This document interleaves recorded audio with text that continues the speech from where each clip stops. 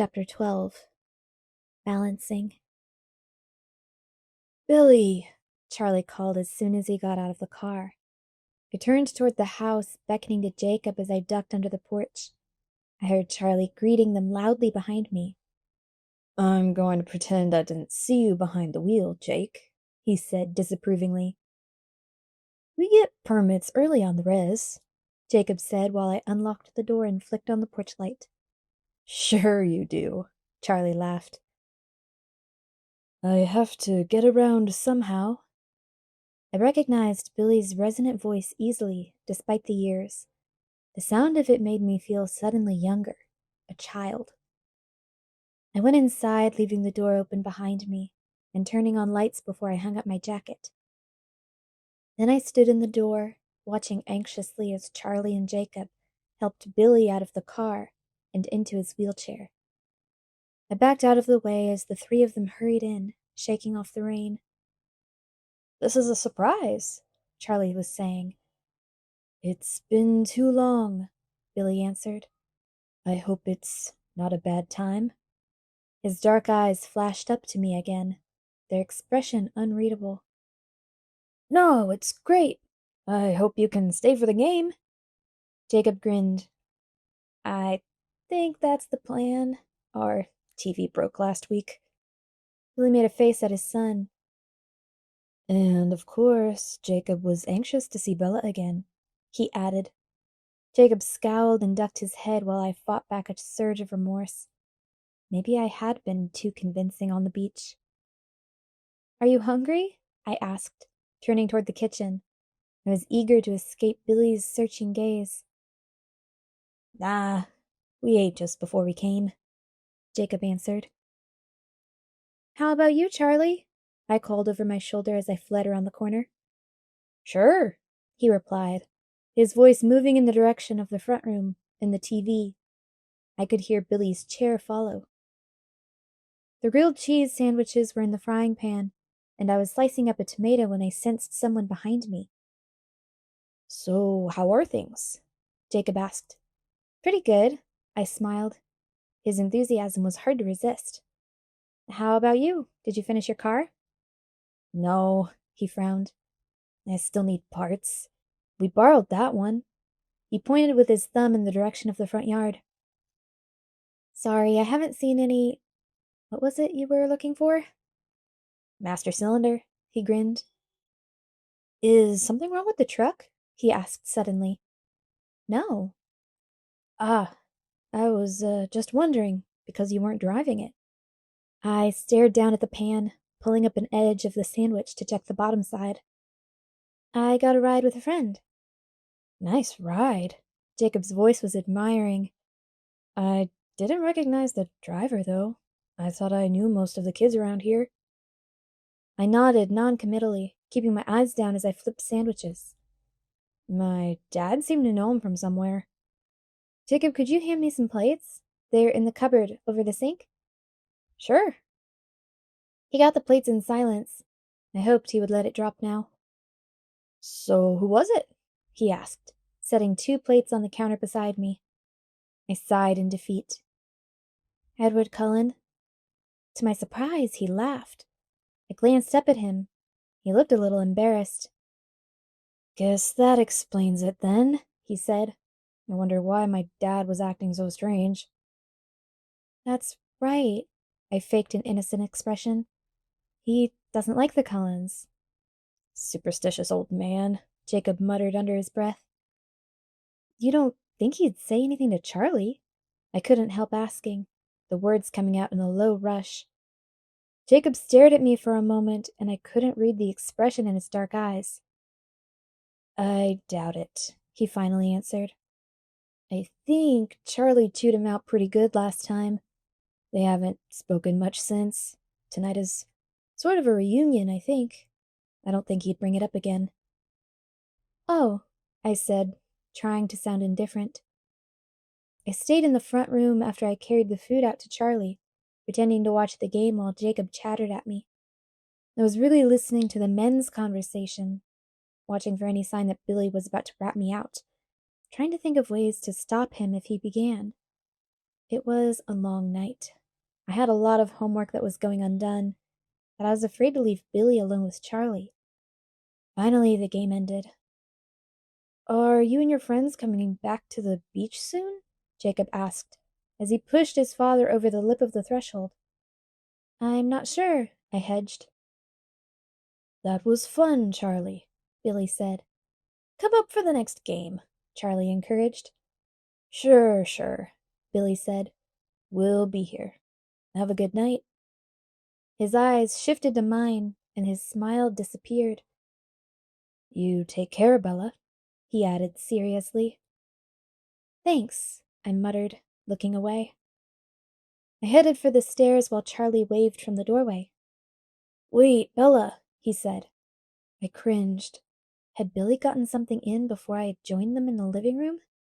But Charlie was relaxed, still grinning from the unexpected visit. I didn't get a chance to talk to you tonight. How was your day? Good. I hesitated with one foot on the first stair, searching for details I could safely share. My badminton team won all 4 games. Wow, I didn't know you could play badminton. Well, actually I can't, but my partner is really good, I admitted. Who is it? He asked with token interest. Mike Newton, I told him reluctantly. Yeah, you said you were friends with the Newton kid. He perked up. Nice family. He mused for a minute. Why didn't you ask him to the dance this weekend? Dad, I groaned. He's kind of dating my friend Jessica. Besides, you know I can't dance. Yeah, he muttered. Then he smiled at me apologetically. So I guess it's good you'll be gone Saturday. I've made plans to go fishing with the guys from the station. Weather's supposed to be real warm. But if you wanted to put your trip off till someone could go with you, I would stay home. I know I leave you here alone too much. Dad, you're doing a great job, I smiled, hoping my relief didn't show. I've never minded being alone. I'm too much like you. I winked at him, and he smiled his crinkly-eyed smile. I slept better that night, too tired to dream again. When I woke to the pearl-gray morning, my mood was blissful. The tense evening with Billy and Jacob seemed harmless enough now. I decided to forget it completely. I caught myself whistling while I was pulling the front part of my hair back into a barrette, and later again as I skipped down the stairs. Charlie noticed. You're cheerful this morning, he commented over breakfast. I shrugged. It's Friday. I hurried so I would be ready to go the second Charlie left. I had my bag ready, shoes on, teeth brushed, but even though I rushed to the door as soon as I was sure Charlie would be out of sight, Edward was faster. He was waiting in his shiny car, windows down, engine off. I didn't hesitate this time, climbing in the passenger side quickly, the sooner to see his face. He grinned his crooked smile at me, stopping my breath and my heart. I couldn't imagine how an angel could be any more glorious. There was nothing about him that could be improved upon. Oh, did you sleep? He asked. I wondered if he had any idea how appealing his voice was. Fine. How was your night? Pleasant. His smile was amused. I felt like I was missing an inside joke. Can I ask what you did? I asked. No. He grinned. Today is still mine. He wanted to know more about people today. About Renee, her hobbies, what we had done in our free time together. And then the one grandmother I had known, my few school friends, embarrassing me when he asked about boys I had dated. I was relieved that I'd never really dated anyone, so that particular conversation wouldn't last long. He seemed as surprised as Jessica and Angela by my lack of romantic history. So you never met anyone you wanted? He asked in a serious tone that made me wonder what he was really thinking about. I was grudgingly honest. Not in Phoenix. His lips pressed together in a hard line. We were in the cafeteria at this point. The day had sped by in a blur that was rapidly becoming routine. I took advantage of his brief pause to take a bite of my bagel. I should have let you drive yourself today, he announced, apropos of nothing, while I chewed. Why? I demanded. I'm leaving with Alice after lunch. Oh. I blinked, bewildered and disappointed. That's okay, it's not that far of a walk. He frowned at me impatiently. I'm not going to make you walk home. We'll go get your truck and leave it here for you. I don't have my key with me, I sighed. I don't really mind walking. What I minded was losing my time with him. He shook his head. Your truck will be here, and the key will be in the ignition. Unless you're afraid someone might steal it. He laughed at the thought. All right, I agreed, pursing my lips. I was pretty sure my key was in the pocket of a pair of jeans I wore Wednesday, under a pile of clothes in the laundry room. Even if he broke into my house or whatever he was planning, he would never find it. He seemed to feel the challenge in my consent. He smirked, overconfident. So where are you going? I asked as casually as I could manage. Hunting, he answered grimly. If I'm going to be alone with you tomorrow, I'm going to take whatever precautions I can. His face grew morose and pleading. You can always cancel, you know. I looked down, afraid of the persuasive power of his eyes. I refused to be convinced to fear him, no matter how real the danger might be. It doesn't matter, I repeated in my head. No, I whispered, glancing back at his face. I can't. Perhaps you're right, he murmured bleakly. His eyes seemed to darken in color as I watched. I changed the subject. What time will I see you tomorrow? I asked, already depressed by the thought of him leaving now. That depends. It's a Saturday. Don't you want to sleep in? He offered. No, I answered too fast. He restrained a smile. The same time as usual, then, he decided. Will Charlie be there? No, he's fishing tomorrow. I beamed at the memory of how conveniently things had worked out. His voice turned sharp. And if you don't come home, what will he think? I have no idea, I answered coolly. He knows I've been meaning to do the laundry. Maybe he'll think I fell in the washer. He scowled at me, and I scowled back. His anger was much more impressive than mine. What are you hunting today? I asked when I was sure I had lost the glowering contest. Whatever we find in the park. We aren't going far. He seemed bemused by my casual reference to his secret realities. Why are you going with Alice? I wondered. Alice is the most supportive. He frowned as he spoke. And the others? I asked timidly. What are they? His brow puckered for a moment. Incredulous, for the most part. I peeked quickly behind me at his family. They sat staring off in different directions, exactly the same as the first time I had seen them. Only now they were four. Their beautiful, bronze-haired brother sat across from me, his golden eyes troubled. They don't like me, I guessed. That's not it. He disagreed, but his eyes were too innocent. They don't understand why I can't leave you alone. I grimaced. Neither do I, for that matter. Edward shook his head slowly, rolling his eyes toward the ceiling before he met my gaze again. I told you, you don't see yourself clearly at all. You are not like anyone I've ever known. You fascinate me. I glared at him, sure he was teasing now. He smiled as he deciphered my expression. Having the advantages I do, he murmured, touching his forehead discreetly. I have a better than average grasp of human nature. People are predictable. But you never do what I expect.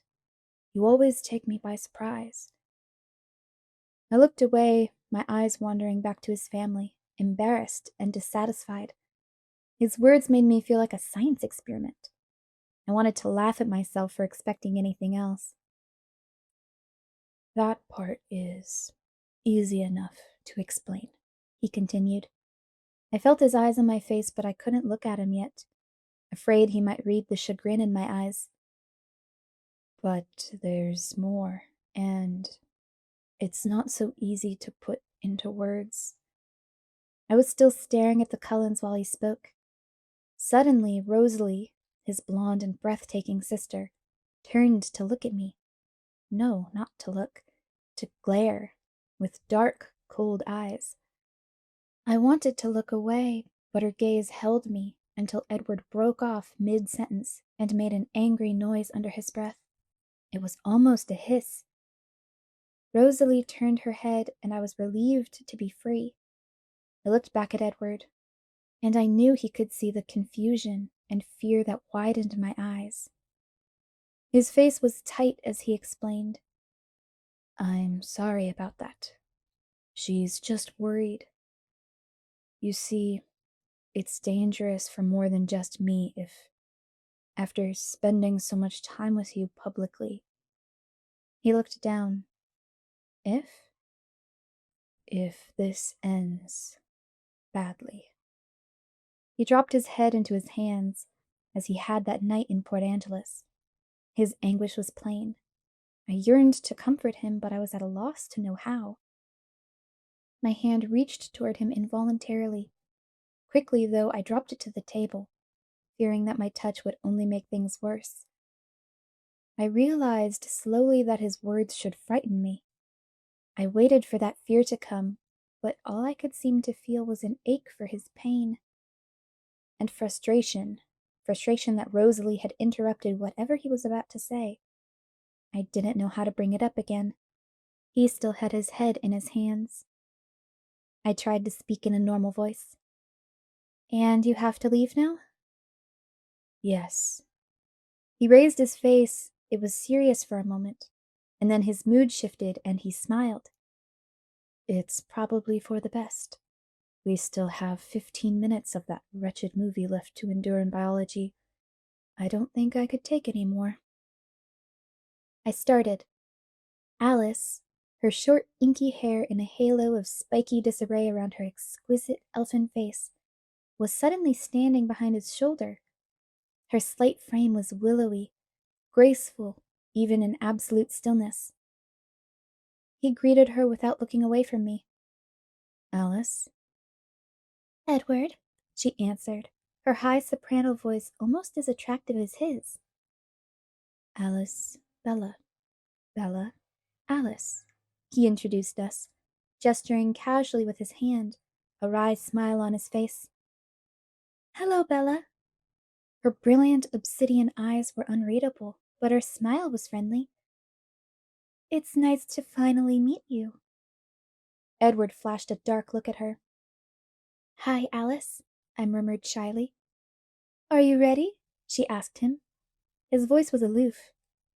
"Nearly. I'll meet you at the car." She left without another word. Her walk was so fluid, so sinuous that I felt a sharp pang of jealousy.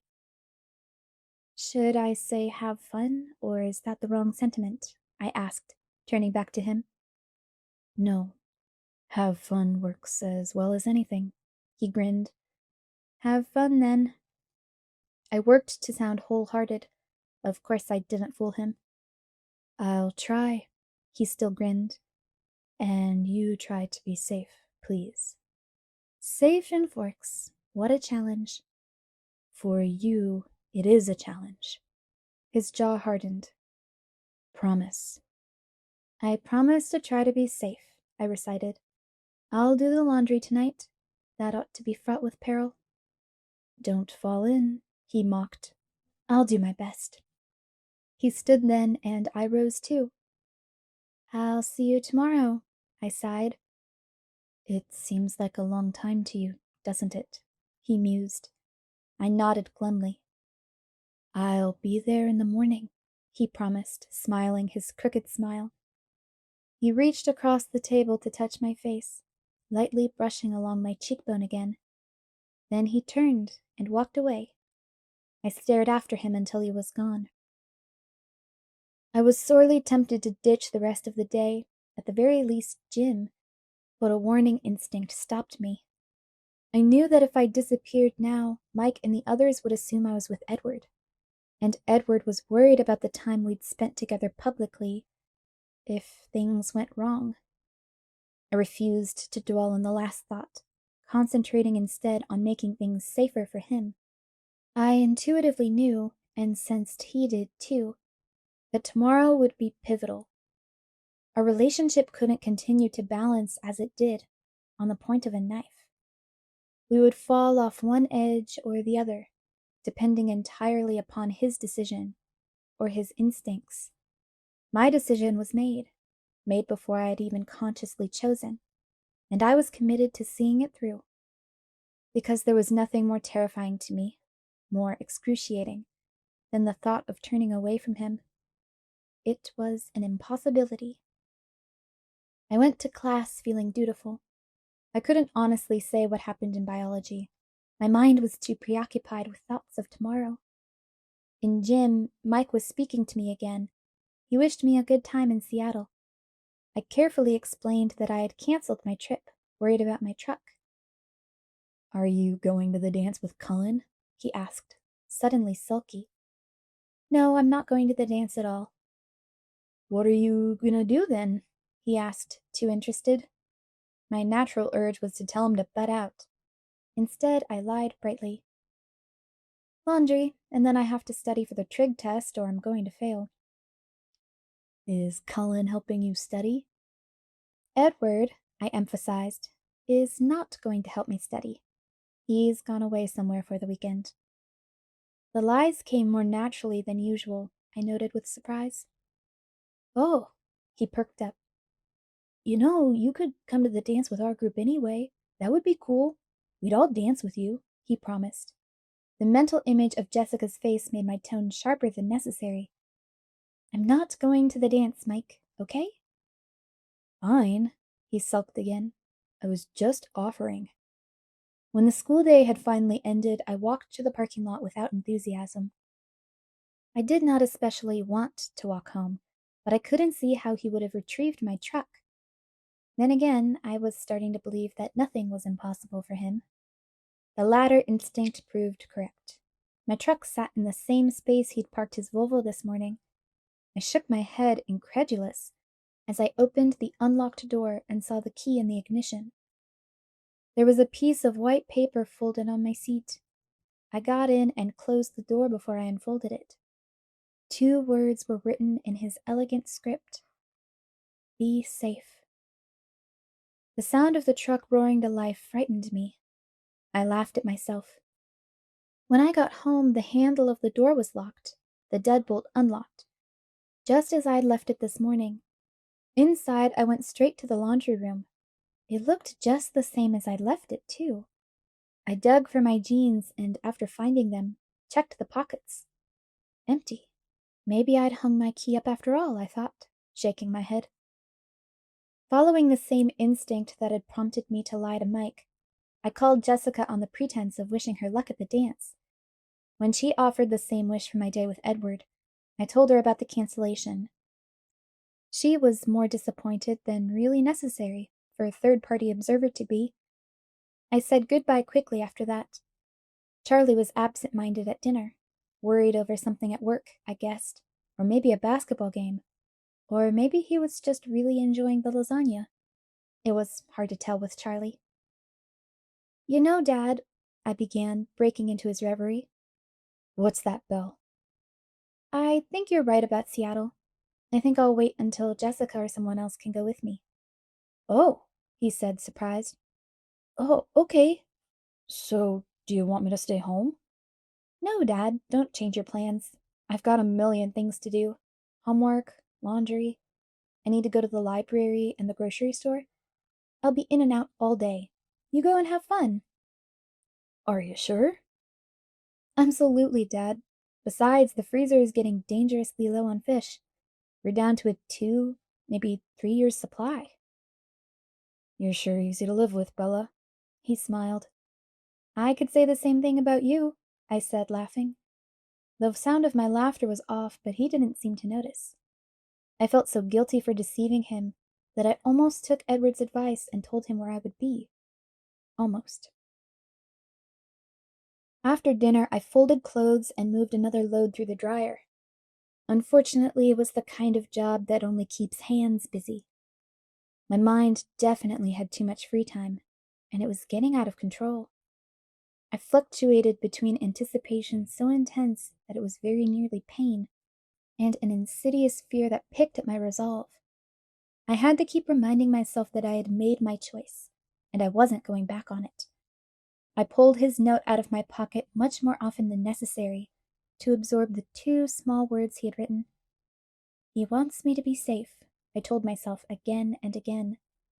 I would just hold on to the faith that, in the end, that desire would win out over all the others.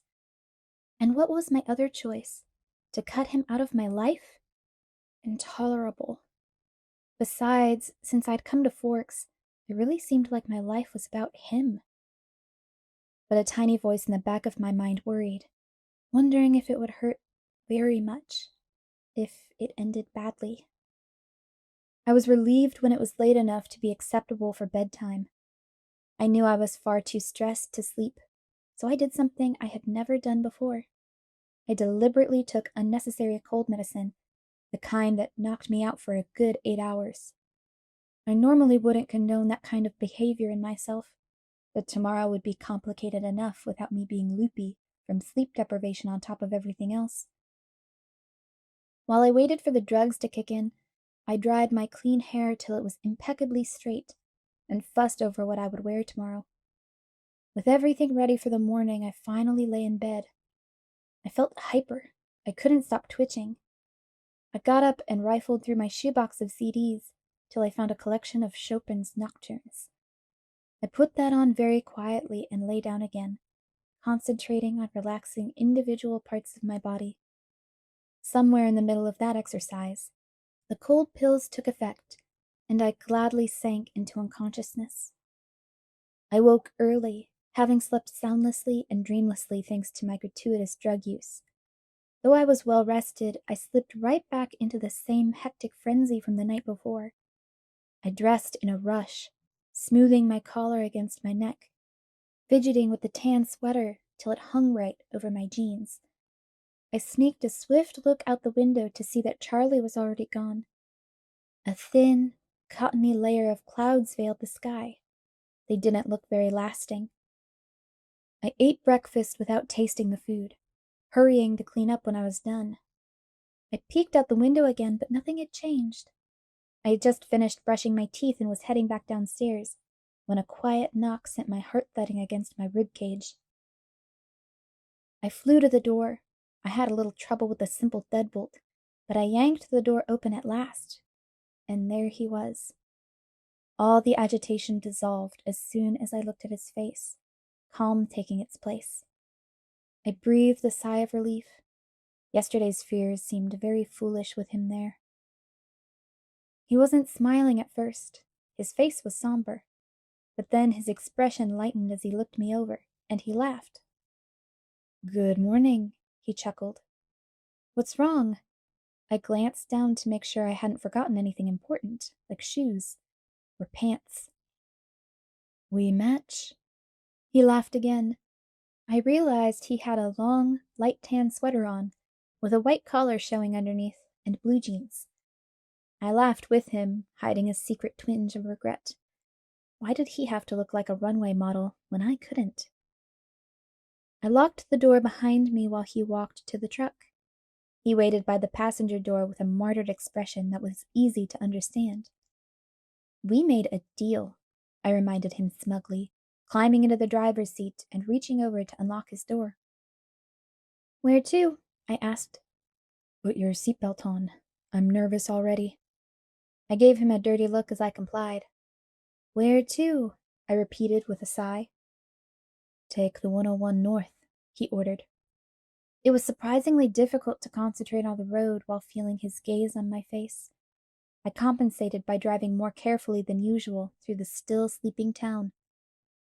Were you planning to make it out of Forks before nightfall? This truck is old enough to be your car's grandfather.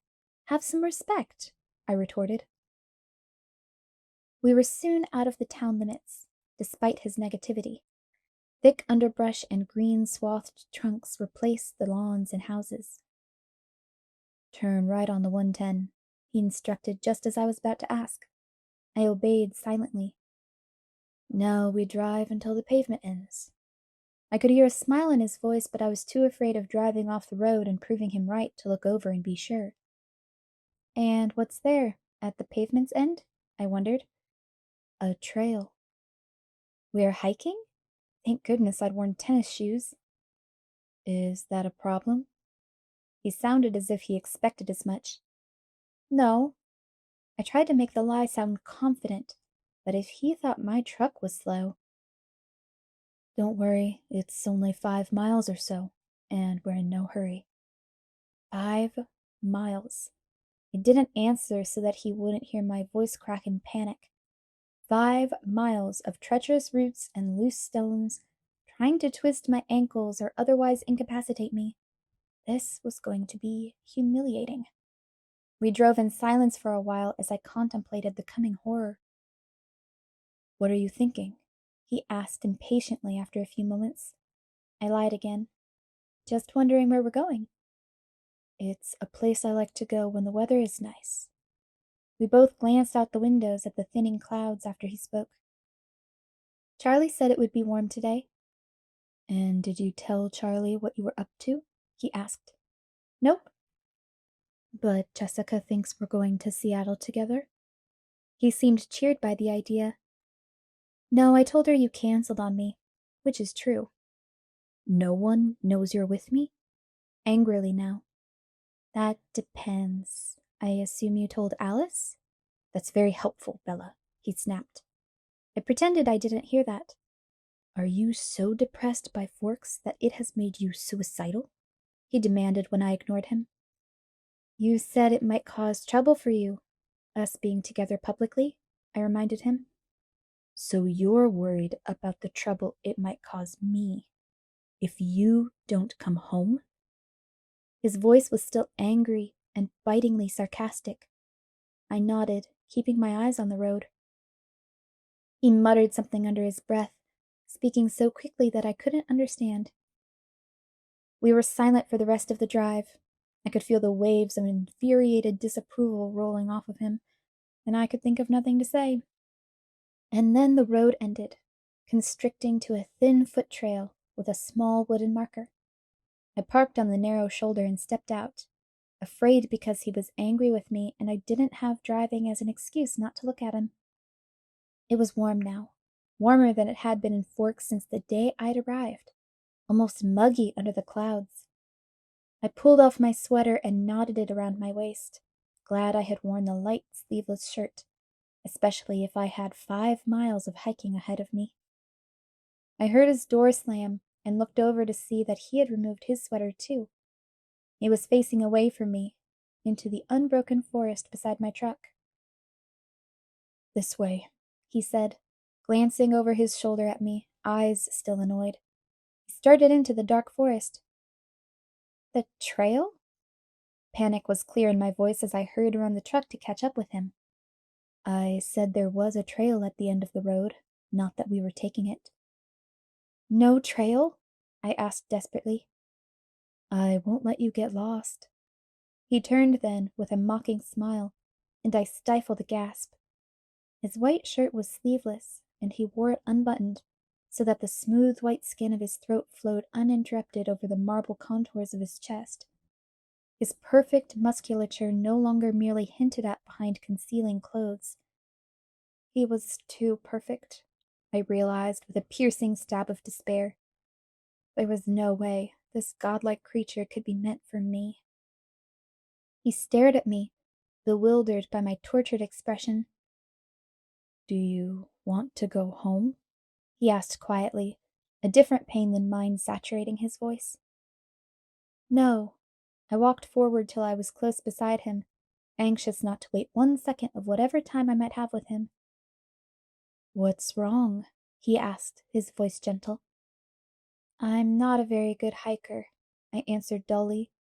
You'll have to be patient. I can be patient if I make a great effort.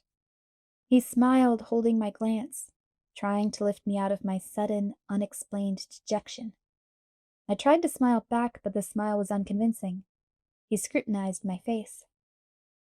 I'll take you home, he promised. I couldn't tell if the promise was unconditional or restricted to an immediate departure. I knew he thought it was fear that upset me, and I was grateful again that I was the one person whose mind he couldn't hear.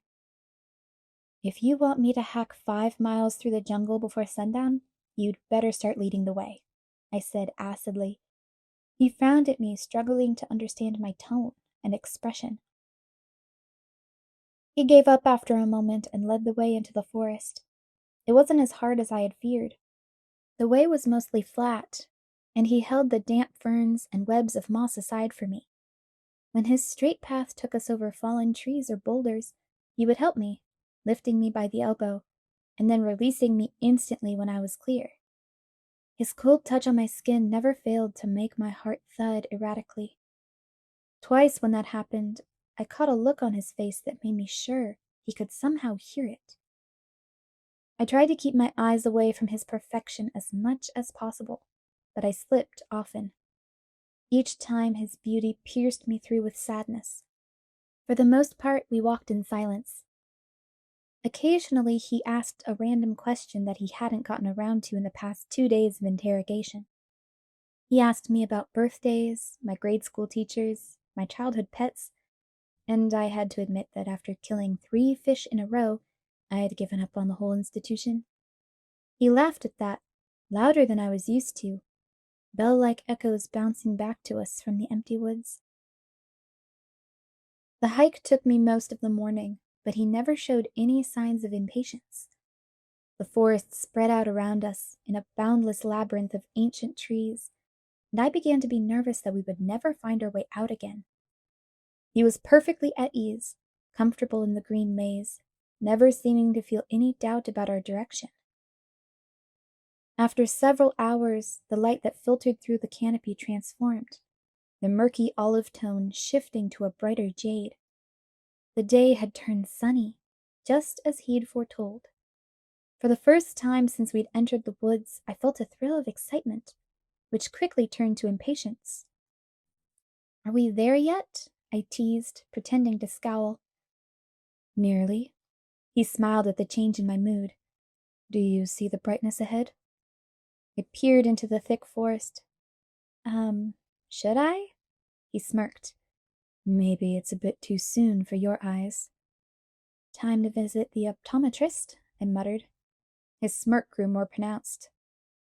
But then, after another 100 yards, I could definitely see it lightening in the trees ahead, a glow that was yellow instead of green. I picked up the pace, my eagerness growing with every step. He let me lead now, following noiselessly. I reached the edge of the pool of light and stepped through the last fringe of ferns, into the loveliest place I had ever seen. The meadow was small, perfectly round, and filled with wildflowers, violet, yellow, and soft white. Somewhere nearby I could hear the bubbling music of a stream. The sun was directly overhead, filling the circle with a haze of buttery sunshine. I walked slowly, awestruck through the soft grass, swaying flowers, and warm, gilded air. I halfway turned, wanting to share this with him, but he wasn't behind me where I thought he would be. I spun around, searching for him with sudden alarm. Finally, I spotted him, still under the dense shade of the canopy at the edge of the hollow, watching me with cautious eyes. Only then did I remember what the beauty of the meadow had driven from my mind, the enigma of Edward and the sun, which he had promised to illustrate for me today. I took a step back toward him, my eyes alight with curiosity. His eyes were wary, reluctant. I smiled encouragingly and beckoned to him with my hand, taking another step back to him. He held up a hand in warning, and I hesitated, rocking back onto my heels.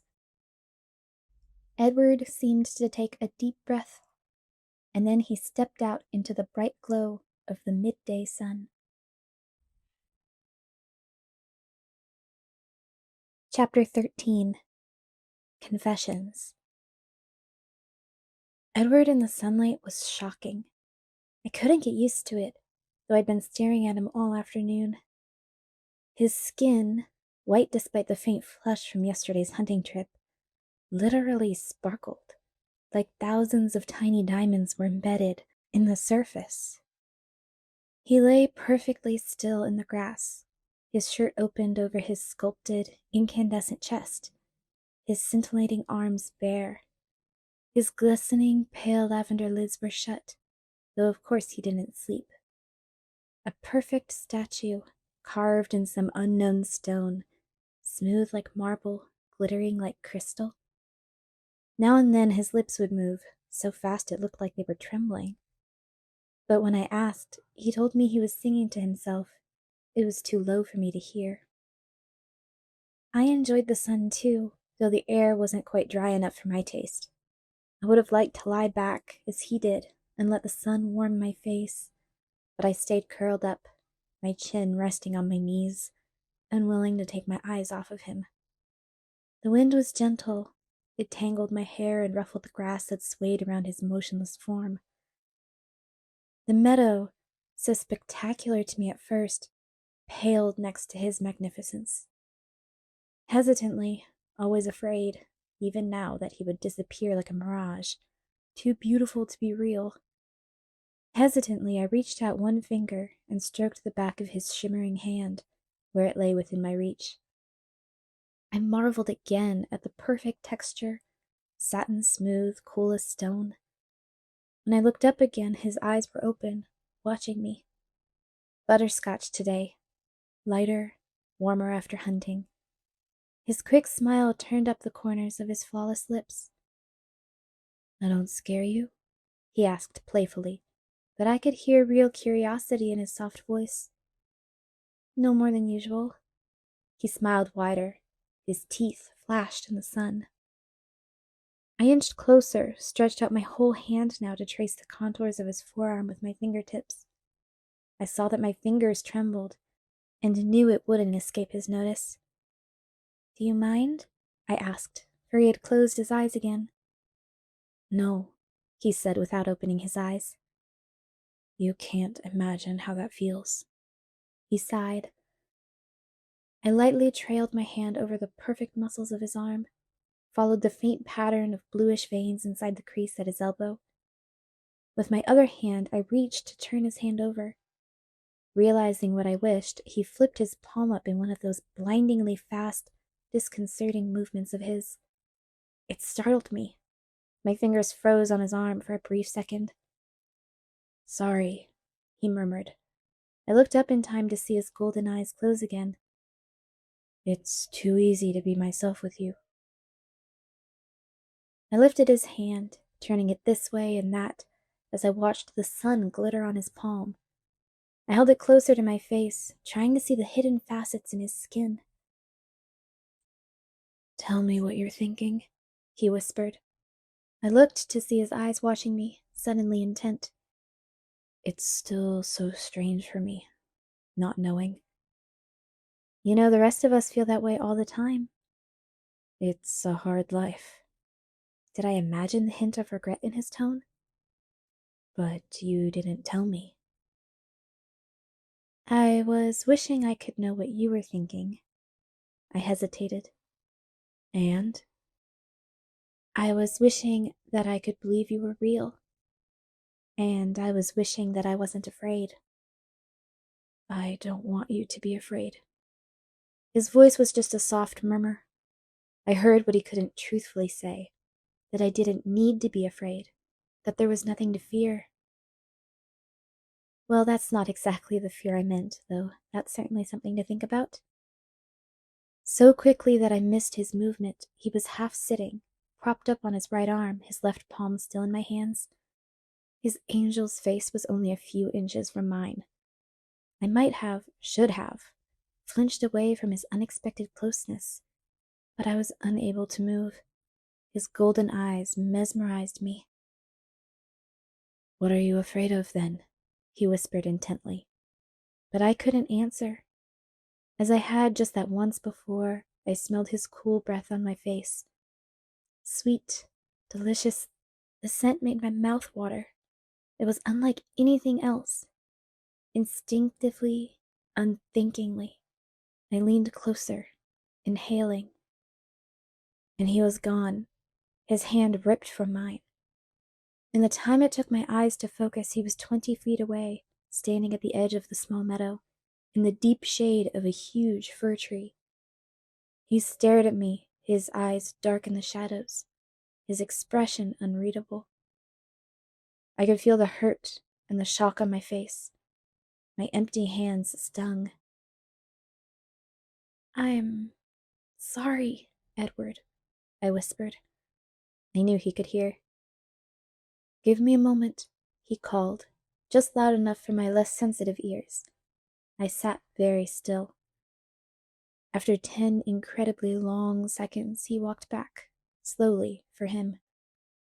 He stopped, still several feet away, and sank gracefully to the ground, crossing his legs.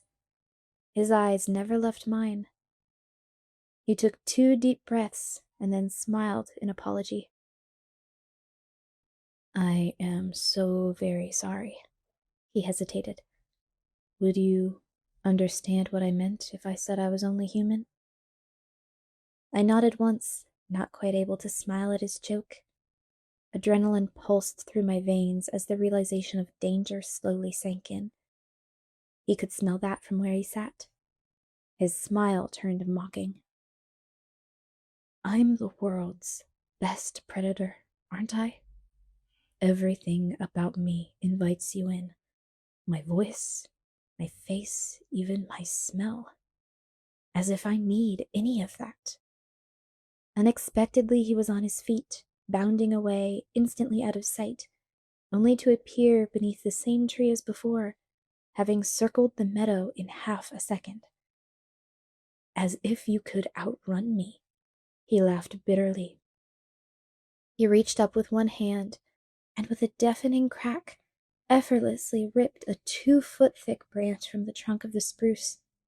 He balanced it on that hand for a moment, and then threw it with blinding speed, shattering it against another huge tree, which shook and trembled at the blow. And he was in front of me again, standing 2 feet away, as still as stone. "As if you could fight me off," he said gently. I sat without moving, more frightened of him than I had ever been. I had never seen him so completely freed of that carefully cultivated facade. He'd never been less human, or more beautiful.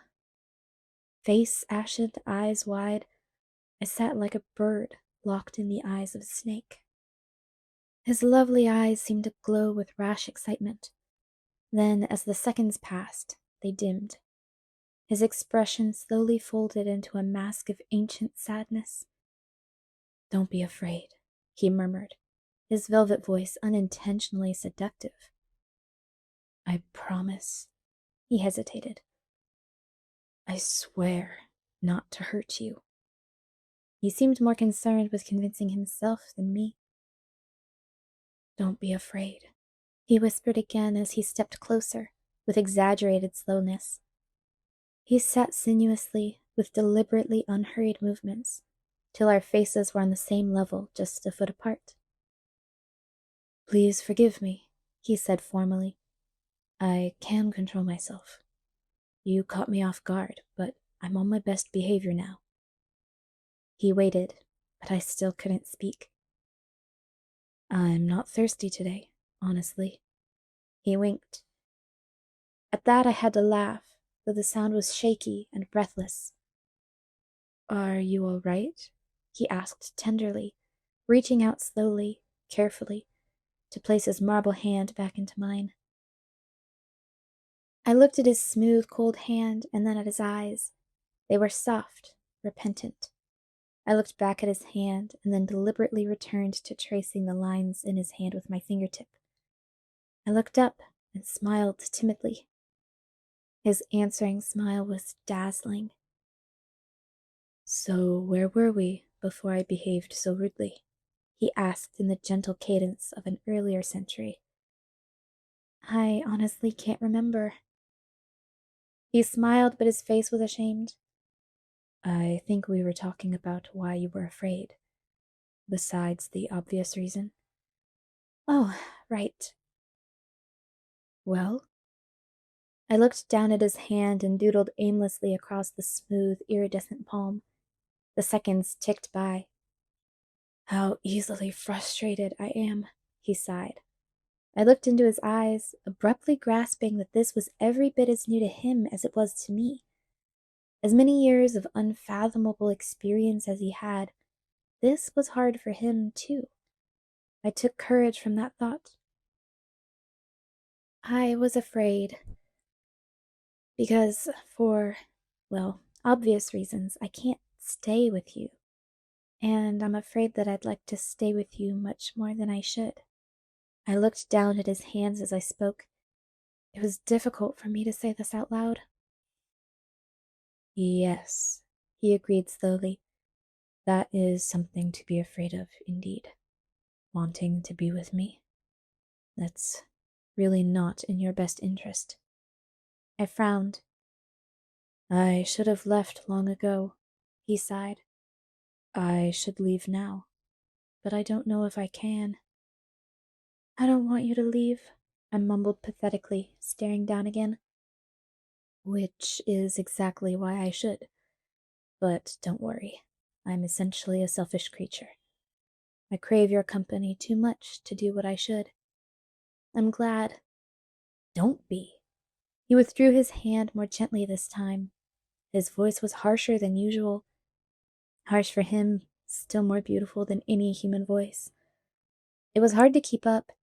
His sudden mood changes left me always a step behind, dazed. "It's not only your company I crave. Never forget that. Never forget that I am more dangerous to you than I am to anyone else." He stopped, and I looked to see him gazing unseeingly into the forest. I thought for a moment. "I don't think I understand exactly what you mean, by that last part, anyway," I said. He looked back at me and smiled, his mood shifting yet again. "How do I explain?" he mused. "And without frightening you again. Without seeming to think about it, he placed his hand back in mine. I held it tightly in both of mine. He looked at our hands. "That's amazingly pleasant, the warmth." He sighed. A moment passed as he assembled his thoughts. "You know how everyone enjoys different flavors?" he began. "Some people love chocolate ice cream, others prefer strawberry." I nodded. Sorry about the food analogy. I couldn't think of another way to explain. I smiled. He smiled ruefully back. "You see, every person smells different, has a different essence. If you locked an alcoholic in a room full of stale beer, he'd gladly drink it. But he could resist if he wished to, if he were a recovering alcoholic. Now let's say you placed in that room a glass of 100-year-old brandy, the rarest, finest cognac, and filled the room with its warm aroma. How do you think he would fare then?" We sat silently, looking into each other's eyes, trying to read each other's thoughts. He broke the silence first. "Maybe that's not the right comparison. Maybe it would be too easy to turn down the brandy. Perhaps I should have made our alcoholic a heroin addict instead." "So what you're saying is, I'm your brand of heroin?" I teased, trying to lighten the mood. He smiled swiftly, seeming to appreciate my effort. "Yes, you are exactly my brand of heroin." "Does that happen often?" I asked. He looked across the treetops, thinking through his response. "I spoke to my brothers about it," He still stared into the distance. To Jasper, every one of you is much the same. He is the most recent to join our family. It's a struggle for him to abstain at all.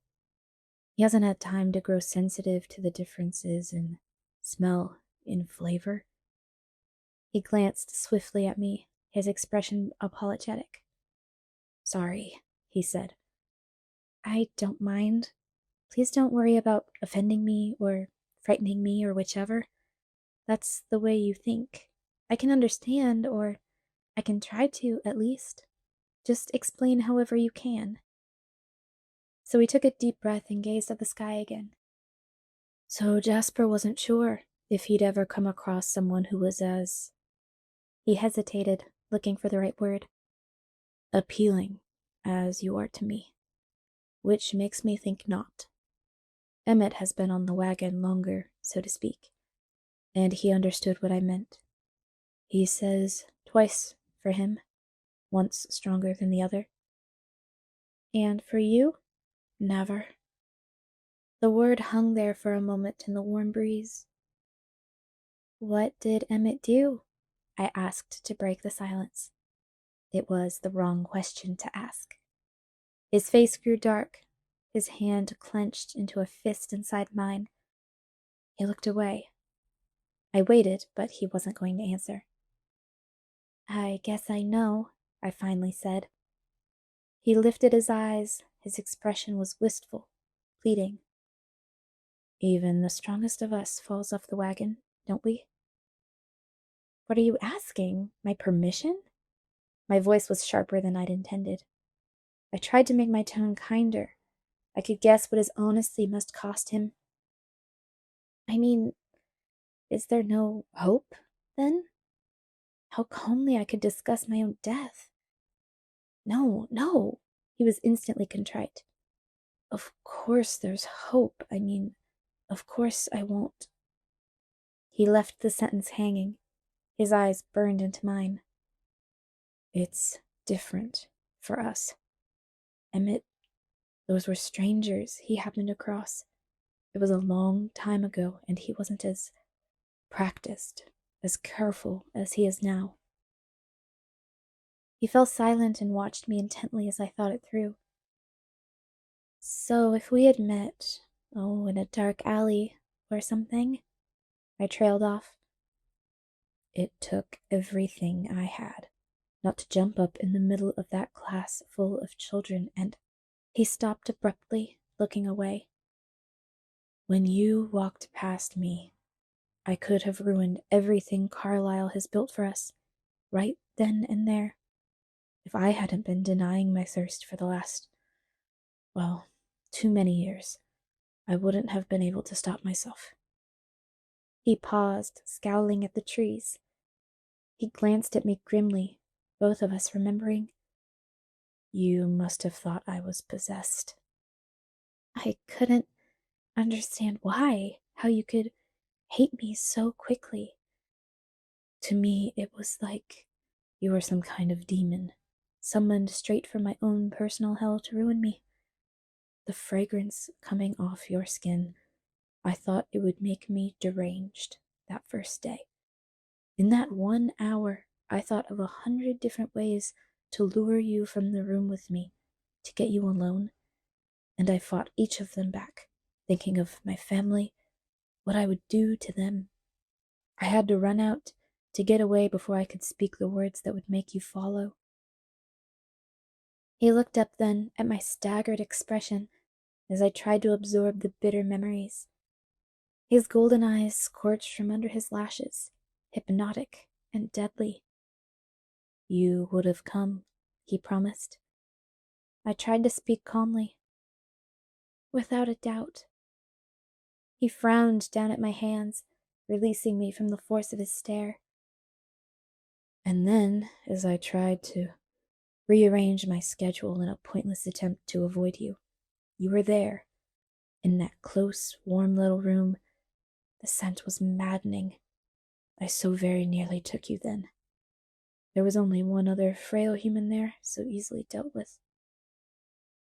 I shivered in the warm sun, seeing my memories anew through his eyes, only now grasping the danger. Poor Miss Cope. I shivered again at how close I'd come to being inadvertently responsible for her death. But I resisted. I don't know how. I forced myself not to wait for you, not to follow you from the school. It was easier outside, when I couldn't smell you anymore, to think clearly, to make the right decision. I left the others near home. I was too ashamed to tell them how weak I was. They only knew something was very wrong. And then I went straight to Carlisle, at the hospital, to tell him I was leaving. I stared in surprise. I traded cars with him. He had a full tank of gas and I didn't want to stop. I didn't dare go home to face Esme. She wouldn't have let me go without a scene. She would have tried to convince me that it wasn't necessary. By the next morning, I was in Alaska. He sounded ashamed, as if admitting a great cowardice. I spent 2 days there, with some old acquaintances. But I was homesick. I hated knowing I'd upset Esme, and the rest of them, my adopted family. In the pure air of the mountains, it was hard to believe you were so irresistible. I convinced myself it was weak to run away. I had dealt with temptation before, not of this magnitude, not even close, but I was strong. Who were you, an insignificant little girl? He grinned suddenly. To chase me from the place I wanted to be. So I came back. He stared off into space. I couldn't speak. I took precautions, hunting, feeding more than usual, before seeing you again. I was sure that I was strong enough to treat you like any other human. I was arrogant about it. It was unquestionably a complication that I couldn't simply read your thoughts to know what your reaction was to me. I wasn't used to having to go to such circuitous measures, listening to your words in Jessica's mind. Her mind isn't very original, and it was annoying to have to stoop to that. And then I couldn't know if you really meant what you said. It was all extremely irritating. He frowned at the memory. I wanted you to forget my behavior that first day, if possible. So I tried to talk with you, like I would with any person. I was eager, actually, hoping to decipher some of your thoughts.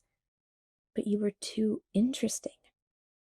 I found myself caught up in your expressions, and every now and then you would stir the air with your hand or your hair, and the scent would stun me again. Of course, then you were nearly crushed to death in front of my eyes. Later, I thought of a perfectly good excuse for why I acted in that moment. Because if I hadn't saved you, if your blood had been spilled there, in front of me, I don't think I could have stopped myself from exposing us for what we are. But I only thought of that excuse later. At the time, all I could think was not her. He closed his eyes, lost in his agonized confession. I listened, more eager than rational. Common sense told me I should be terrified. Instead, I was relieved to finally understand, and I was filled with compassion for his suffering, even now as he confessed his craving to take my life. I finally was able to speak, though my voice was faint. In the hospital? His eyes flashed up to mine. I was appalled. I couldn't believe I had put us all in danger after all. Put myself in your power, you, of all people, as if I needed another motive to kill you. We both flinched as that word slipped out. But it had the opposite effect, he continued quickly. I fought with Rosalie, Emmett, and Jasper when they suggested that now was the time. The worst fight we've ever had. Carlisle sided with me, and Alice. He grimaced when he said her name. I couldn't imagine why. Esme told me to do whatever I had in order to stay. He shook his head indulgently. All that next day, I eavesdropped on the minds of everyone you spoke to, shocked that you kept your word. I didn't understand you at all, but I knew that I couldn't become more involved with you. I did my very best to stay as far from you as possible, and every day the perfume of your skin, your breath, your hair, it hit me as hard as the very first day. He met my eyes again, and they were surprisingly tender. And for all that, he continued, I'd have fared better if I had exposed us all in that first moment, than if now, here, with no witnesses and nothing to stop me, I were to hurt you. I was human enough to have to ask, why? Isabella. He pronounced my full name clearly, then playfully ruffled my hair with his free hand. A shock ran through my body at his casual touch. Bella, I couldn't live with myself if I ever hurt you. You don't know how it's tortured me. He looked down, ashamed again. The thought of you still, white, cold, to never see you blush scarlet again, to never see that flash of intuition in your eyes when you see through my pretenses. It would be unendurable. He lifted his glorious, agonized eyes to mine. You are the most important thing to me now. The most important thing to me ever. My head was spinning at the rapid change in direction our conversation had taken. From the cheerful topic of my impending demise, we were suddenly declaring ourselves. He waited, and even though I looked down to steady our hands between us, I knew his golden eyes were on me. You already know how I feel, of course, I finally said. I'm here, which, roughly translated, means I would rather die than stay away from you. I frowned. I'm an idiot. You are an idiot, he agreed with a laugh. Our eyes met and I laughed too. We laughed together at the idiocy and sheer impossibility of such a moment. And so the lion fell in love with the lamb, he murmured. I looked away, hiding my eyes as I thrilled to the word. What a stupid lamb, I sighed. What a sick, masochistic lion. He stared into the shadowy forest for a long moment, and I wondered where his thoughts had taken him. Why? I began and then paused, not sure how to continue. He looked at me and smiled. Sunlight glinted off of his face, his teeth. Yes? Tell me why you ran from me before. His smile faded. You know why. No, I mean, exactly what did I do wrong?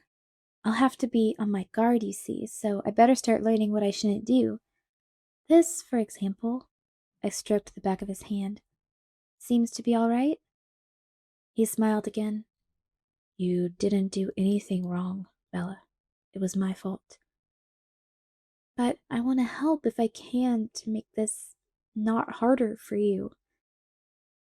Well, he contemplated for a moment. It was just how close you were.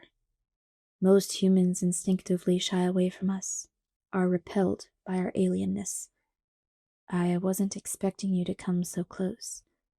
And the smell of your throat. He stopped short, looking to see if he'd upset me.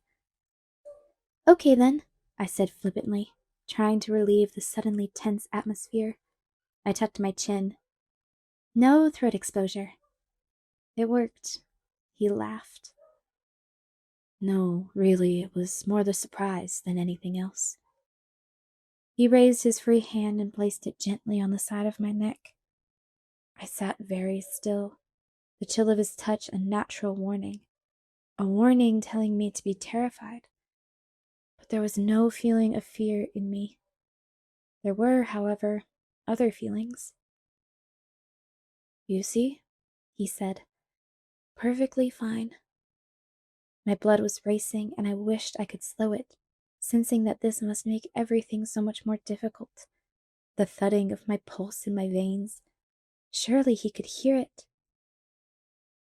The blush on your cheeks is lovely, he murmured. He gently freed his other hand. My hands fell limply into my lap.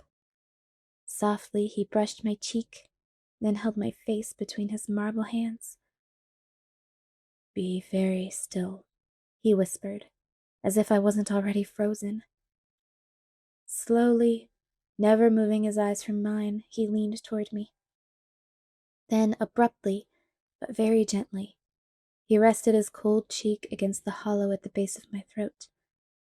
I was quite unable to move even if I had wanted to. I listened to the sound of his even breathing, watching the sun and wind play with his bronze hair, more human than any other part of him. With deliberate slowness, his hands slid down the sides of my neck. I shivered, and I heard him catch his breath. But his hands didn't pause as they slowly moved to my shoulders and then stopped. His face drifted to the side, his nose skimming across my collarbone.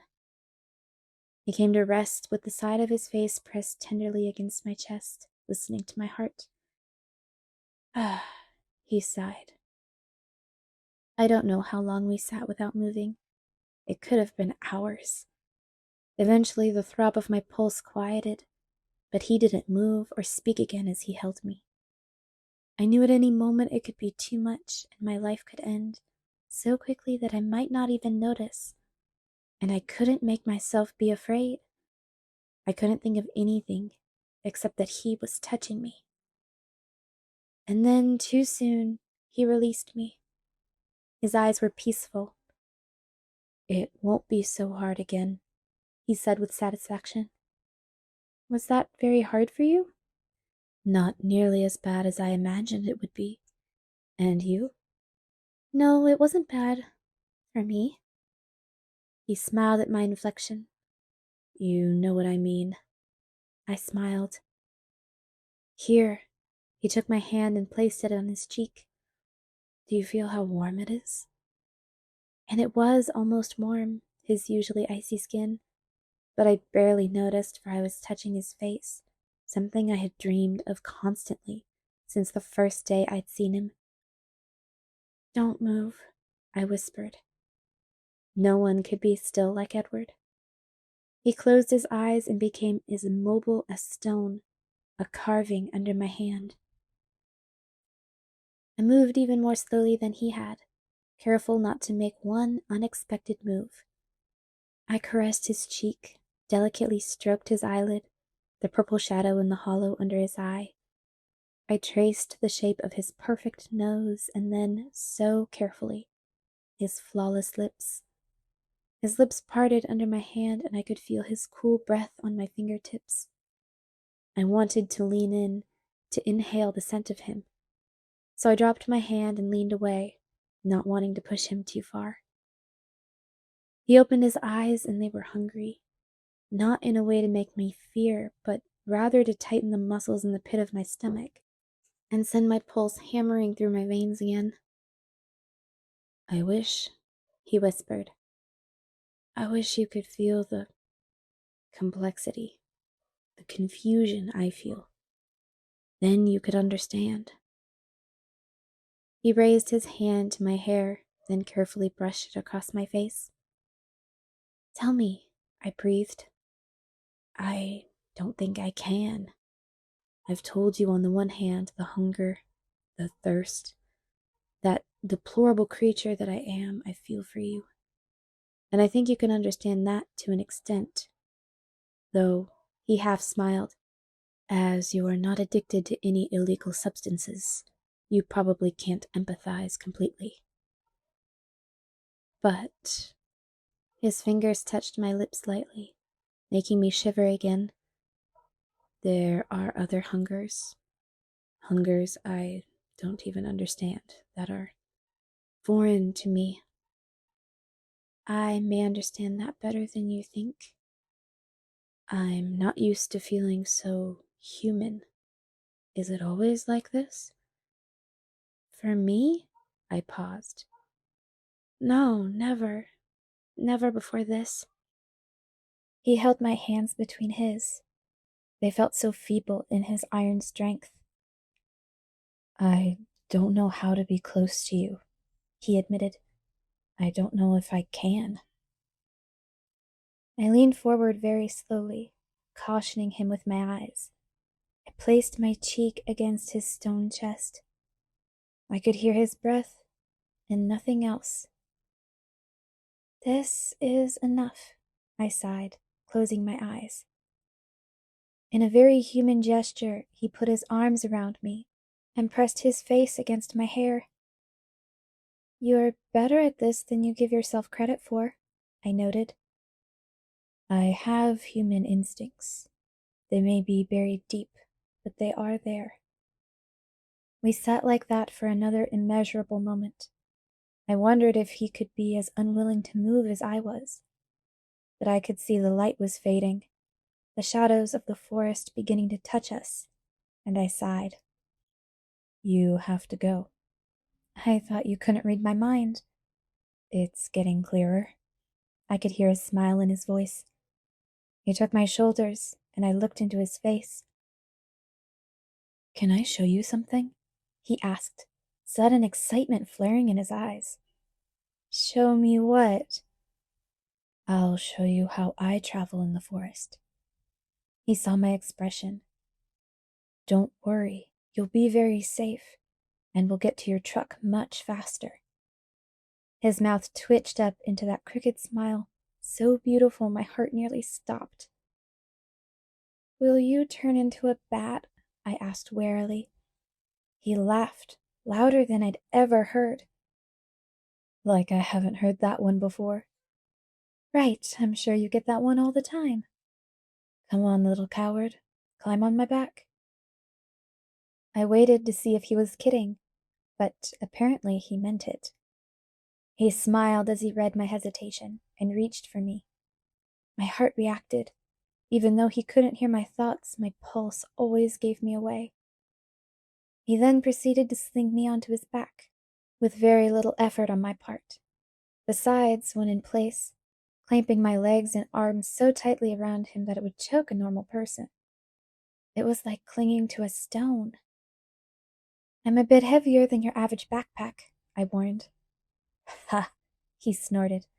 I could almost hear his eyes rolling. I had never seen him in such high spirits before. He startled me, suddenly grabbing my hand, pressing my palm to his face, and inhaling deeply. "Easier all the time," he muttered. And then he was running. If I'd ever feared death before in his presence, it was nothing compared to how I felt now. He streaked through the dark, thick underbrush of the forest like a bullet, like a ghost. There was no sound, no evidence that his feet touched the earth. His breathing never changed, never indicated any effort. But the trees flew by at deadly speeds, always missing us by inches. I was too terrified to close my eyes, though the cool forest air whipped against my face and burned them. I felt as if I were stupidly sticking my head out of the window in an airplane in flight. And for the first time in my life, I felt the dizzy faintness of motion sickness. Then it was over. We had hiked for hours this morning to reach Edward's Meadow, and now, in a matter of minutes, we were back to the truck. "Exhilarating, isn't it?" His voice was high, excited. He stood motionless, waiting for me to climb down. I tried, but my muscles wouldn't respond. My arms and legs stayed locked around him while my head spun uncomfortably. "Bella?" he asked, anxious now. "I think I need to lie down," I gasped. "Oh, sorry." He waited for me, but I still couldn't move. "I think I need help," I admitted. He laughed quietly and gently unloosened my stranglehold on his neck. There was no resisting the iron strength of his hands. Then he pulled me around to face him, cradling me in his arms like a small child. He held me for a moment, then carefully placed me on the springy ferns. "How do you feel?" he asked. I couldn't be sure how I felt when my head was spinning so crazily. "Dizzy, I think." "Put your head between your knees. I tried that, and it helped a little. I breathed in and out slowly, keeping my head very still. I felt him sitting beside me. The moments passed, and eventually I found that I could raise my head. There was a hollow ringing sound in my ears. I guess that wasn't the best idea, he mused. I tried to be positive, but my voice was weak. No, it was very interesting. Huh, you're as white as a ghost. No, you're as white as me. I think I should have closed my eyes. Remember that next time. Next time? I groaned. He laughed, his mood still radiant. Show off, I muttered. Open your eyes, Bella, he said quietly. And he was right there, his face so close to mine. His beauty stunned my mind. It was too much, an excess I couldn't grow accustomed to. I was thinking, while I was running. He paused. About not hitting the trees, I hope. Silly Bella, he chuckled. Running is second nature to me. It's not something I have to think about. Show off, I muttered again. He smiled. No, he continued. I was thinking that there was something I wanted to try. And he took my face in his hands again. I couldn't breathe. He hesitated, not in the normal way, the human way. Not the way a man might hesitate before he kissed a woman, to gauge her reaction, to see how he would be received. Perhaps he would hesitate to prolong the moment, that ideal moment of anticipation, sometimes better than the kiss itself. Edward hesitated to test himself, to see if this was safe, to make sure he was still in control of his need. And then his cold, marble lips pressed very softly against mine. What neither of us was prepared for was my response. Blood boiled under my skin, burned in my lips. My breath came in a wild gasp. My fingers knotted in his hair, clutching him to me. My lips parted as I breathed in his heady scent. Immediately I felt him turn to unresponsive stone beneath my lips. His hands gently, but with irresistible force, pushed my face back. I opened my eyes and saw his guarded expression. Oops, I breathed. That's an understatement. His eyes were wild, his jaw clenched in acute restraint, yet he didn't lapse from his perfect articulation. He held my face just inches from his. He dazzled my eyes. Should I tried to disengage myself, to give him some room. His hands refused to let me move so much as an inch. No, it's tolerable. Wait for a moment, please. His voice was polite, controlled. I kept my eyes on his, watched as the excitement in them faded and gentled. Then he smiled a surprisingly impish grin. There, he said, obviously pleased with himself. Tolerable? I asked. He laughed aloud. I'm stronger than I thought. It's nice to know. I wish I could say the same. I'm sorry. You are only human, after all. Thanks so much, I said, my voice acerbic. He was on his feet in one of his lithe, almost invisibly quick movements. He held out his hand to me, an unexpected gesture. I was so used to our standard of careful non-contact. I took his icy hand, needing the support more than I thought. My balance had not yet returned. Are you still faint from the run? Or was it my kissing expertise? How light-hearted, how human he seemed as he laughed now, his seraphic face untroubled. He was a different Edward than the one I had known, and I felt all the more besotted by him. It would cause me physical pain to be separated from him now. I can't be sure. I'm still woozy, I managed to respond. I think it's some of both, though. Maybe you should let me drive. Are you insane? I protested. I can drive better than you on your best day, he teased. You have much slower reflexes. I'm sure that's true, but I don't think my nerves or my truck could take it. Some trust, please, Bella? My hand was in my pocket, curled tightly around the key. I pursed my lips, deliberated, then shook my head with a tight grin. Nope, not a chance. He raised his eyebrows in disbelief. I started to step around him, heading for the driver's side. He might have let me pass if I hadn't wobbled slightly. Then again, he might not have. His arm created an inescapable snare around my waist. Bella, I've already expended a great deal of personal effort at this point to keep you alive.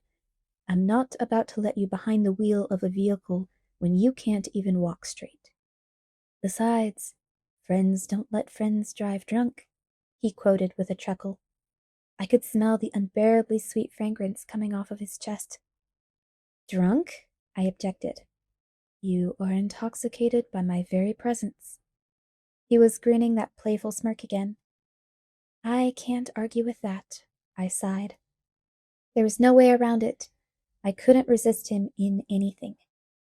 I held the key high and dropped it, watching his hand flash like lightning to catch it soundlessly.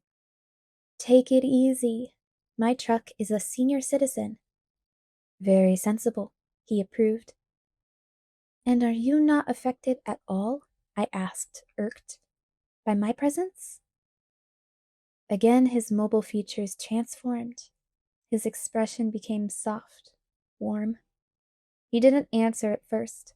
He simply bent his face to mine and brushed his lips slowly along my jaw, from my ear to my chin, back and forth. I trembled. Regardless, he finally murmured, I have better reflexes. Chapter 14. Mind over Matter. He could drive well, when he kept the speed limit reasonable, I had to admit. Like so many things, it seemed to be effortless to him. He barely looked at the road, yet the tires never deviated so much as a centimeter from the center of the lane. He drove one-handed, holding my hand on the seat. Sometimes he gazed into the setting sun. Sometimes he glanced at me. My face, my hair blowing out the open window. Our hands twined together.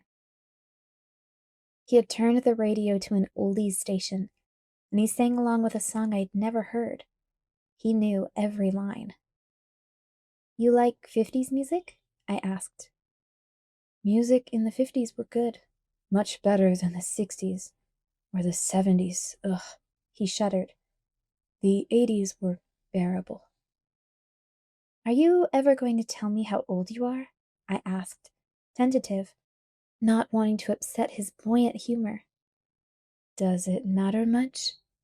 His smile, to my relief, remained unclouded. No, but I still wonder, I grimaced. There's nothing like an unsolved mystery to keep you up at night. I wonder if it will upset you, he reflected to himself. He gazed into the sun. The minutes passed. Try me, I finally said. He sighed and then looked into my eyes, seeming to forget the road completely for a time. Whatever he saw there must have encouraged him. He looked into the sun. The light of the setting orb glittered off of his skin in ruby-tinged sparkles, and spoke. I was born in Chicago in 1901. He paused and glanced at me from the corner of his eyes. My face was carefully unsurprised, patient for the rest. He smiled a tiny smile and continued. Carlisle found me in a hospital in the summer of 1918. I was 17 and dying of the Spanish influenza. He heard my intake of breath, though it was barely audible to my own ears. He looked down into my eyes again. I don't remember it well. It was a very long time ago. and human memories fade.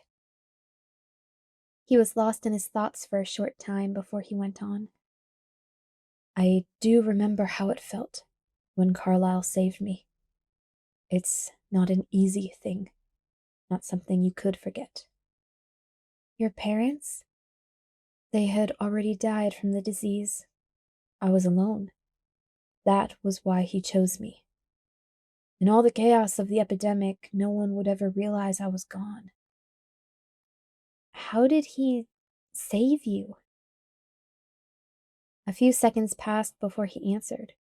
He seemed to choose his words carefully. It was difficult. Not many of us have the restraint necessary to accomplish it. But Carlisle has always been the most humane, the most compassionate of us. I don't think you could find his equal throughout history. He paused. For me, it was merely very, very painful. I could tell from the set of his lips he would say no more on the subject. I suppressed my curiosity, though it was far from idle. There were many things I needed to think through on this particular issue, things that were only beginning to occur to me. No doubt his quick mind had already comprehended every aspect that eluded me. His soft voice interrupted my thoughts. He acted from loneliness. That's usually the reason behind the choice. I was the first in Carlisle's family, though he found Esme soon after. She fell from a cliff. They brought her straight to the hospital morgue, though somehow her heart was still beating. So you must be dying, then, to become... We never said the word, and I couldn't frame it now. No, that's just Carlisle. He would never do that to someone who had another choice. The respect in his voice was profound whenever he spoke of his father figure. It is easier, he says, though, he continued, if the blood is weak. He looked at the now dark road, and I could feel the subject closing again. And Emmett and Rosalie? Carlisle brought Rosalie to our family next. I didn't realize till much later that he was hoping she would be to me what Esme was to him. He was careful with his thoughts around me. He rolled his eyes. But she was never more than a sister. It was only 2 years later that she found Emmett. She was hunting. We were in Appalachia at the time, and found a bear about to finish him off. She carried him back to Carlisle, more than 100 miles, afraid she wouldn't be able to do it herself. I'm only beginning to guess how difficult that journey was for her. He threw a pointed glance in my direction, and raised our hands, still folded together, to brush my cheek with the back of his hand. But she made it, I encouraged, looking away from the unbearable beauty of his eyes. Yes, he murmured. She saw something in his face that made her strong enough, and they've been together ever since. Sometimes they live separately from us, as a married couple, but the younger we pretend to be, the longer we can stay in any given place. Forks seemed perfect, so we all enrolled in high school. He laughed. I suppose we'll have to go to their wedding in a few years. Again. Alice and Jasper? Alice and Jasper are two very rare creatures. They both developed a conscience, as we refer to it, with no outside guidance. Jasper belonged to another family, a very different kind of family. He became depressed and he wandered on his own. Alice found him. Like me, she has certain gifts above and beyond the norm for our kind. Really? I interrupted, fascinated. But you said you were the only one who could hear people's thoughts. That's true.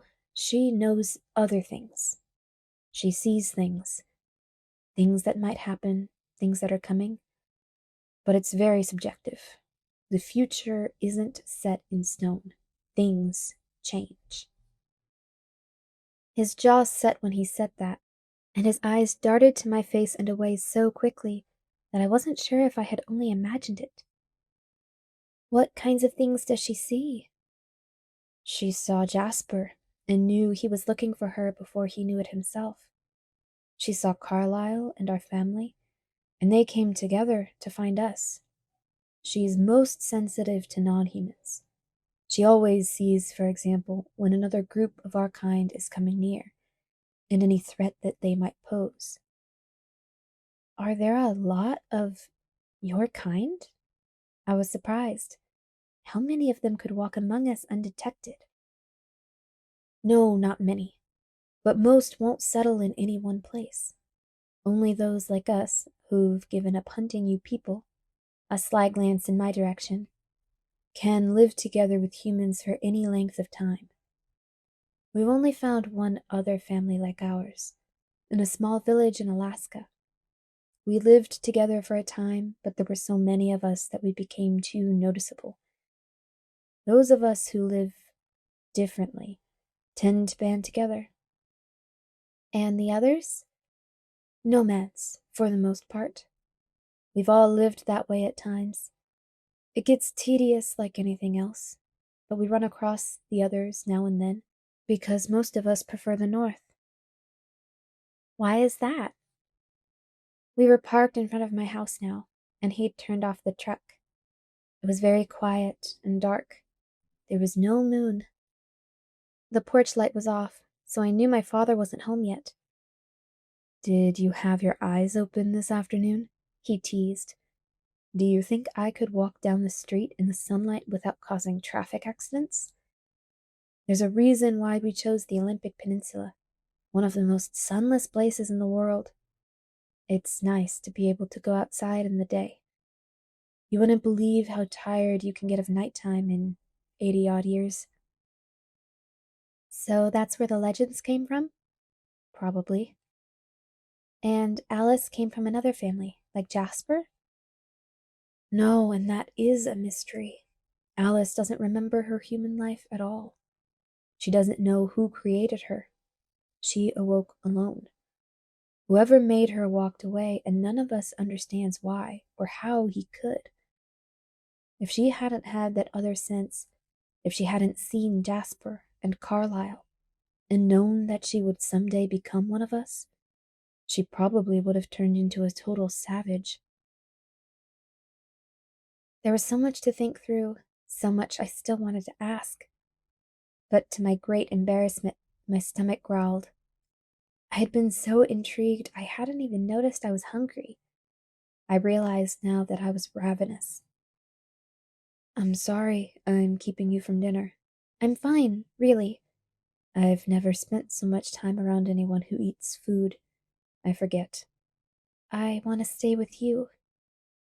It was easier to say in the darkness, knowing as I spoke how my voice would betray me, my hopeless addiction to him. Can't I come in? He asked. Would you like to? I couldn't picture it, this godlike creature sitting in my father's shabby kitchen chair. Yes, if it's all right. I heard the door close quietly, and almost simultaneously he was outside my door, opening it for me. Very human, I complimented him. It's definitely resurfacing. He walked beside me in the night, so quietly I had to peek at him constantly to be sure he was still there. In the darkness, he looked much more normal, still pale, still dreamlike in his beauty, but no longer the fantastic, sparkling creature of our sunlit afternoon. He reached the door ahead of me and opened it for me. I paused halfway through the frame. The door was unlocked? No, I used the key from under the eave. I stepped inside, flicked on the porch light, and turned to look at him with my eyebrows raised. I was sure I had never used that key in front of him. I was curious about you. You spied on me? But somehow I couldn't infuse my voice with the proper outrage. I was flattered. He was unrepentant. What else is there to do at night? I let it go for the moment and went down the hall to the kitchen. He was there before me, needing no guide. He sat in the very chair I tried to picture him in. His beauty lit up the kitchen. It was a moment before I could look away. I concentrated on getting my dinner, taking last night's lasagna from the fridge, placing a square on a plate and heating it in the microwave. It revolved, filling the kitchen with the smell of tomatoes and oregano. I didn't take my eyes from the plate of food as I spoke. How often? I asked casually. He sounded as if I had pulled him from some other train of thought. I still didn't turn around. How often did you come here? I come here almost every night. I whirled, stunned. Why? You're interesting when you sleep. He spoke matter-of-factly. You talk. No, I gasped, heat flooding my face all the way to my hairline. I gripped the kitchen counter for support. I knew I talked in my sleep, of course. My mother teased me about it. I hadn't thought it was something I needed to worry about here, though. His expression shifted instantly to chagrin. Are you very angry with me? That depends. I felt and sounded like I'd had the breath knocked out of me. He waited. On, he urged. What you heard? I wailed. Instantly, silently, he was at my side, taking my hands carefully into his. Don't be upset, he pleaded. He dropped his face to the level of my eyes, holding my gaze. I was embarrassed. I tried to look away.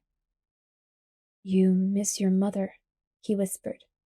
You worry about her. And when it rains, the sound makes you restless. You used to talk about home a lot, but it's less often now. Once you said, it's too green. He laughed softly, hoping I could see not to offend me further. Anything else? I demanded. He knew what I was getting at. You did say my name, he admitted. I sighed in defeat. A lot? How much do you mean by a lot, exactly? Oh no, I hugged my head. He pulled me against his chest, softly, naturally. Don't be self-conscious, he whispered in my ear. If I could dream at all, it would be about you, and I'm not ashamed of it. Then we both heard the sound of tires on the brick driveway, saw the headlights flash through the front windows, down the hall to us. I stiffened in his arms. Should your father know I'm here? He asked. I'm not sure. I tried to think through it quickly. Another time, then. And I was alone. Edward? I hissed. I heard a ghostly chuckle, then something else. My father's key turned in the door. Bella? He called. It had bothered me before. Who else would it be? Suddenly, he didn't seem so far off base. In here. I hoped he couldn't hear the hysterical edge to my voice. I grabbed my dinner from the microwave and sat at the table as he walked in. His footsteps sounded so noisy after my day with Edward. Can you get me some of that? I'm bushed. He stepped on the heels of his boots to take them off, holding the back of Edward's chair for support. I took my food with me, scarfing it down as I got his dinner. It burned my tongue. I filled 2 glasses with milk while his lasagna was heating, and gulped mine down to put out the fire. As I set the glass down, I noticed the milk trembling, and realized my hand was shaking. Charlie sat in the chair, and the contrast between him and its former occupant was comical. Thanks, he said as I placed his food on the table. How was your day? I asked. The words were rushed. I was dying to escape to my room. Good. The fish were biting. How about you? Did you get everything done you wanted to? Not really. It was too nice to stay indoors. I took another big bite. It was a nice day, he agreed. What an understatement, I thought to myself. Finished with the last bite of lasagna, I lifted my glass and chugged the remains of my milk. Charlie surprised me by being observant. In a hurry? Yeah, I'm tired. I'm going to bed early. You look kinda keyed up, he noted. Why, oh why, did this have to be his night to pay attention? Do I? Was all I could manage in response. I quickly scrubbed my dishes clean in the sink and placed them upside down on a dish towel to dry. It's Saturday, he mused. I didn't respond. No plans tonight? He asked suddenly. No, Dad. I just want to get some sleep. None of the boys in town your type, eh? He was suspicious, but trying to play it cool. No, none of the boys have caught my eye yet. I was careful not to overemphasize the word boys in my quest to be truthful to Charlie. I thought maybe that Mike Newton. You said he was friendly. He's just a friend, Dad. Well, you're too good for 'em all anyway. Wait till you get to college to start looking. Every father's dream, that his daughter will be out of the house before the hormones kick in. Sounds like a good idea to me, I agreed as I headed up the stairs. Night, honey, he called after me. No doubt he would be listening carefully all evening, waiting for me to try to sneak out. See you in the morning, Dad. See you creeping into my room tonight at midnight to check on me. I worked to make my tread sound slow and tired as I walked up the stairs to my room. I shut the door loud enough for him to hear, then sprinted on my tiptoes to the window. I threw it open and leaned out into the night.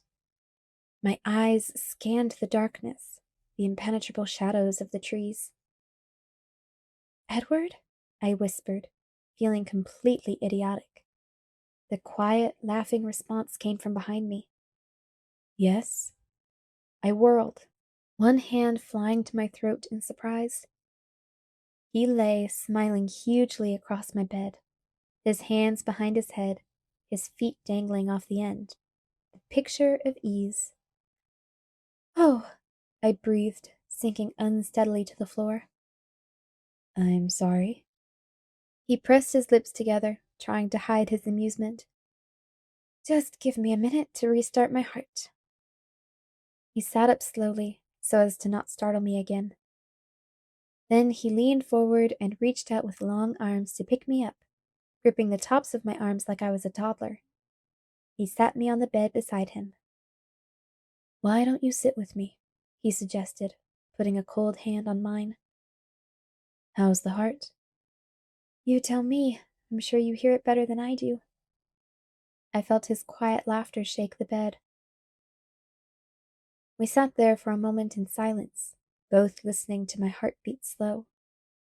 I thought about having Edward in my room, with my father in the house. Can I have a minute to be human? I asked. Certainly, he gestured with one hand that I should proceed. Stay, I said, trying to look severe. Yes, ma'am. And he made a show of becoming a statue on the edge of my bed. I hopped up, grabbing my pajamas from off the floor and my bag of toiletries off the desk. I left the light off and slipped out, closing the door. I could hear the sound from the TV rising up the stairs. I banged the bathroom door loudly, so Charlie wouldn't come up to bother me. I meant to hurry. I brushed my teeth fiercely, trying to be thorough and speedy, removing all traces of lasagna.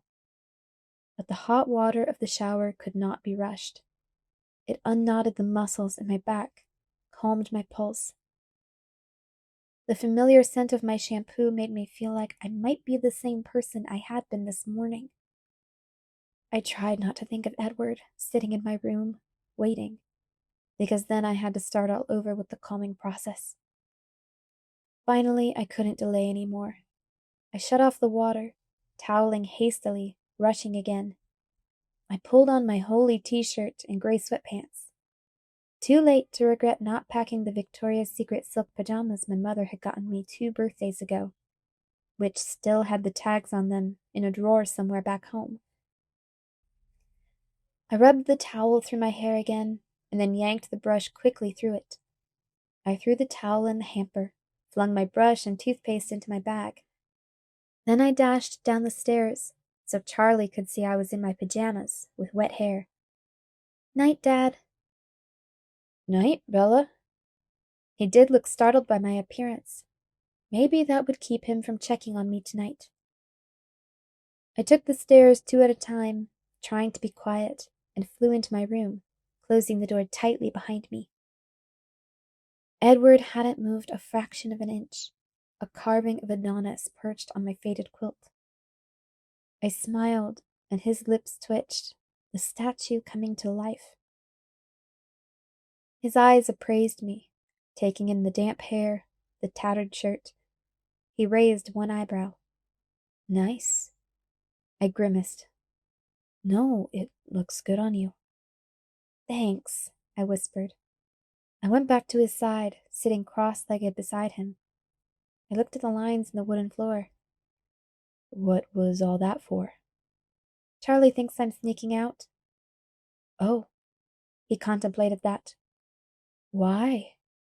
As if he couldn't know Charlie's mind much more clearly than I could guess. "Apparently I look a little overexcited." He lifted my chin, examining my face. "You look very warm, actually." He bent his face slowly to mine, laying his cool cheek against my skin. I held perfectly still. He breathed. It was very difficult, while he was touching me, to frame a coherent question. It took me a minute of scattered concentration to begin. "It seems to be much easier for you, now, to be close to me." "Does it seem that way to you?" he murmured, his nose gliding to the corner of my jaw. I felt his hand, lighter than a moth's wing, brushing my damp hair back so that his lips could touch the hollow beneath my ear. "Much, much easier," I said, trying to exhale. So I was wondering," I began again, but his fingers were slowly tracing my collarbone, and I lost my train of thought. "Yes," he breathed. "Why is that?" My voice shook, embarrassing me. "Do you think?" I felt the tremor of his breath on my neck as he laughed. "Mind over matter." I pulled back. As I moved, he froze, and I could no longer hear the sound of his breathing. We stared cautiously at each other for a moment, and then, as his clenched jaw gradually relaxed, his expression became puzzled. "Did I do something wrong?" "No, the opposite. You are driving me crazy," I explained. He considered that briefly, and when he spoke, he sounded pleased. "Really?" A triumphant smile slowly lit his face. "Would you like a round of applause?" I asked sarcastically. He grinned. "I'm just pleasantly surprised," he clarified. "In the last 100 years or so," his voice was teasing, "I never imagined anything like this. I didn't believe I would ever find someone I wanted to be with, in another way than my brothers and sisters. And then to find, even though it's all new to me, that I'm good at it, at being with you." "You're good at everything," I pointed out. He shrugged, allowing that, and we both laughed in whispers. "But how can it be so easy now?" I pressed. "This afternoon—" "It's not easy," he sighed. "But this afternoon I was still undecided. I am sorry about that. It was unforgivable for me to behave so." "Not unforgivable," I disagreed. "Thank you," he smiled. "You see," he continued, looking down now, I wasn't sure if I was strong enough. He picked up one of my hands and pressed it lightly to his face. And while there was still that possibility that I might be overcome, he breathed in the scent at my wrist. I was susceptible until I made up my mind that I was strong enough, that there was no possibility at all that I ever could. I'd never seen him struggle so hard for words. It was so human. So there's no possibility now? Mind over matter, he repeated, smiling, his teeth bright even in the darkness. Wow, that was easy, I said. He threw back his head and laughed, quietly as a whisper, but still exuberantly. Easy for you, he amended, touching my nose with his fingertip. And then his face was abruptly serious. I'm trying, he whispered, his voice pained. If it gets to be too much, I'm fairly sure I'll be able to leave. I scowled.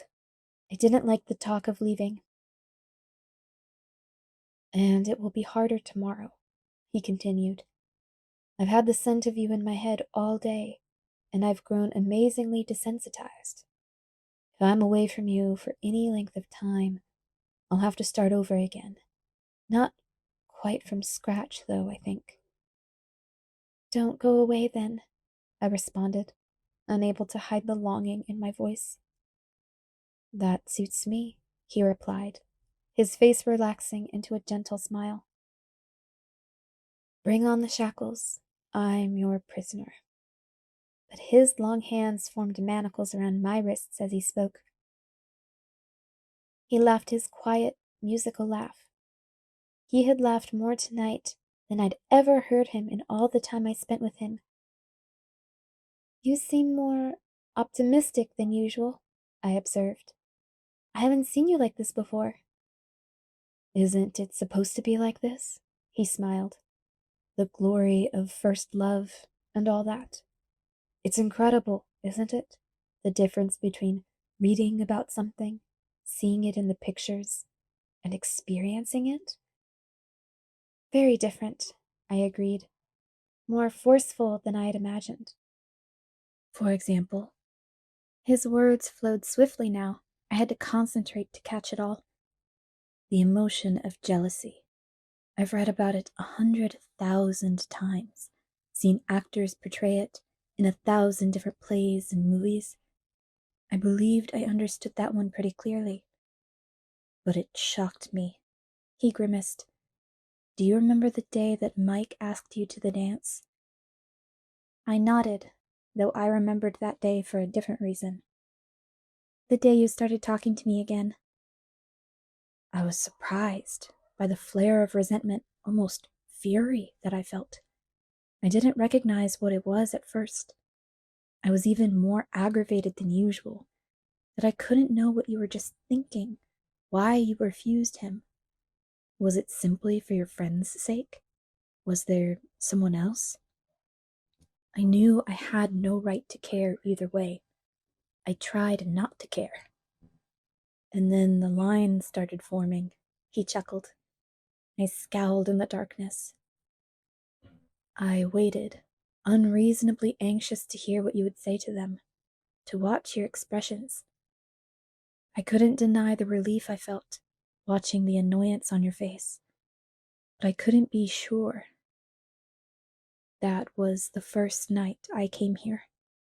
I wrestled all night while watching you sleep, with the chasm between what I knew was right, moral, ethical, and what I wanted.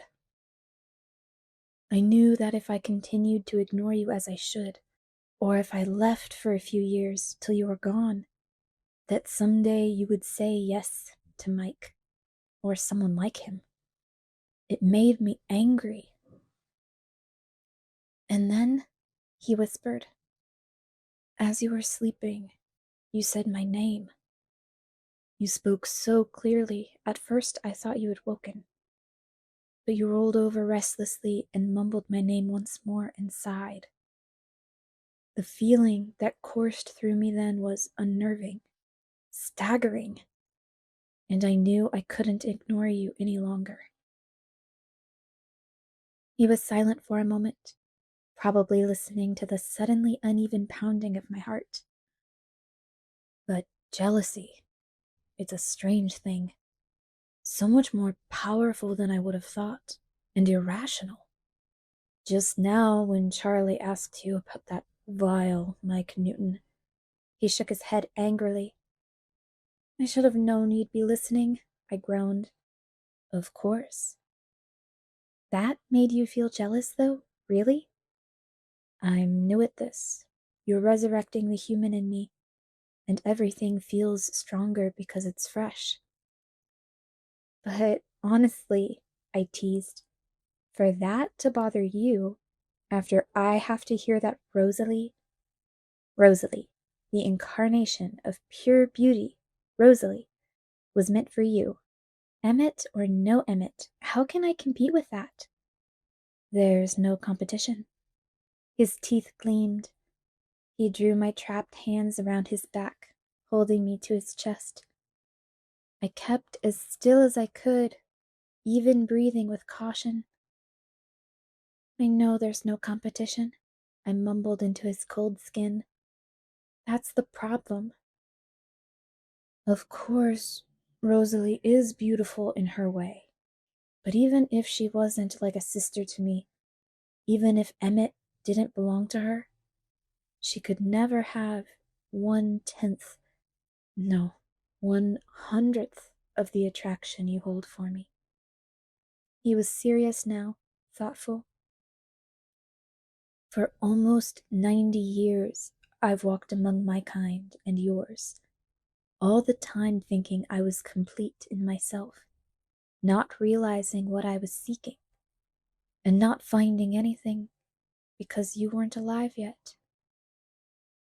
It hardly seems fair, I whispered, my face still resting on his chest, listening to his breath come and go.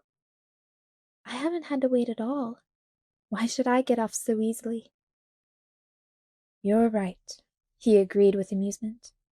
I should make this harder for you, definitely. He freed one of his hands, released my wrist, only to gather it carefully into his other hand. He stroked my wet hair softly, from the top of my head to my waist. You only have to risk your life every second you spend with me. That's surely not much. You only have to turn your back on nature, on humanity. What's that worth? Very little. I don't feel deprived of anything. Not yet. And his voice was abruptly full of ancient grief. I tried to pull back, to look in his face, but his hand locked around my wrist in an unbreakable hold. What? I started to ask, when his body became alert. I froze, but he suddenly released my hands and disappeared. I narrowly avoided falling on my face. Lie down, he hissed. I couldn't tell where he spoke from in the darkness. I rolled under my quilt, balling up on my side, the way I usually slept. I heard the door crack open as Charlie peeked in to make sure I was where I was supposed to be. I breathed evenly, exaggerating the movement. A long minute passed. I listened, not sure if I had heard the door close. Then Edward's cool arm was around me, under the covers, his lips at my ear. You are a terrible actress. I'd say that career path is out for you. Darn it, I muttered. My heart was crashing in my chest. He hummed a melody I didn't recognize. It sounded like a lullaby. He paused. Should I sing you to sleep? Right, I laughed. Like I could sleep with you here. You do it all the time, he reminded me. But I didn't know you were here, I replied icily. So if you don't want to sleep, he suggested, ignoring my tone. My breath caught. If I don't want to sleep? He chuckled. What do you want to do then? I couldn't answer at first. I'm not sure, I finally said. Tell me when you decide. I could feel his cool breath on my neck, feel his nose sliding along my jaw, inhaling. I thought you were desensitized. Just because I'm resisting the wine doesn't mean I can't appreciate the bouquet, he whispered. You have a very floral smell, like lavender or freesia, he noted. It's mouth-watering. Yeah, it's an off day when I don't get somebody telling me how edible I smell. He chuckled and then sighed. I've decided what I want to do, I told him. I want to hear more about you. Ask me anything. I sifted through my questions for the most vile. Why do you do it? I said. I still don't understand how you can work so hard to resist what you are. Please don't misunderstand. Of course I'm glad that you do. I just don't see why you would bother in the first place. He hesitated before answering. That's a good question, and you are not the first one to ask it. The others, the majority of our kind who are quite content with our lot, they too wonder at how we live. But you see, just because we've been dealt a certain hand, it doesn't mean that we can't choose to rise above, to conquer the boundaries of a destiny that none of us wanted, to try to retain whatever essential humanity we can. I lay unmoving, locked in awed silence. Did you fall asleep? He whispered after a few minutes. No. Is that all you were curious about? I rolled my eyes. Not quite. What else do you want to know? Why can you read minds? Why only you? And Alice, seeing the future? Why does that happen? I felt him shrug in the darkness. We don't really know. Carlisle has a theory. He believes that we all bring something of our strongest human trait with us into the next life, where they are intensified, like our minds, our senses. He thinks that I must have already been very sensitive to the thoughts of those around me, and that Alice had some precognition wherever she was. What did he bring into this next life, and the others? Carlisle brought his compassion. Esme brought her ability to love passionately. Emmett brought his strength, Rosalie her tenacity, or you could call it pig-headedness. He chuckled. Jasper is very interesting. He was quite charismatic in his first life, able to influence those around him to see things his way. Now he is able to manipulate the emotions of those around him. Calm down a room of angry people, for example, or excite a lethargic crowd, conversely. It's a very subtle gift. I considered the impossibilities he described, trying to take it in. He waited patiently while I thought. So, where did it all start? I mean, Carlisle changed you, and then someone must have changed him, and so on. Well, where did you come from? Evolution? Creation?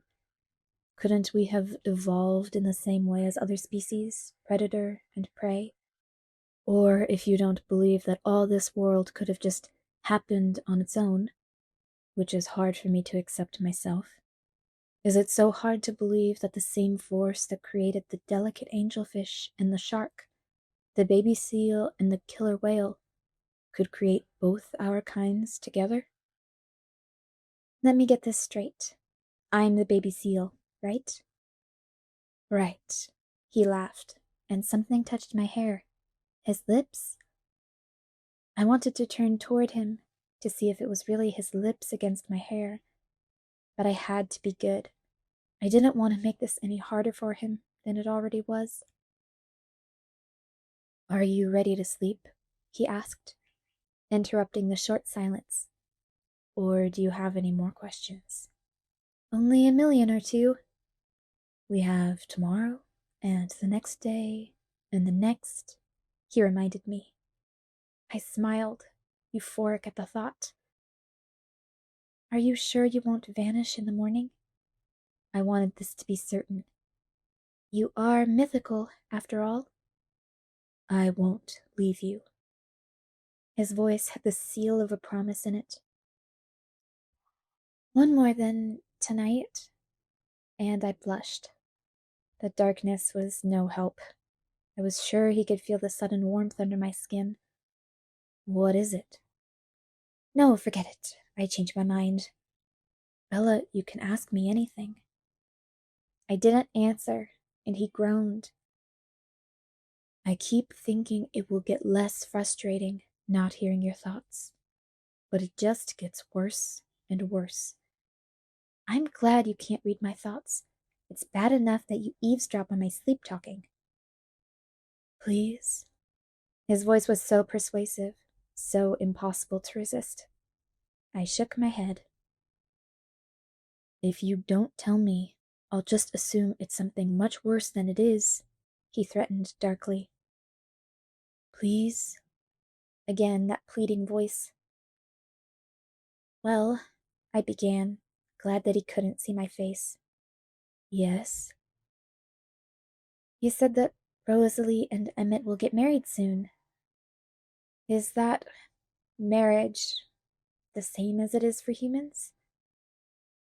He laughed in earnest now, understanding. Is that what you're getting at? I fidgeted, unable to answer. Yes, I suppose it is much the same, he said. I told you, most of those human desires are there, just hidden beneath more powerful desires. Oh, was all I could say.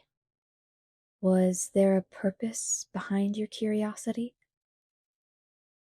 Well, I did wonder about you and me someday.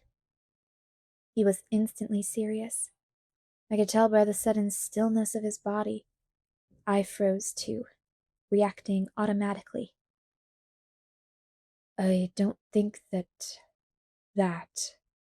would be possible for us. Because it would be too hard for you if I were that close? That's certainly a problem, but that's not what I was thinking of.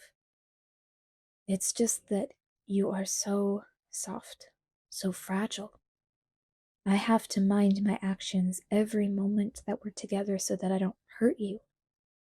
I could kill you quite easily, Bella, simply by accident. His voice had become just a soft murmur.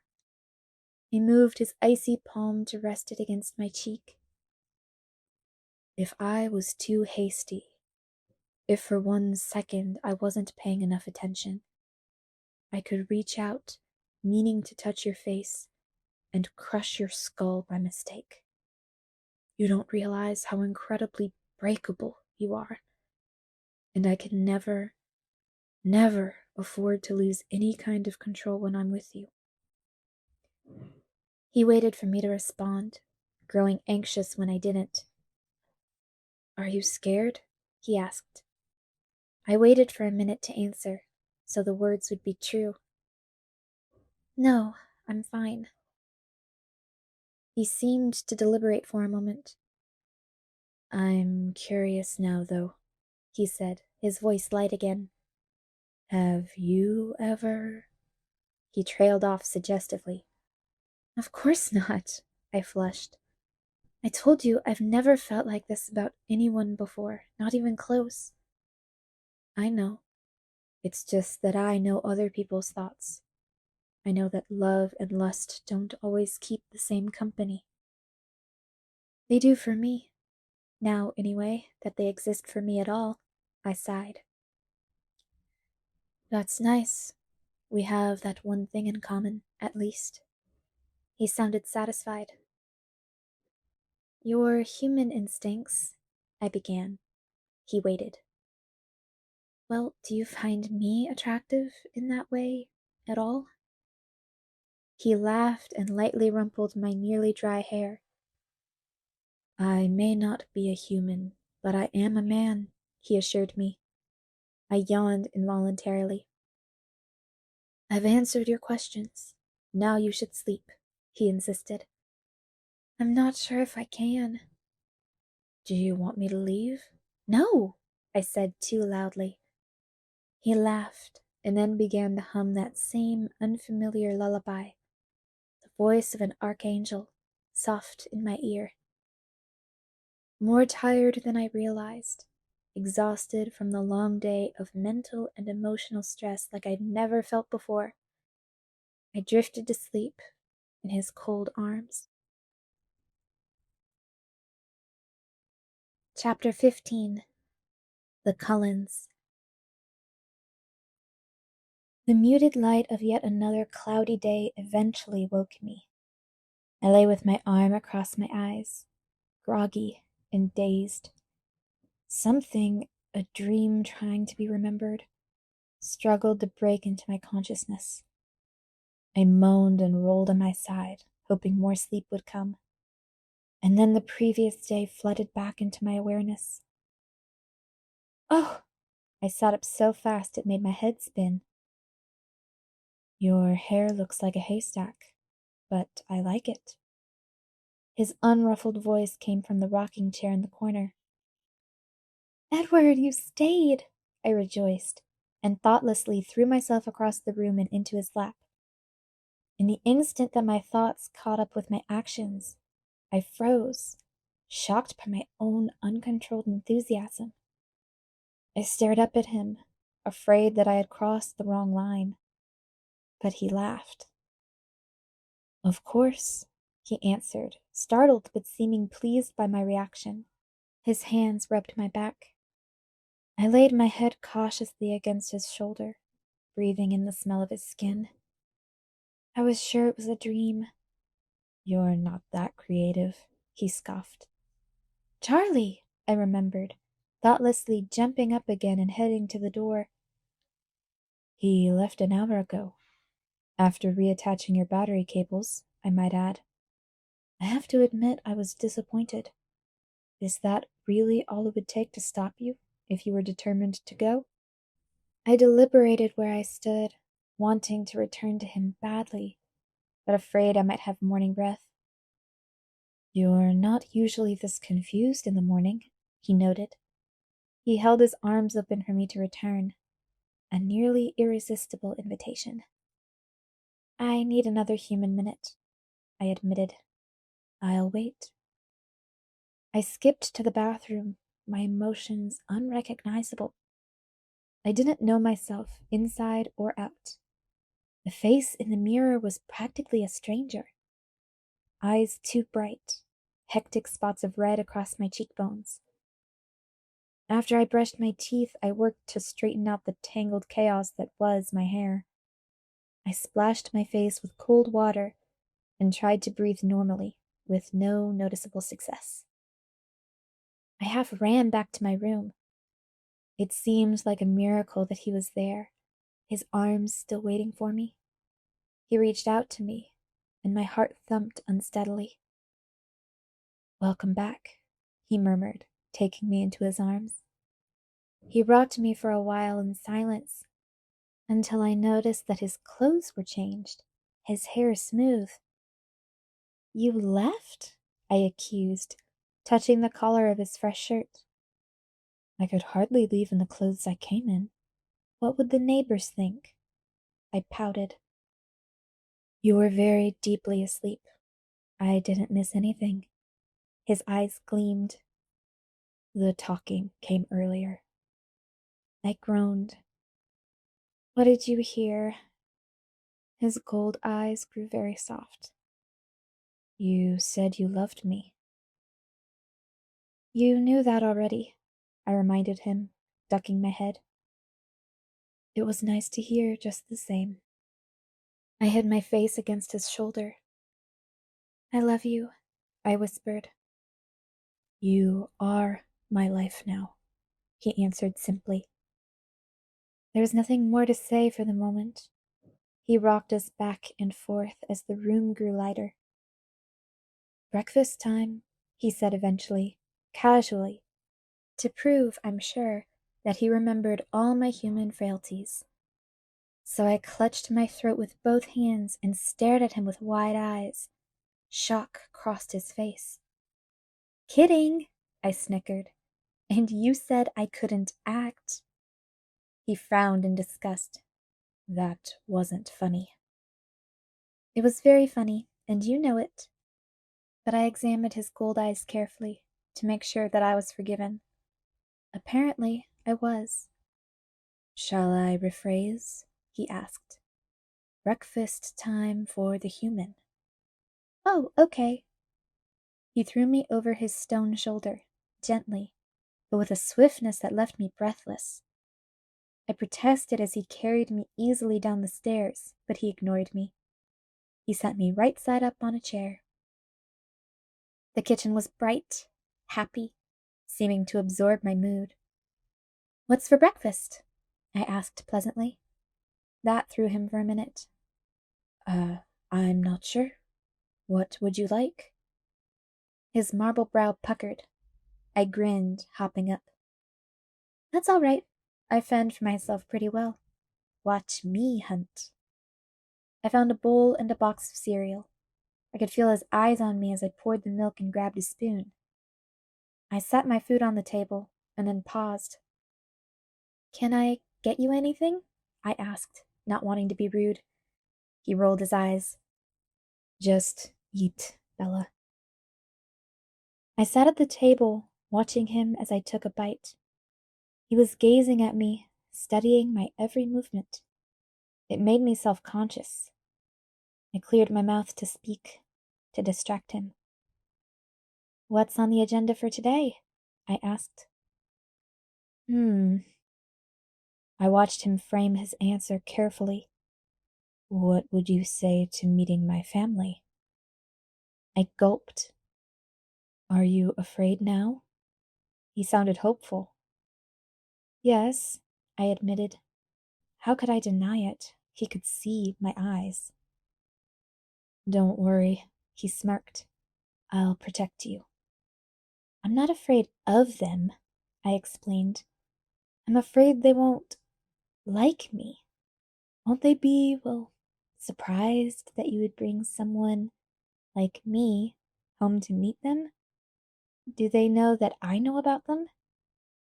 "Oh, they already know everything. They'd taken bets yesterday, you know." He smiled, but his voice was harsh.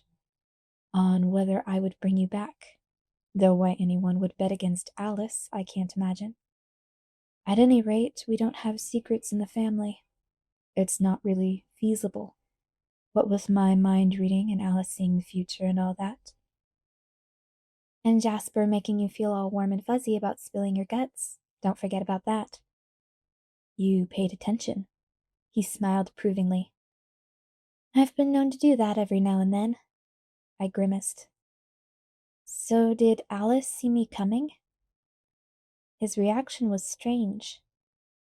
"Something like that," he said uncomfortably, turning away so I couldn't see his eyes. I stared at him curiously. "Is that any good?" he asked, turning back to me abruptly and eyeing my breakfast with a teasing look on his face. "Honestly, it doesn't look very appetizing." "Well, it's no irritable grizzly," I murmured, ignoring him when he glowered. I was still wondering why he responded that way when I mentioned Alice. I hurried through my cereal, speculating.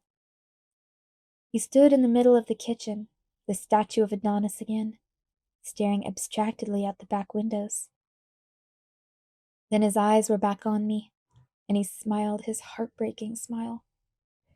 "And you should introduce me to your father, too, I think." "He already knows you," I reminded him. "As your boyfriend, I mean." I stared at him with suspicion. "Why?" "Isn't that customary?" he asked innocently. "I don't know," I admitted. My dating history gave me few reference points to work with. Not that any normal rules of dating applied here. That's not necessary, you know. I don't expect you to. I mean, you don't have to pretend for me. His smile was patient. I'm not pretending. I pushed the remains of my cereal around the edges of the bowl, biting my lip. Are you going to tell Charlie I'm your boyfriend or not? He demanded. Is that what you are? I suppressed my internal cringing at the thought of Edward and Charlie and the word boyfriend, all in the same room at the same time. It's a loose interpretation of the word boy, I'll admit. I was under the impression that you were something more, actually, I confessed, looking at the table. Well, I don't know if we need to give him all the gory details. He reached across the table to lift my chin with a cold, gentle finger. But he will need some explanation for why I'm around here so much. I don't want Chief Swan getting a restraining order put on me. Will you be? I asked, suddenly anxious. Will you really be here? As long as you want me, he assured me. I'll always want you, I warned him. Forever. He walked slowly around the table, and pausing a few feet away, he reached out to touch his fingertips to my cheek. His expression was unfathomable. Does that make you sad? I asked. He didn't answer. He stared into my eyes for an immeasurable period of time. Are you finished? He finally asked. I jumped up. Yes. Get dressed. I'll wait here. It was hard to decide what to wear. I doubted there were any etiquette books detailing how to dress when your vampire sweetheart takes you home to meet his vampire family. It was a relief to think the word to myself. I knew I shied away from it intentionally. I ended up in my only skirt. Long, khaki-colored, still casual. I put on the dark blue blouse he'd once complimented. A quick glance in the mirror told me that my hair was entirely impossible, so I pulled it back into a ponytail. Okay, I bounced down the stairs. I'm decent. He was waiting at the foot of the stairs, closer than I'd thought, and I bounded right into him.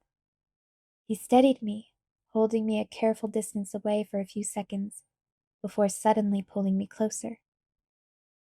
Wrong again, he murmured into my ear. You are utterly indecent. No one should look so tempting. It's not fair. Tempting how? I asked. I can change. He sighed, shaking his head. You are so absurd. He pressed his cool lips delicately to my forehead, and the room spun. The smell of his breath made it impossible to think. Shall I explain how you are tempting me? He said. It was clearly a rhetorical question. His fingers traced slowly down my spine, his breath coming more quickly against my skin. My hands were limp on his chest, and I felt lightheaded again. He tilted his head slowly and touched his cool lips to mine for the second time, very carefully, parting them slightly. And then I collapsed. Bella? His voice was alarmed as he caught me and helped me up. You made me faint, I accused him dizzily. What am I going to do with you? He groaned in exasperation. Yesterday I kiss you and you attack me. Today you pass out on me. I laughed weakly, letting his arms support me while my head spun. So much for being good at everything, he sighed. That's the problem. I was still dizzy. You're too good. Far, far too good. Do you feel sick?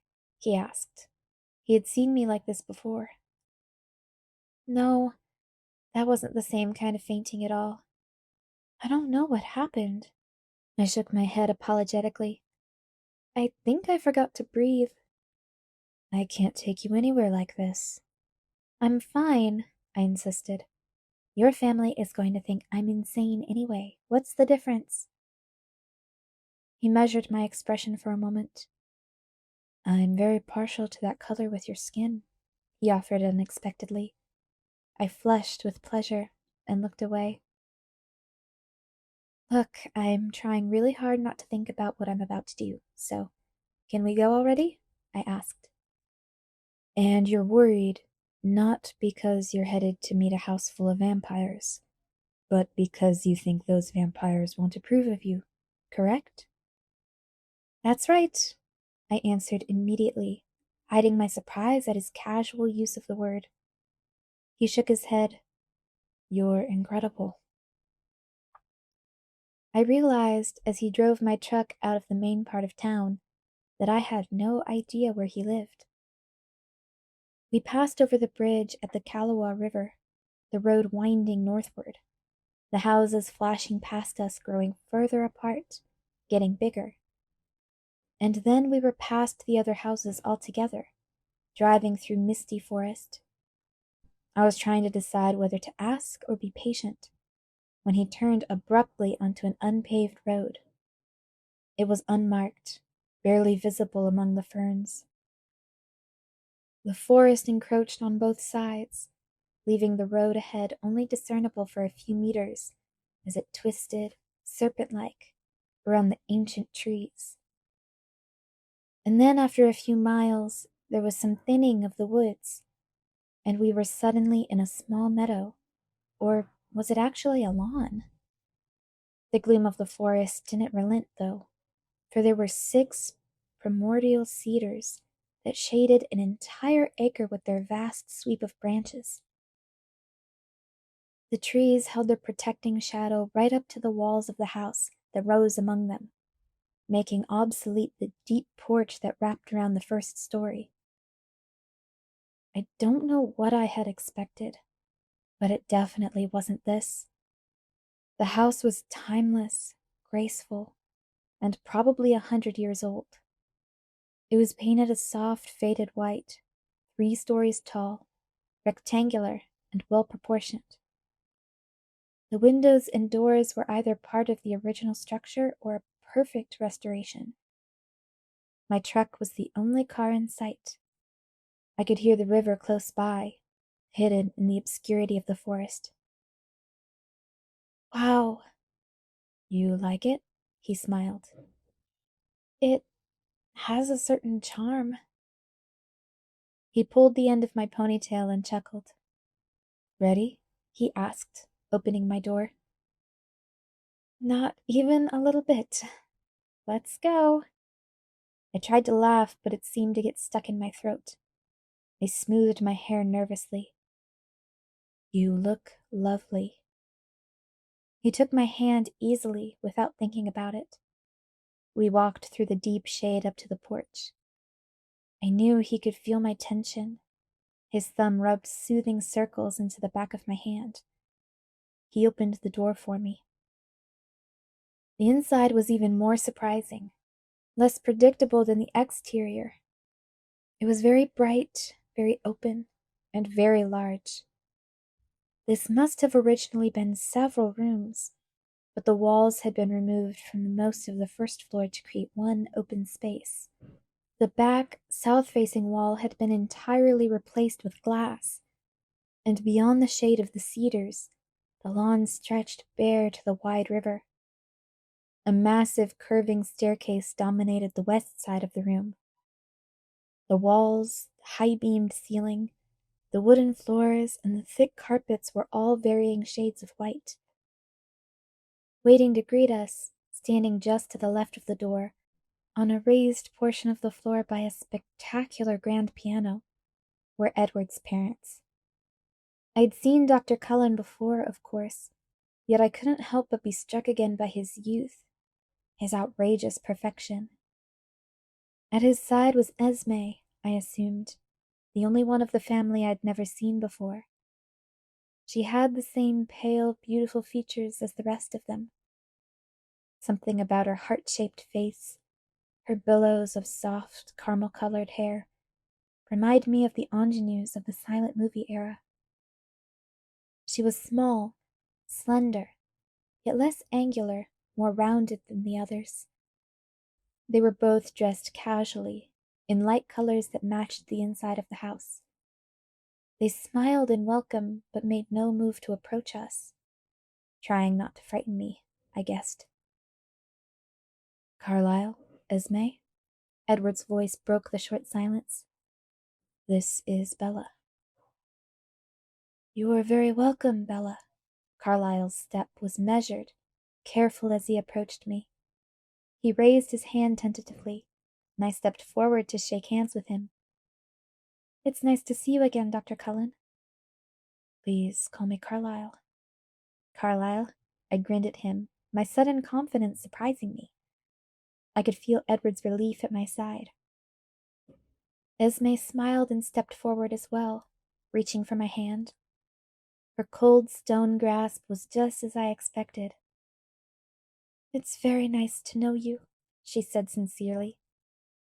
Thank you. I'm glad to meet you too. And I was. It was like meeting a fairy tale. Snow White in the flesh. Where are Alice and Jasper? Edward asked, but no one answered, as they had just appeared at the top of the wide staircase. Hey, Edward, Alice called enthusiastically. She ran down the stairs, a streak of black hair and white skin, coming to a sudden and graceful stop in front of me. Carlisle and Esme shot warning glances at her, but I liked it. It was natural, for her, anyway. Hi, Bella, Alice said, and she bounded forward to kiss my cheek. If Carlisle and Esme had looked cautious before, they now looked staggered. There was shock in my eyes, too, but I was also very pleased that she seemed to approve of me so entirely. I was startled to feel Edward stiffen at my side. I glanced at his face, but his expression was unreadable. You do smell nice. I never noticed before, she commented, to my extreme embarrassment.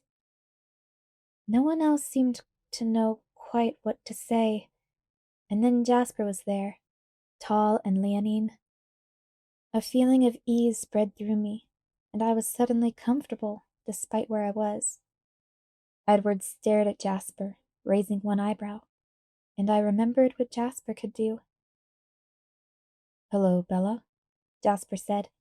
He kept his distance, not offering to shake my hand. But it was impossible to feel awkward near him. Hello, Jasper.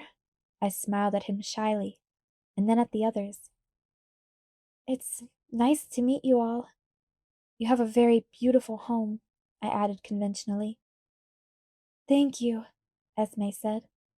We are so glad you came. She spoke with feeling, and I realized that she thought I was brave. I also realized that Rosalie and Emmett were nowhere to be seen, and I remembered Edward's too innocent denial when I'd asked him if the others didn't like me. Carlisle's expression distracted me from this train of thought. He was gazing meaningfully at Edward with an intense expression. Out of the corner of my eye, I saw Edward nod once. I looked away, trying to be polite. My eyes wandered again to the beautiful instrument on the platform by the door. I suddenly remembered my childhood fantasy that, should I ever win the lottery, I would buy a grand piano for my mother. She wasn't really good. She only played for herself on our second-hand upright, but I loved to watch her play. She was happy, absorbed. She seemed like a new, mysterious being to me then, someone outside the mom persona I took for granted. She'd put me through lessons, of course, but like most kids, I whined until she let me quit. Esme noticed my preoccupation. Do you play? She asked, inclining her head toward the piano. I shook my head. Not at all, but it's so beautiful. Is it yours? No, she laughed. Edward didn't tell you he was musical? No. I glared at his suddenly innocent expression with narrowed eyes. I should have known, I guess. Esme raised her delicate eyebrows in confusion. Edward can do everything, right? I explained. Jasper snickered, and Esme gave Edward a reproving look. I hope you haven't been showing off. It's rude, she scolded. Just a bit, he laughed freely. Her face softened at the sound, and they shared a brief look that I didn't understand, though Esme's face almost seemed smug. He's been too modest, actually, I corrected. Well, play for her, Esme encouraged. You just said that showing off was rude, he objected. There are exceptions to every rule, she replied. I'd like to hear you play, I volunteered. It's settled, then. Esme pushed him toward the piano. He pulled me along, sitting me on the bench beside him. He gave me a long, exasperated look before he turned to the keys. And then his fingers flowed swiftly across the ivory, and the room was filled with a composition so complex, so luxuriant, it was impossible to believe only one set of hands played. I felt my chin drop, my mouth open in astonishment, and heard low chuckles behind me at my reaction. Edward looked at me casually, the music still surging around us without a break, and winked. Do you like it? You wrote this? I gasped, understanding. He nodded. It's Esme's favorite. I closed my eyes, shaking my head. What's wrong? I'm feeling extremely insignificant. The music slowed, transforming into something softer, and to my surprise I detected the melody of his lullaby weaving through the profusion of notes. You inspired this one, he said softly.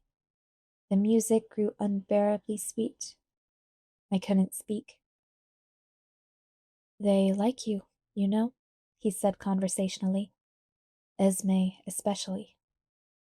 I glanced behind me, but the huge room was empty now. Where did they go? Very subtly giving us some privacy, I suppose. I sighed. They like me, but Rosalie and Emmett? I trailed off, not sure how to express my doubts. He frowned. Don't worry about Rosalie, he said, his eyes wide and persuasive. She'll come around. I pursed my lips skeptically. Emmett? Well, he thinks I'm a lunatic, it's true, but he doesn't have a problem with you. He's trying to reason with Rosalie. What is it that upsets her? I wasn't sure if I wanted to know the answer. He sighed deeply. Rosalie struggles the most with what we are. It's hard for her to have someone on the outside know the truth. And she's a little jealous. Rosalie is jealous of me? I asked incredulously. I tried to imagine a universe in which someone as breathtaking as Rosalie would have any possible reason to feel jealous of someone like me. You're human, he shrugged. She wishes that she were too. Oh, I muttered, still stunned. Even Jasper, though.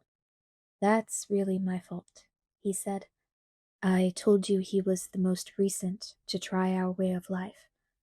I warned him to keep his distance. I thought about the reason for that, and shuddered. Esme and Carlisle, I continued quickly, to keep him from noticing, are happy to see me happy. Actually, Esme wouldn't care if you had a third eye and webbed feet. All this time she's been worried about me, afraid that there was something missing from my essential makeup, that I was too young when Carlisle changed me. She's ecstatic. Every time I touch you, she just about chokes with satisfaction. Alice seems very enthusiastic. Alice has her own way of looking at things, he said through tight lips. And you're not going to explain that, are you? A moment of wordless communication passed between us. He realized that I knew he was keeping something from me. I realized that he wasn't going to give anything away. Not now. So what was Carlisle telling you before? His eyebrows pulled together. You noticed that, did you? I shrugged. Of course. He looked at me thoughtfully for a few seconds before answering. He wanted to tell me some news. He didn't know if it was something I would share with you. Will you? I have to, because I'm going to be a little overbearingly protective over the next few days or weeks, and I wouldn't want you to think I'm a natural tyrant. What's wrong? Nothing's wrong exactly. Alice just sees some visitors coming soon. They know we're here, and they're curious. Visitors? Yes. Well, they aren't like us, of course. In their hunting habits, I mean. They probably won't come into town at all, but I'm certainly not going to let you out of my sight till they're gone. I shivered. Finally, a rational response, he murmured. I was beginning to think you had no sense of self-preservation at all. I let that one pass, looking away, my eyes wandering again around the spacious room. He followed my gaze. Not what you expected, is it? He asked, his voice smug. No, I admitted. No coffins, no piled skulls in the corners. I don't even think we have cobwebs. What a disappointment this must be for you, he continued slyly. I ignored his teasing. It's so light, so open. He was more serious when he answered. It's the one place we never have to hide. The song he was still playing, my song, drifted to an end, the final chords shifting to a more melancholy key. The last note hovered poignantly in the silence. Thank you, I murmured. I realized there were tears in my eyes. I dabbed at them, embarrassed.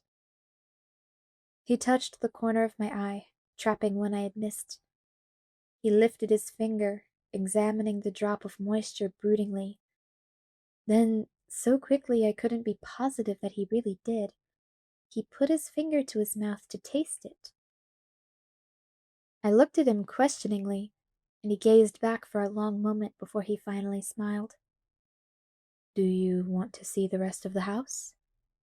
No coffins? I verified, the sarcasm in my voice not entirely masking the slight but genuine anxiety I felt. He laughed, taking my hand, leading me away from the piano. No coffins, he promised. We walked up the massive staircase, my hand trailing along the satin-smooth rail. The long hall at the top of the stairs was paneled with a honey-colored wood, the same as the floorboards. Rosalie and Emmett's room, Carlisle's office, Alice's room. He gestured as he led me past the doors.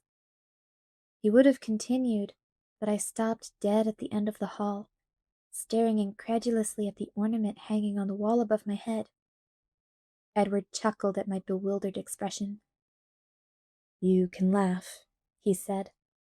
It is sort of ironic. I didn't laugh. My hand raised automatically, one finger extended as if to touch the large wooden cross, its dark patina contrasting with the lighter tone of the wall. I didn't touch it, though I was curious if the aged wood would feel as silky as it looked. It must be very old, I guessed. He shrugged. Early 1630s, more or less. I looked away from the cross to stare at him. Why do you keep this here? I wondered. Nostalgia. It belonged to Carlisle's father. He collected antiques? I suggested doubtfully. No, he carved this himself. It hung on the wall above the pulpit in the vicarage where he preached. I wasn't sure if my face betrayed my shock, but I returned to gazing at the simple, ancient cross, just in case. I quickly did the mental math. The cross was over 370 years old. The silence stretched on as I struggled to wrap my mind around the concept of so many years. "Are you all right?" He sounded worried. "How old is Carlisle?" I asked quietly, ignoring his question, still staring up. "He just celebrated his 362nd birthday," Edward said. I looked back at him, a million questions in my eyes. He watched me carefully as he spoke. "Carlisle was born in London in the 1640s, he believes. Time wasn't marked as accurately then, for common people anyway. It was just before Cromwell's rule, though." I kept my face composed, aware of his scrutiny as I listened. It was easier if I didn't try to believe. "He was the only son of an Anglican pastor. His mother died giving birth to him. His father was an intolerant man.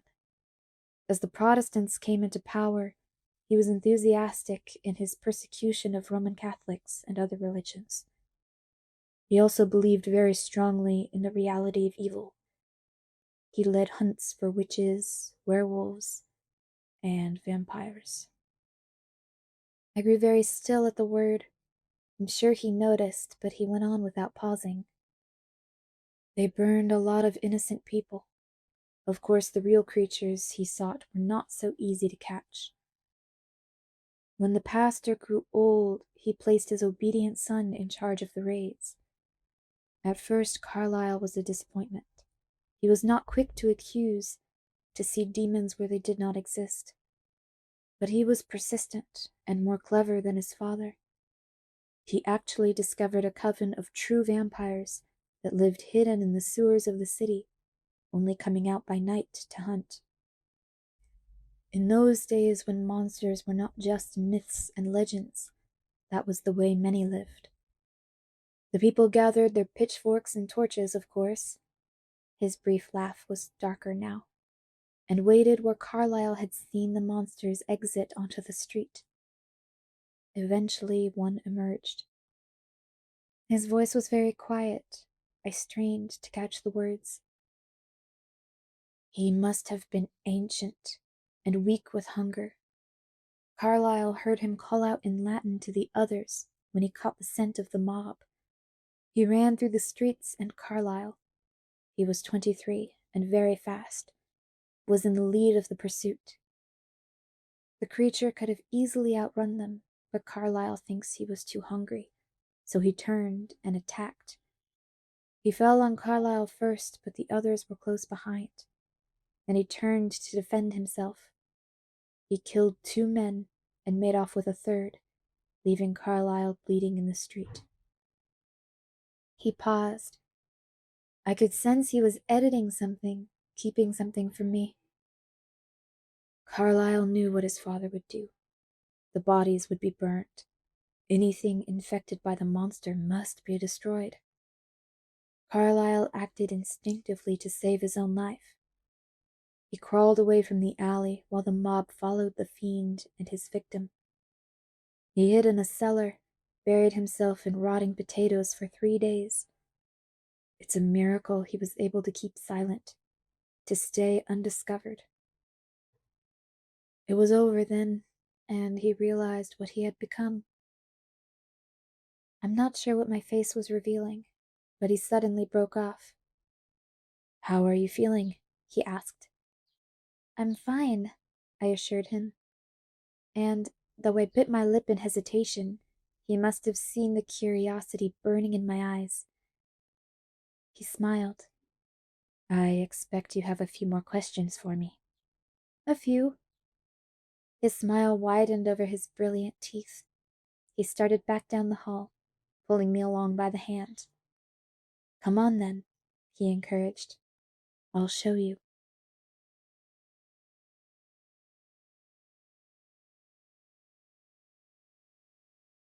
Chapter 16. Carlisle. He led me back to the room that he'd pointed out as Carlisle's office. He paused outside the door for an instant. "Come in," Carlisle's voice invited. Edward opened the door to a high-ceilinged room with tall, west-facing windows. The walls were paneled again, in a darker wood, where they were visible. Most of the wall space was taken up by towering bookshelves that reached high above my head and held more books than I'd ever seen outside of a library. Carlisle sat behind a huge mahogany desk in a leather chair. He was just placing a bookmark in the pages of a thick volume he held. The room was how I'd always imagined a college dean's would look. Only Carlisle looked too young to fit the part. "What can I do for you?" he asked us pleasantly, rising from his seat. "I wanted to show Bella some of our history," Edward said. "Well, your history, actually." "We didn't mean to disturb you," I apologized. "Not at all. Where are you going to start?" "The wagoner," Edward replied, placing one hand lightly on my shoulder and spinning me around to look back toward the door we'd just come through. Every time he touched me, even in the most casual way, my heart had an audible reaction. It was more embarrassing with Carlisle there. The wall we faced now was different from the others. Instead of bookshelves, this wall was crowded with framed pictures of all sizes, some in vibrant colors, others dull monochromes. I searched for some logic, some binding motif the collection had in common, but I found nothing in my hasty examination. Edward pulled me toward the far left side, standing me in front of a small square oil painting in a plain wooden frame. This one did not stand out among the bigger and brighter pieces, painted in varying tones of sepia. It depicted a miniature city full of steeply slanted roofs, with thin spires atop a few scattered towers. A wide river filled the foreground, crossed by a bridge covered with structures that looked like tiny cathedrals. "London in the 1650s, Edward said. "The London of my youth," Carlisle added, from a few feet behind us. I flinched. I hadn't heard him approach. Edward squeezed my hand. "Will you tell the story?" Edward asked. I twisted a little to see Carlisle's reaction.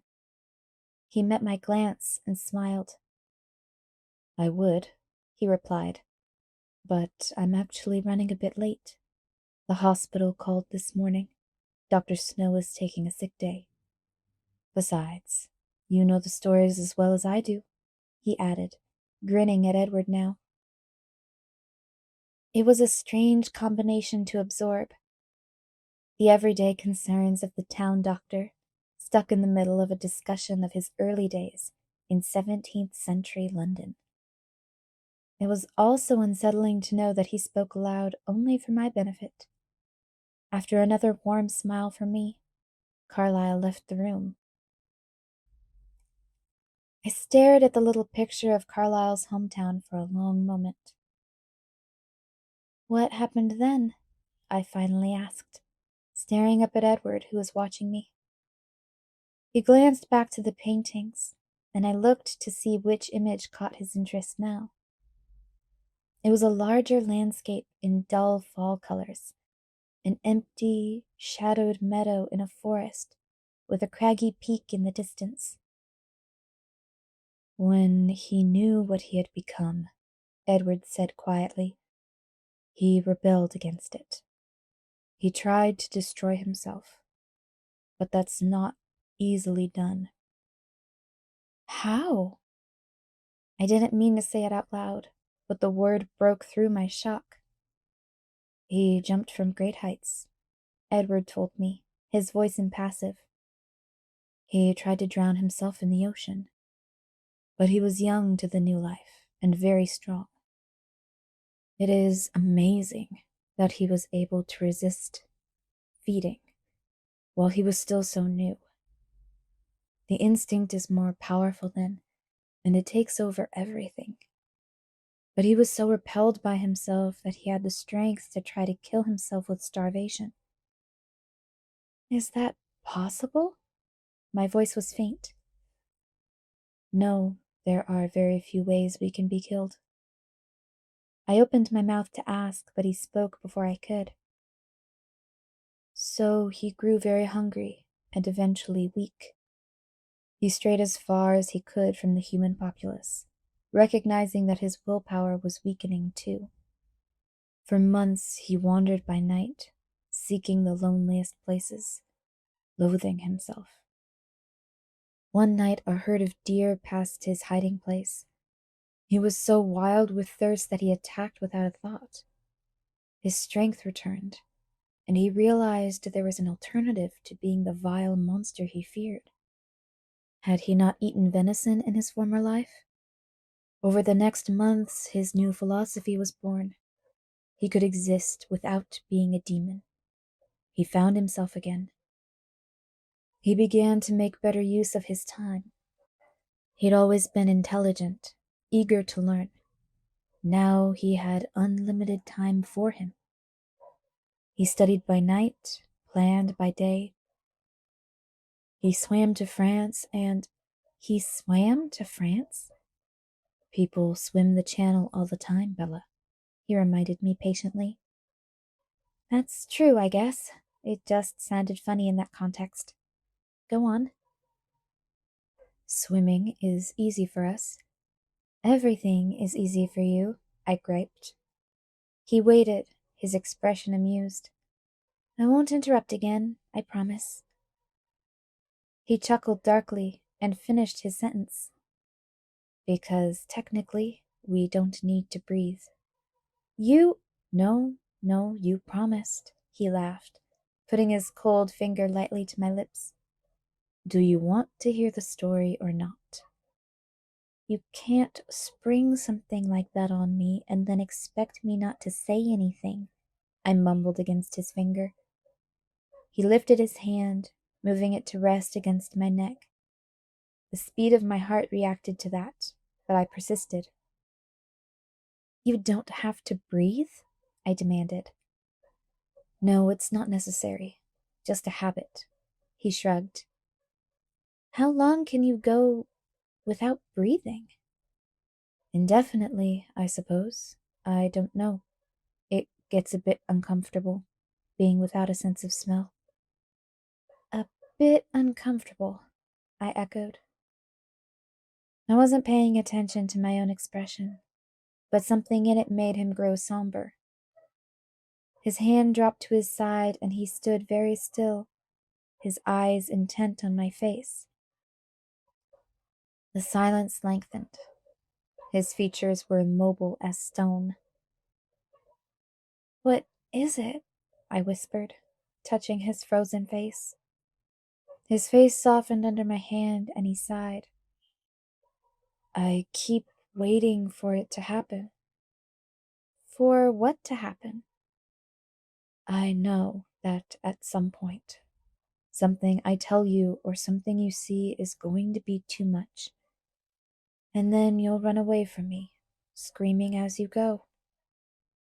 He smiled half a smile, but his eyes were serious. I won't stop you. I want this to happen because I want you to be safe. And yet I want to be with you.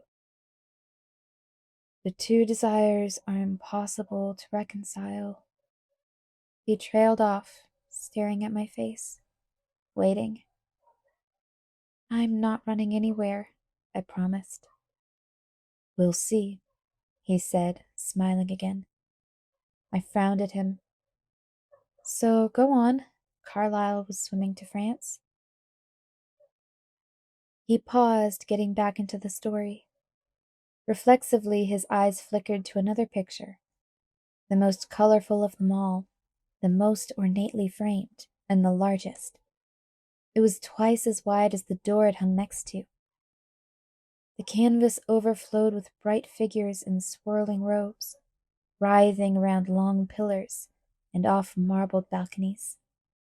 I couldn't tell if it represented Greek mythology, or if the characters floating in the clouds above were meant to be biblical. Carlisle swam to France and continued on through Europe, to the universities there. By night he studied music, science, medicine, and found his calling, his penance in saving human lives. His expression became odd, almost reverent. I can't adequately describe the struggle. It took Carlisle 2 centuries of torturous effort to perfect his self-control. Now he is all but immune to the scent of human blood, and he is able to do the work he loves without agony. He finds a great deal of peace there at the hospital. Edward stared off into space for a long moment. Suddenly he seemed to recall his purpose. He tapped his finger against the huge painting in front of us. He was studying in Italy when he discovered the others there. They were much more civilized and educated than the wraiths of the London sewers. He touched a comparatively sedate quartet of figures painted on the highest balcony, looking down calmly on the mayhem below them. I examined the grouping carefully and realized, with a startled laugh, that I recognized the golden-haired man. Solomina was greatly inspired by Carlisle's friends. He often painted them as gods. Edward chuckled. Varro, Marcus, Caius, he said, indicating the other 3, 2 black-haired, 1 snowy white. Nighttime patrons of the arts. What happened to them? I wondered aloud, my fingertip hovering a centimeter from the figures on the canvas. They're still there, he shrugged, as they have been for who knows how many millennia. Carlisle stayed with them only a short time, just a few decades. He greatly admired their civility, their refinement, but they persisted in trying to cure his aversion to his natural food source, as they called it. They tried to persuade him, and he tried to persuade them, to no avail. At that point, Carlisle decided to try the New World. He dreamed of finding others like himself. He was very lonely, you see. He didn't find anyone for a long time, but as monsters became the stuff of fairy tales, he found he could interact with unsuspecting humans as if he were one of them. He began practicing medicine, but the companionship he craved evaded him. He couldn't risk familiarity. When the influenza epidemic hit, he was working nights in a hospital in Chicago. He'd been turning over an idea in his mind for several years, and he had almost decided to act. Since he couldn't find a companion, he would create one. He wasn't absolutely sure how his own transformation had occurred, so he was hesitant. And he was loath to steal anyone's life the way his had been stolen. It was in that frame of mind that he found me. There was no hope for me. I was left in a ward with the dying. He had nursed my parents and knew I was alone. He decided to try.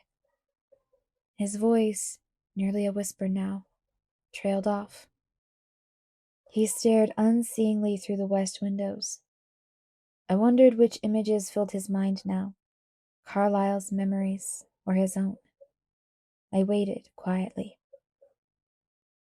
When he turned back to me, a gentle angel smile lit his expression.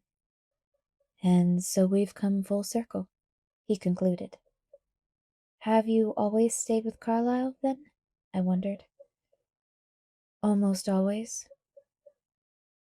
He put his hand lightly on my waist and pulled me with him as he walked through the door. I stared back at the wall of pictures, wondering if I would ever get to hear the other stories. Edward didn't say any more as we walked down the hall. So I asked, "Almost?" He sighed, seeming reluctant to answer.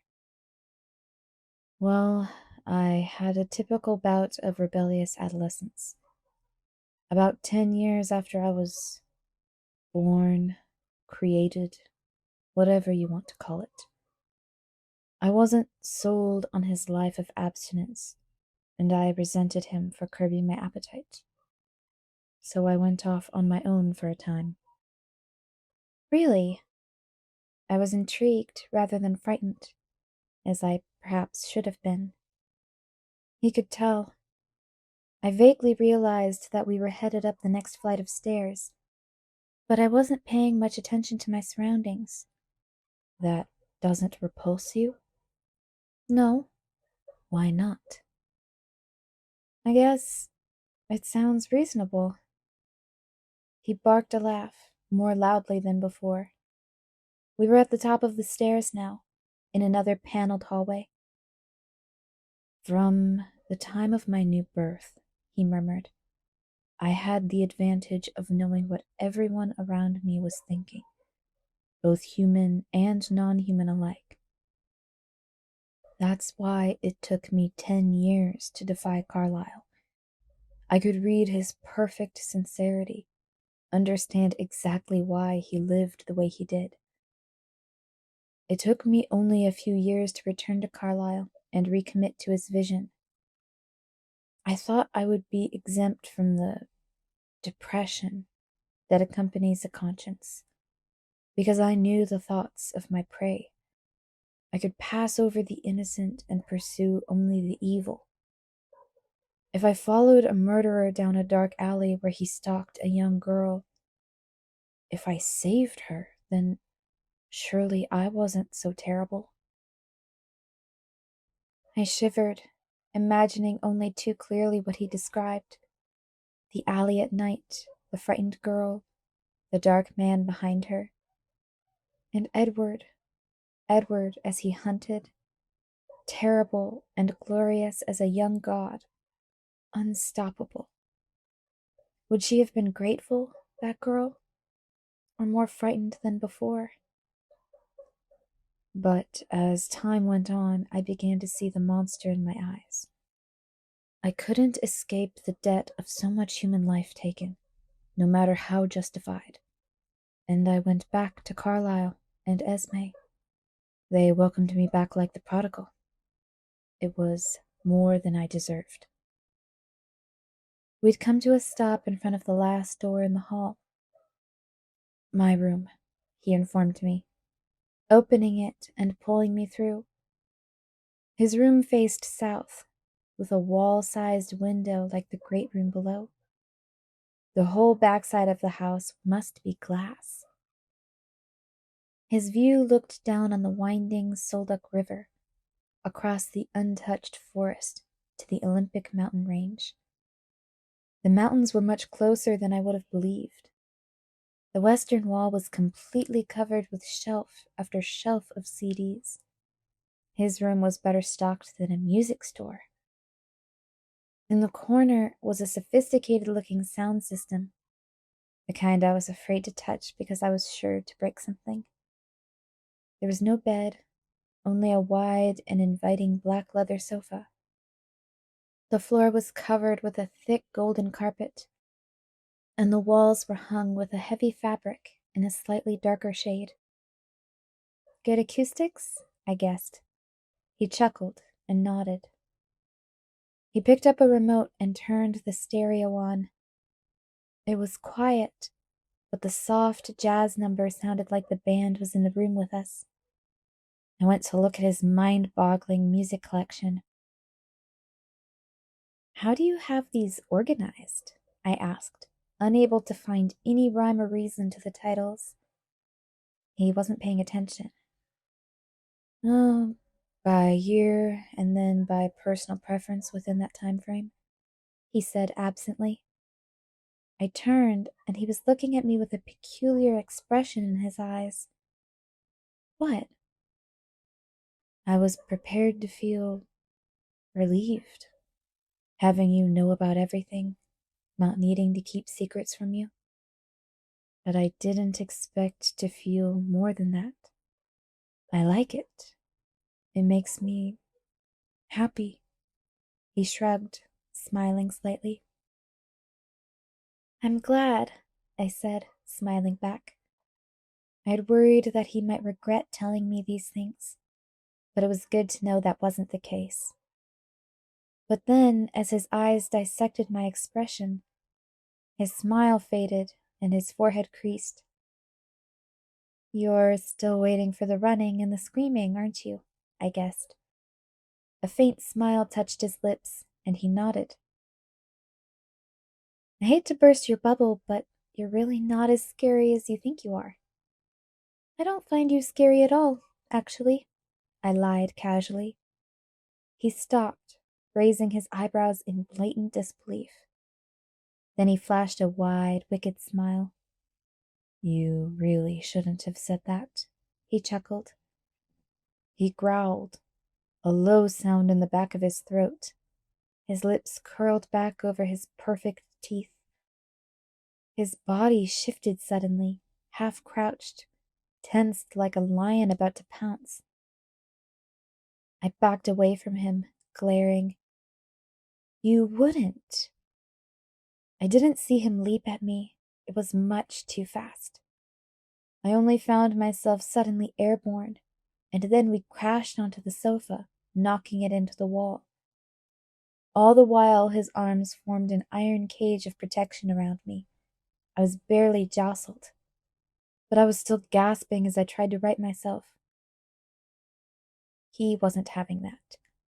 He curled me into a ball against his chest, holding me more securely than iron chains. I glared at him in alarm, but he seemed well in control. His jaw relaxed as he grinned, his eyes only bright with humor. You were saying, he growled playfully, that you are a very, very terrifying monster, I said, the sarcasm marred a bit by my breathless voice. Much better, he approved.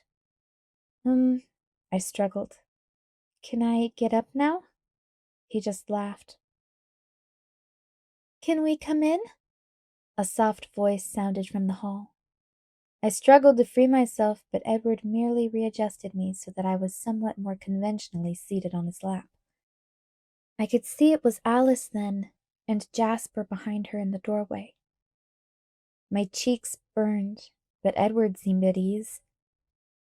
Go ahead. Edward was still chuckling quietly. Alice seemed to find nothing unusual in our embrace. She walked, almost danced, her movements were so graceful, to the center of the room, where she folded herself sinuously onto the floor. Jasper, however, paused at the door, his expression a trifle shocked. He stared at Edward's face, and I wondered if he was tasting the atmosphere with his unusual sensitivity. It sounded like you were having Bella for lunch, and we came to see if you would share, Alice announced. I stiffened for an instant, until I realized Edward was grinning. Whether at her comment or my response, I couldn't tell. Sorry, I don't believe I have enough to spare, he replied, his arms holding me recklessly close. Actually, Jasper said, smiling despite himself as he walked into the room.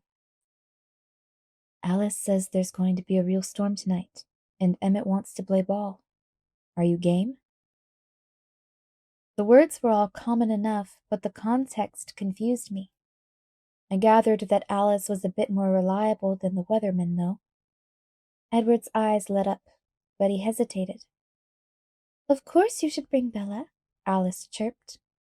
I thought I saw Jasper throw a quick glance at her. Do you want to go? Edward asked me, excited, his expression vivid. Sure. I couldn't disappoint such a face. Where are we going? We have to wait for Thunder to play ball. You'll see why, he promised. Will I need an umbrella? They all three laughed aloud. Will she? Jasper asked Alice. No. She was positive. The storm will hit over town. It should be dry enough in the clearing. Good then. The enthusiasm in Jasper's voice was catching, naturally. I found myself eager rather than scared stiff. Let's go see if Carlisle will come. Alice bounded up and to the door in a fashion that would break any ballerina's heart. Like you don't know, Jasper teased, and they were swiftly on their way. Jasper managed to inconspicuously close the door behind them. What will we be playing? I demanded. You will be watching, Edward clarified. We will be playing baseball. I rolled my eyes. Vampires like baseball? It's the American pastime, he said with mock solemnity.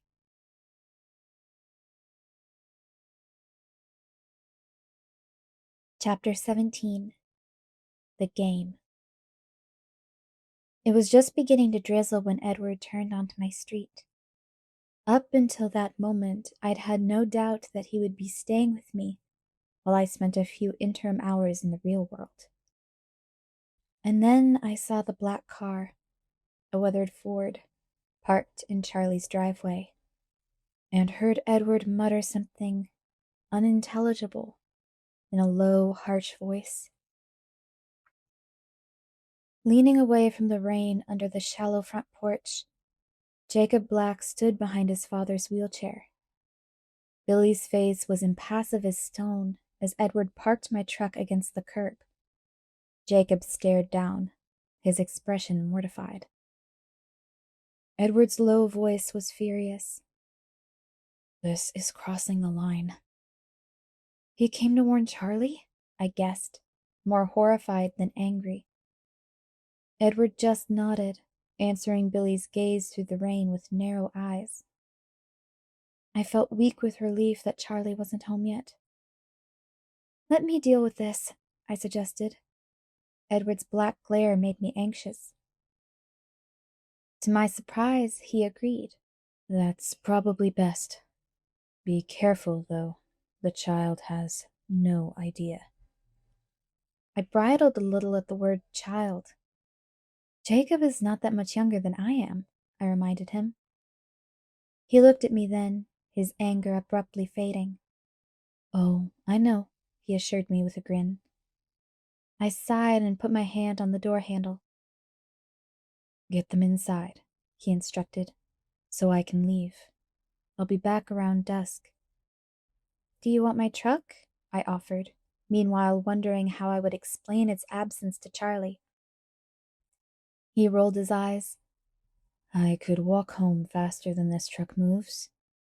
You don't have to leave, I said wistfully. He smiled at my glum expression. Actually, I do. After you get rid of them. He threw a dark glance in the Black's direction. You still have to prepare Charlie to meet your new boyfriend. He grinned widely, showing all of his teeth. I groaned. Thanks a lot. He smiled the crooked smile that I loved. I'll be back soon, he promised. His eyes flickered back to the porch, and then he leaned in to swiftly kiss me just under the edge of my jaw. My heart lurched frantically, and I, too, glanced toward the porch. Billy's face was no longer impassive, and his hands clutched at the armrests of his chair. Soon, I stressed as I opened the door and stepped out of the rain. I could feel his eyes on my back as I half ran through the light sprinkle toward the porch. Hey, Billy. Hi, Jacob. I greeted them as cheerfully as I could manage. Charlie's gone for the day. I hope you haven't been waiting long. Not long, Billy said in a subdued tone. His black eyes were piercing. I just wanted to bring this up. He indicated a brown paper sack resting on his lap. Thanks, I said, though I had no idea what it could be. Why don't you come in for a minute and dry off? I pretended to be oblivious to his intense scrutiny as I unlocked the door and waved them in ahead of me. "Here, let me take that," I offered, turning to shut the door. I allowed myself one last glance at Edward.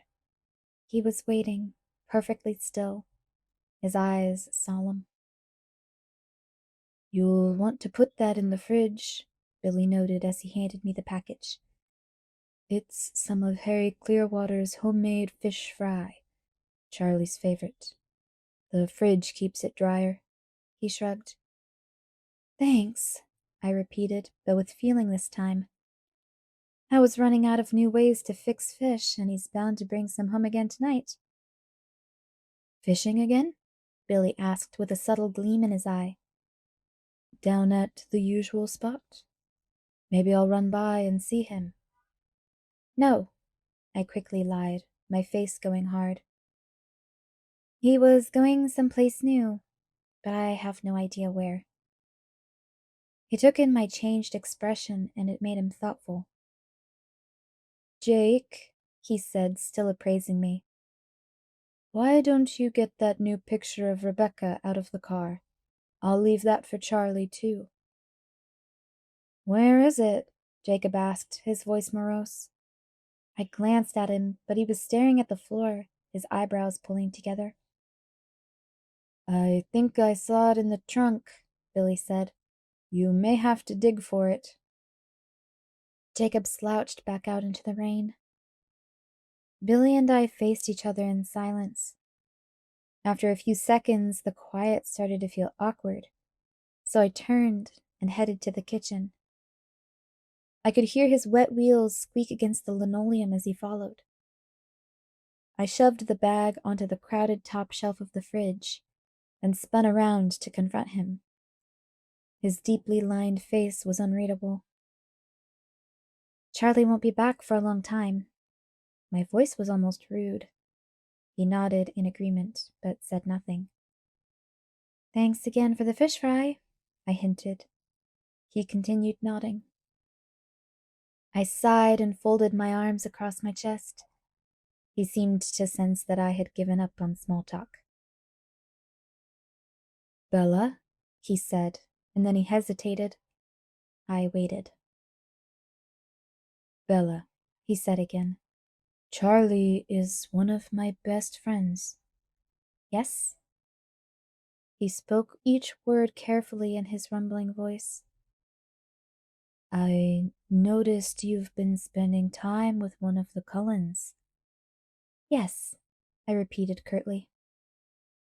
His eyes narrowed. "Maybe it's none of my business, but I don't think that is such a good idea." "You're right," I agreed. "It is none of your business." He raised his graying eyebrows at my tone. "You probably don't know this, but the Cullen family has an unpleasant reputation on the reservation." "Actually, I did know that," I informed him in a hard voice. This surprised him. "But that reputation couldn't be deserved, could it? Because the Cullens never set foot on the reservation, do they?" I could see that my less than subtle reminder of the agreement that both bound and protected his tribe pulled him up short. "That's true," he acceded, his eyes guarded.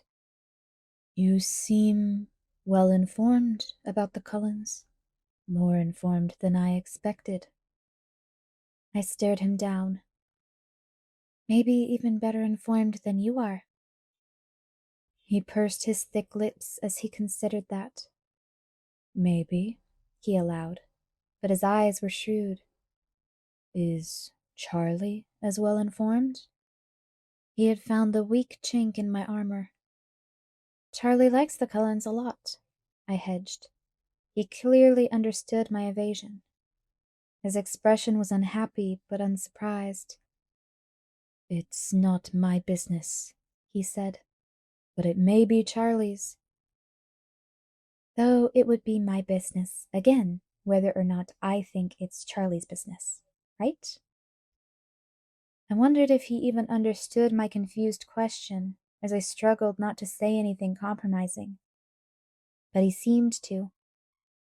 He thought about it while the rain picked up against the roof, the only sound breaking the silence. "Yes," he finally surrendered. "I guess that's your business, too." I sighed with relief. "Thanks, Billy."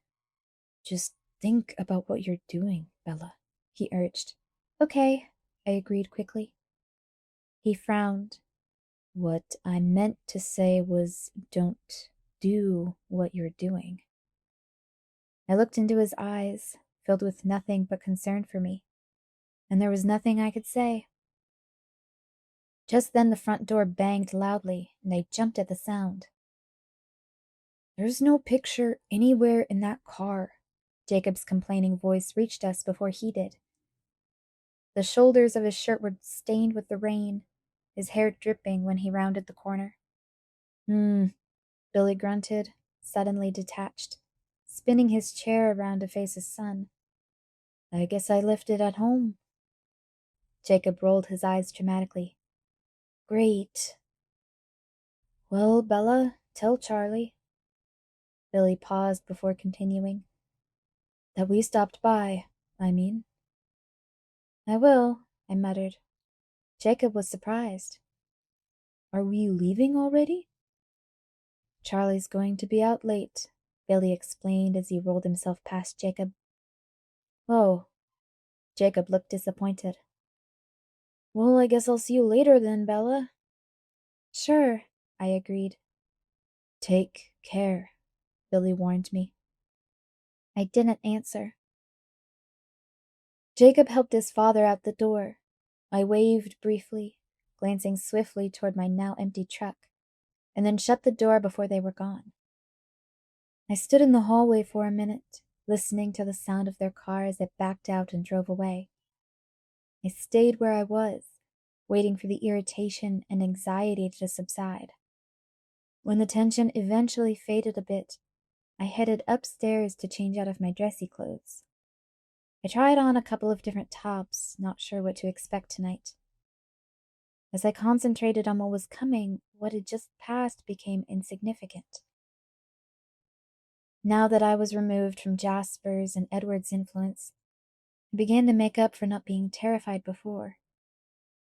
I gave up quickly on choosing an outfit, throwing on an old flannel shirt and jeans, knowing I was going to be in my raincoat all night anyway. The phone rang, and I sprinted downstairs to get it. There was only one voice I wanted to hear. Anything else would be a disappointment. But I knew that if he wanted to talk to me, he'd probably just materialize in my room. "Hello?" I asked, breathless. "Bella, it's me," Jessica said. "Oh, hey, Jess." I scrambled for a moment to come back down to reality.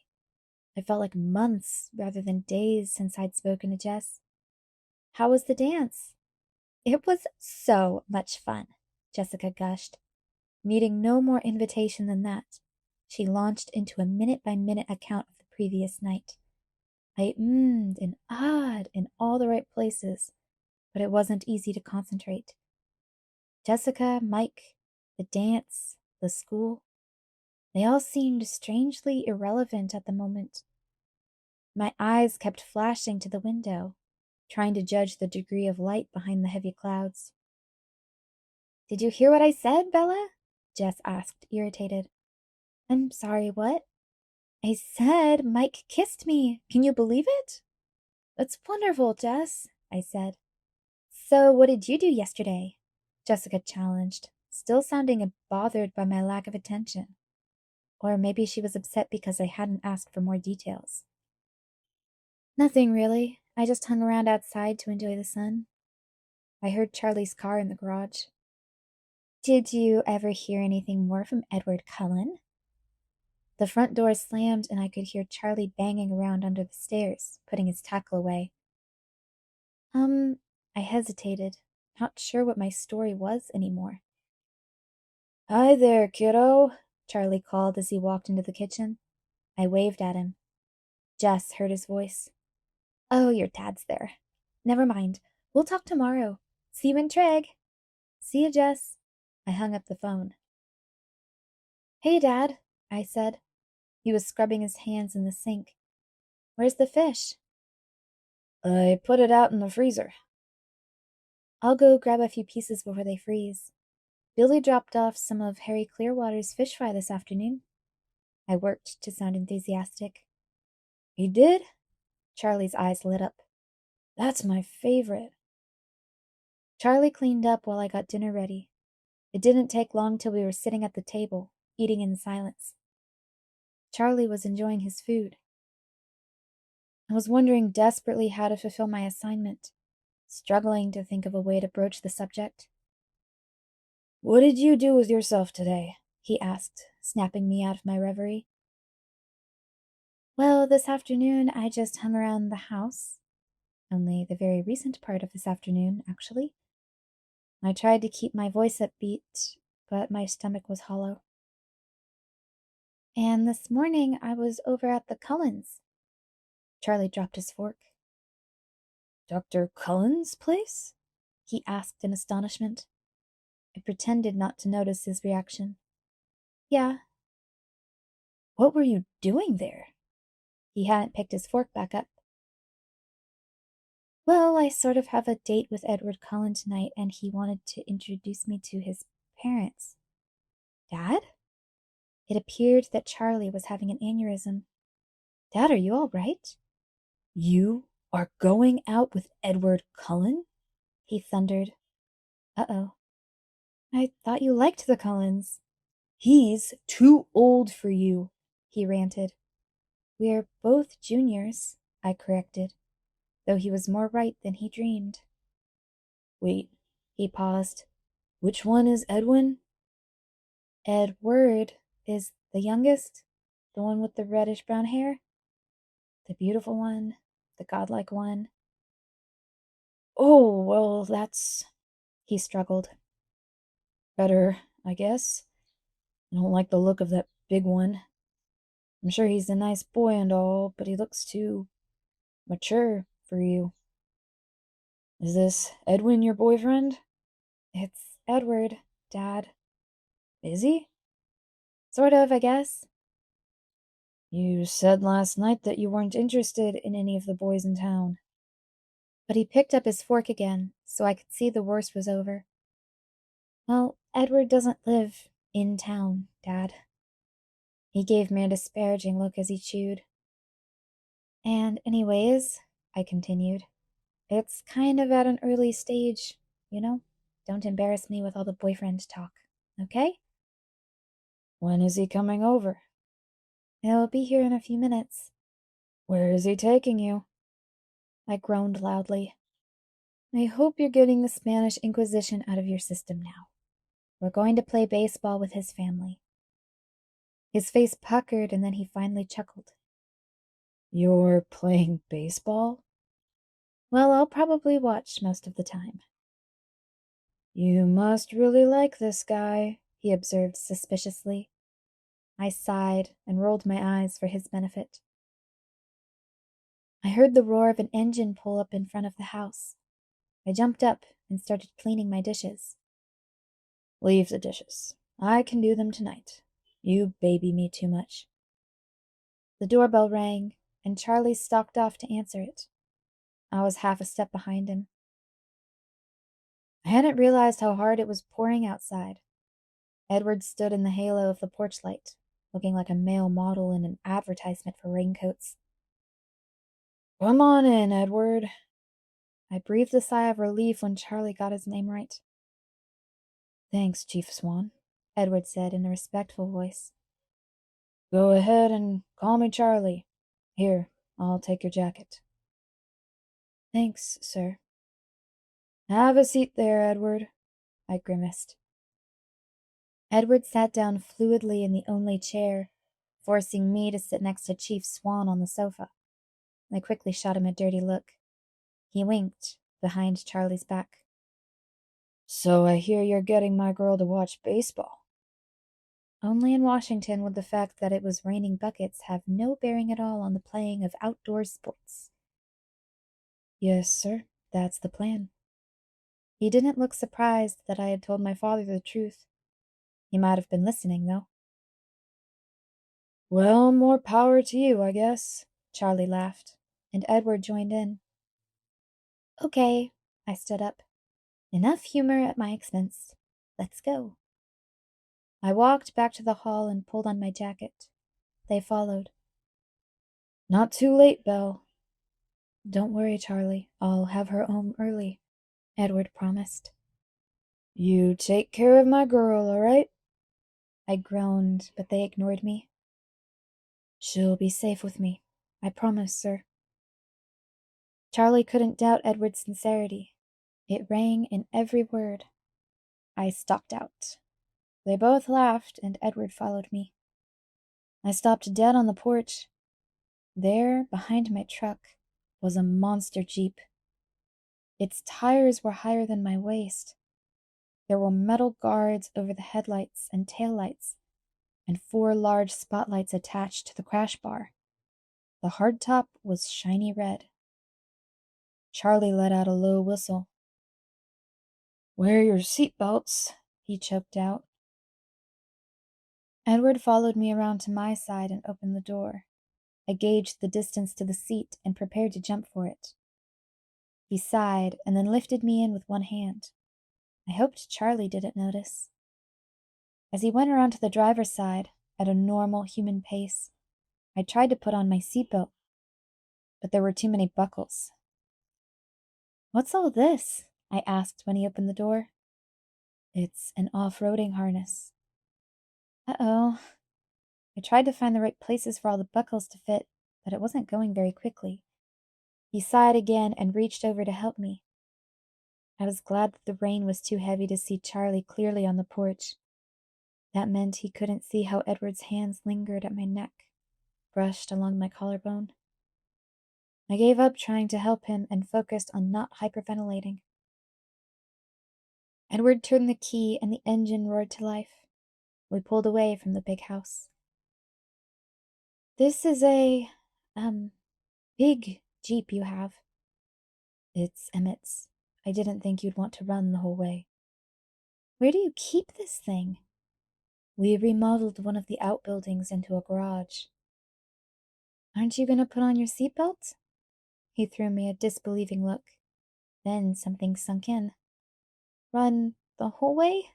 As in, we're still going to run part of the way?" My voice edged up a few octaves. He grinned tightly. "You're not going to run."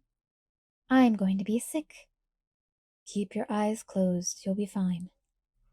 I bit my lip, fighting the panic. He leaned over to kiss the top of my head and then groaned.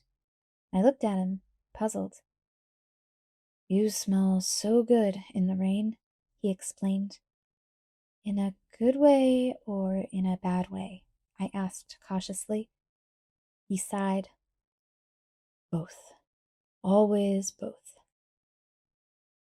I don't know how he found his way in the gloom and downpour, but somehow he found a side road that was less of a road and more of a mountain path. For a long while, conversation was impossible, because I was bouncing up and down in the seat like a jackhammer. He seemed to enjoy the ride, though, smiling hugely the whole way. And then we came to the end of the road. The trees formed green walls on 3 sides of the Jeep. The rain was a mere drizzle, slowing every second. The sky brighter through the clouds. "Sorry, Bella. We have to go on foot from here." "You know what? I'll just wait here." "What happened to all your courage? You were extraordinary this morning." "I haven't forgotten the last time yet." Could it have only been yesterday? He was around to my side of the car in a blur. He started unbuckling me. "I'll get those, you go on ahead," I protested. He mused as he quickly finished. "It seems I'm going to have to tamper with your memory." Before I could react, he pulled me from the Jeep and set my feet on the ground. It was barely misting now. Alice was going to be right. "Tamper with my memory?" I asked nervously. "Something like that." He was watching me intently, carefully, but there was humor deep in his eyes. He placed his hands against the jeep on either side of my head and leaned forward, forcing me to press back against the door. He leaned in even closer, his face inches from mine. I had no room to escape. "No," he breathed, and just his smell disturbed my thought processes. "What exactly are you worrying about?" Well, hitting a tree," I gulped, "and dying, and then getting sick." He fought back a smile. Then he bent his head down and touched his cold lips softly to the hollow at the base of my throat. "Are you still worried now?" he murmured against my skin. "Yes," I struggled to concentrate. "About hitting trees and getting sick." His nose drew a line up the skin of my throat to the point of my chin. His cold breath tickled my skin. "And now?" His lips whispered against my jaw. "Trees," I gasped. "Motion sickness?" He lifted his face to kiss my eyelids. "Bella, you don't really think I would hit a tree, do you?" "No, but I might." There was no confidence in my voice. He smelled an easy victory. He kissed slowly down my cheek, stopping just at the corner of my mouth. "Would I let a tree hurt you?" His lips barely brushed against my trembling lower lip. "No," I breathed. I knew there was a second part to my brilliant defense, but I couldn't quite call it back. "You see," he said, his lips moving against mine. "There's nothing to be afraid of, is there?" "No," I sighed, giving up. Then he took my face in his hands almost roughly and kissed me in earnest, his unyielding lips moving against mine. There was really no excuse for my behavior. Obviously, I knew better by now, and yet I couldn't seem to stop from reacting exactly as I had the first time. Instead of keeping safely motionless, my arms reached up to twine tightly around his neck, and I was suddenly welded to his stone figure. I sighed, and my lips parted. He staggered back, breaking my grip effortlessly. "Damn it, Bella," he broke off, gasping. "You'll be the death of me. I swear you will." I leaned over, bracing my hands against my knees for support. "You're indestructible," I mumbled, trying to catch my breath. "I might have believed that before I met you. Now let's get out of here before I do something really stupid," he growled. He threw me across his back as he had before, and I could see the extra effort it took for him to be as gentle as he was. I locked my legs around his waist and secured my arms in a chokehold around his neck. "Don't forget to close your eyes," he warned severely. I quickly tucked my face into his shoulder blade, under my own arm, and squeezed my eyes shut. And I could hardly tell we were moving. I could feel him gliding along beneath me, but he could have been strolling down the sidewalk. The movement was so smooth. I was tempted to peek just to see if he was really flying through the forest like before, but I resisted. It wasn't worth that awful dizziness.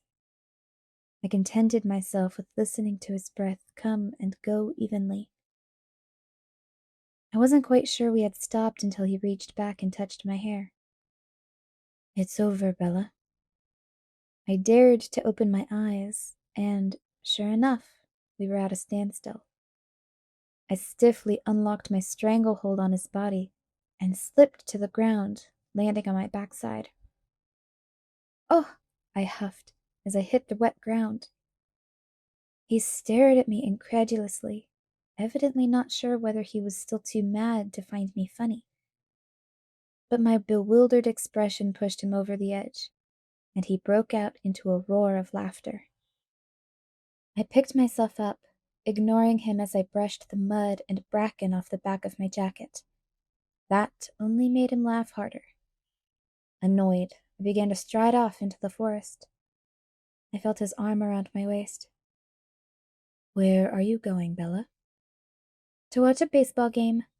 You don't seem to be interested in playing anymore, but I'm sure the others will have fun without you."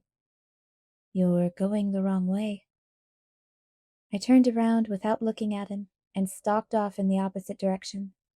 He caught me again. "Don't be mad. I couldn't help myself.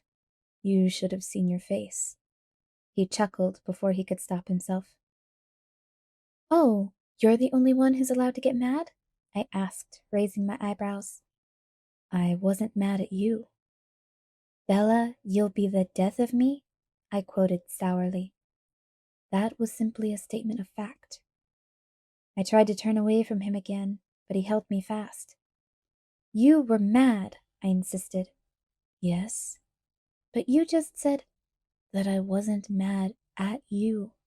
Can't you see that, Bella?" He was suddenly intense, all trace of teasing gone. "Don't you understand?" "See what?" I demanded, confused by his sudden mood swing as much as his words. "I'm never angry with you. How could I be?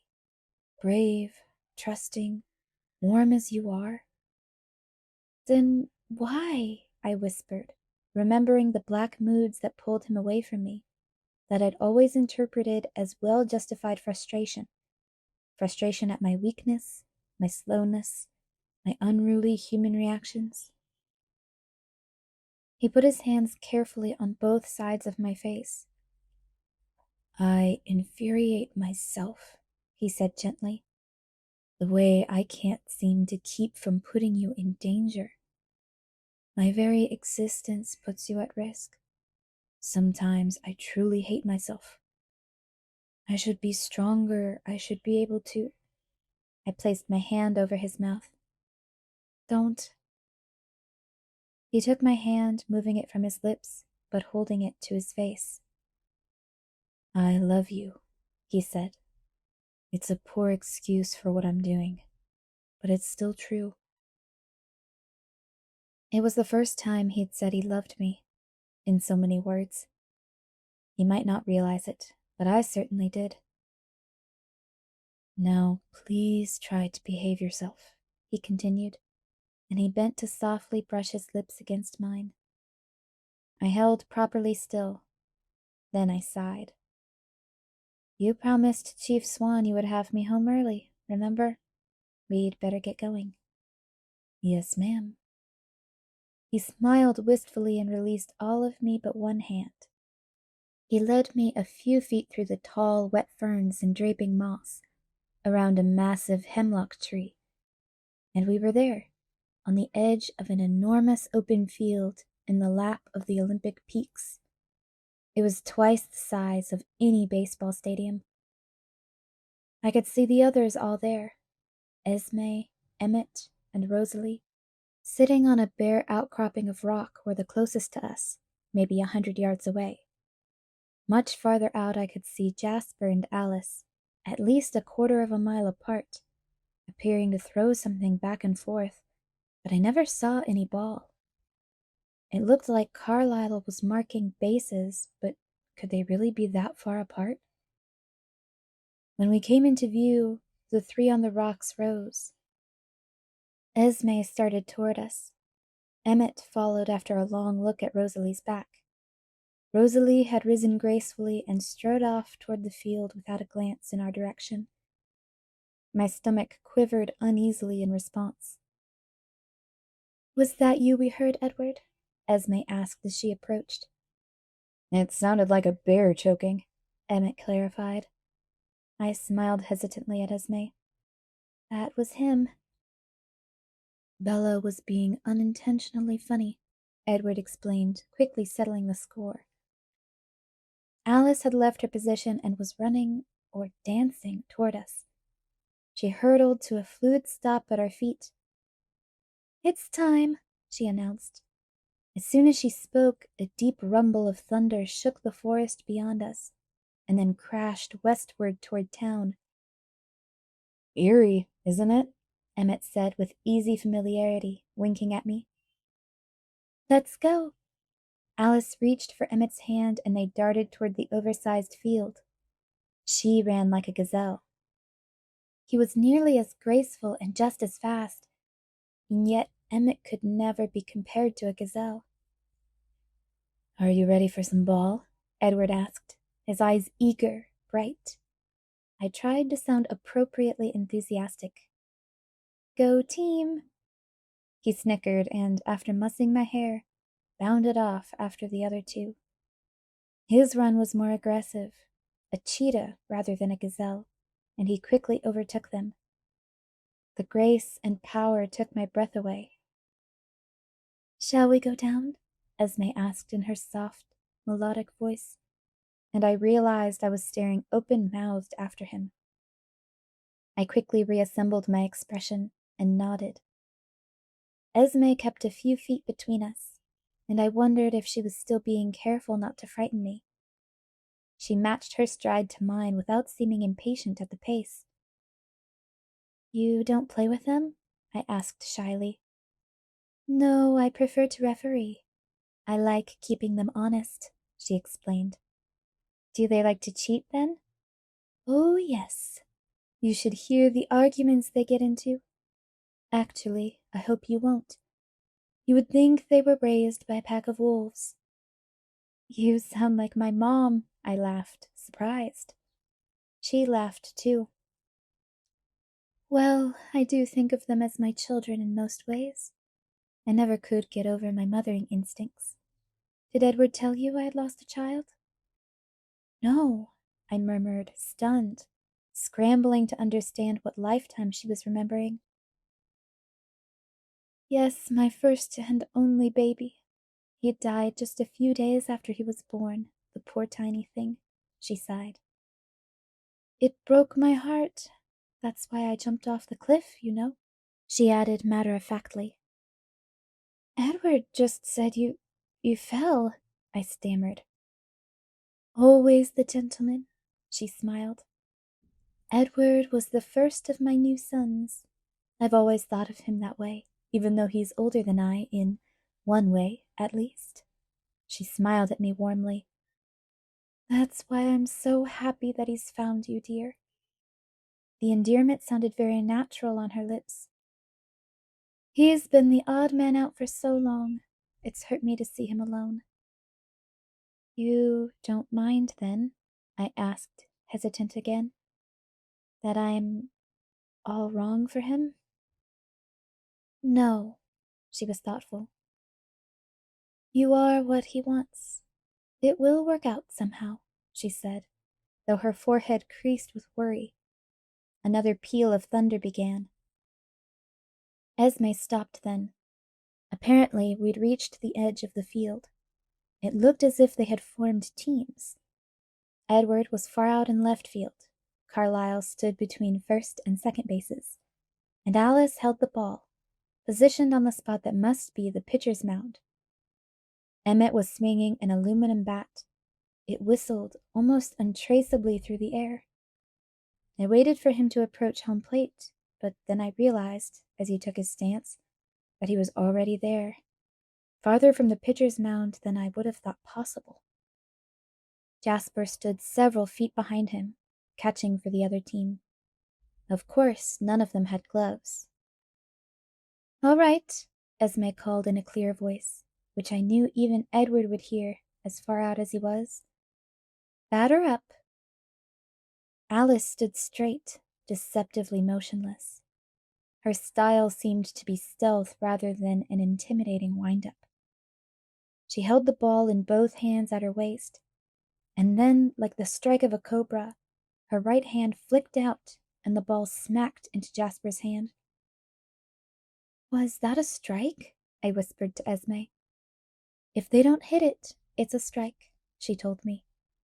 Jasper hurled the ball back to Alice's waiting hand. She permitted herself a brief grin. and then her hand spun out again. This time the bat somehow made it around in time to smash into the invisible ball. The crack of impact was shattering, thunderous. It echoed off the mountains. I immediately understood the necessity of the thunderstorm. The ball shot like a meteor above the field, flying deep into the surrounding forest. "Home run," I murmured.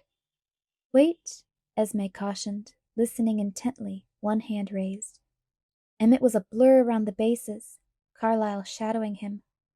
I realized Edward was missing. "Out!" Esme cried in a clear voice. I stared in disbelief as Edward sprang from the fringe of the trees, ball in his upraised hand, his wide grin visible even to me. "Emmett hits the hardest," Esme explained, "but Edward runs the fastest." The inning continued before my incredulous eyes. It was impossible to keep up with the speed at which the ball flew, the rate at which their bodies raced around the field. I learned the other reason they waited for a thunderstorm to play when Jasper, trying to avoid Edward's infallible fielding, hit a ground ball toward Carlisle. Carlisle ran into the ball and then raced Jasper to first base. When they collided, the sound was like the crash of two massive falling boulders. I jumped up in concern, but they were somehow unscathed. "Safe," Esme called in a calm voice. Emmett's team was up by 1. Rosalie managed to flit around the bases after tagging up on one of Emmett's long flies. When Edward caught the third out, he sprinted to my side, sparkling with excitement. "What do you think?" he asked. "One thing's for sure, I'll never be able to sit through dull old Major League Baseball again." "And it sounds like you did so much of that before," he laughed. "I am a little disappointed," I teased. "Why?" he asked, puzzled. "Well, it would be nice if I could find just one thing you didn't do better than everyone else on the planet."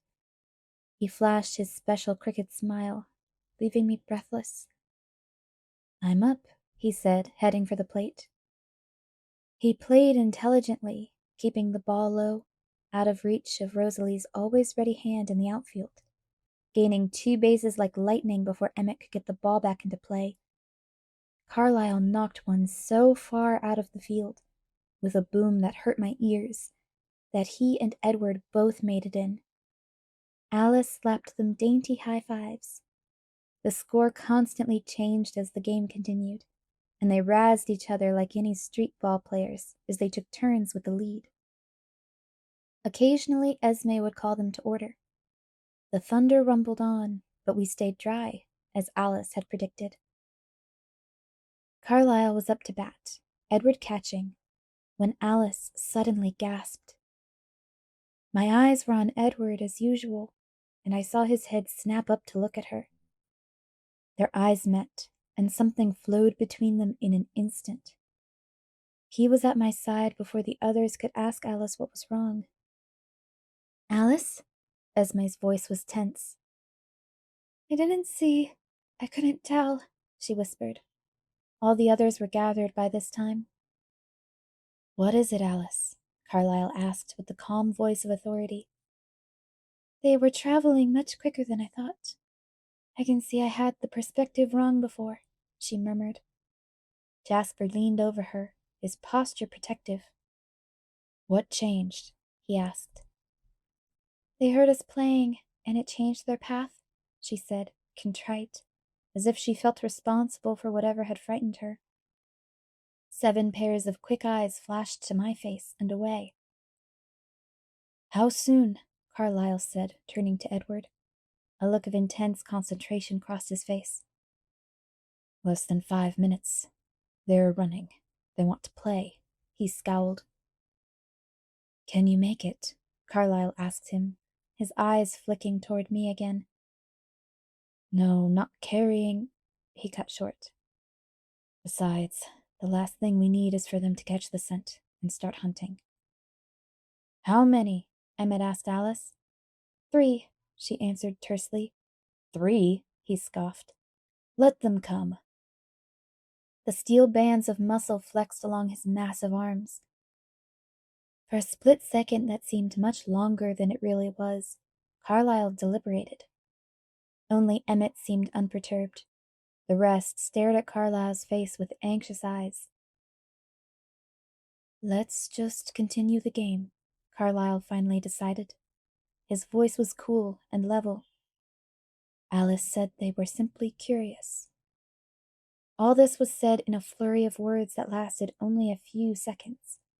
I had listened carefully and caught most of it, though I couldn't hear what Esme now asked Edward, with a silent vibration of her lips. I only saw the slight shake of his head and a look of relief on her face. You catch, Esme, he said.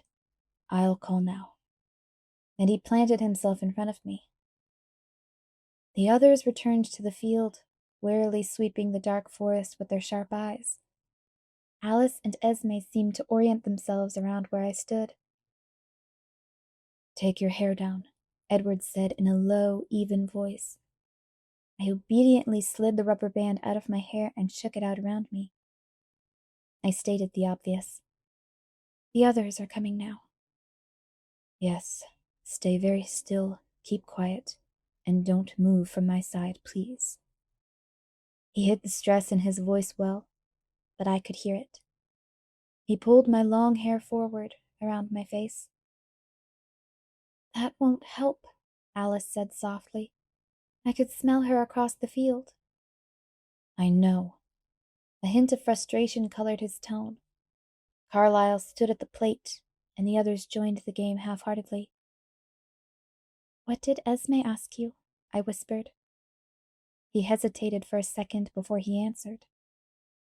Whether they were thirsty, he muttered unwillingly. The seconds ticked by. The game progressed with apathy now. No one dared to hit harder than a bunt, and Emmett, Rosalie, and Jasper hovered in the infield. Now and again, despite the fear that numbed my brain, I was aware of Rosalie's eyes on me. They were expressionless, but something about the way she held her mouth made me think she was angry. Edward paid no attention to the game at all, eyes and mind ranging the forest. I'm sorry, Bella, he muttered fiercely.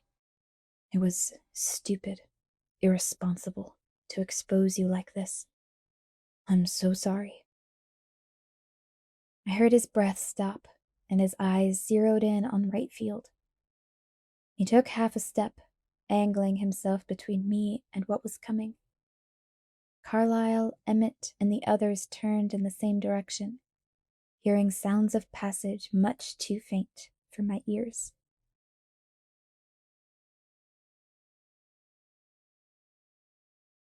Chapter 18. The Hunt.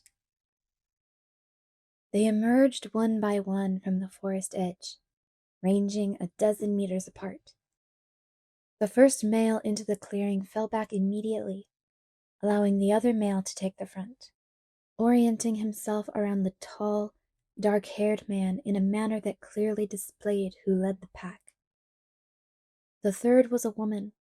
From this distance, all I could see of her was that her hair was a startling shade of red.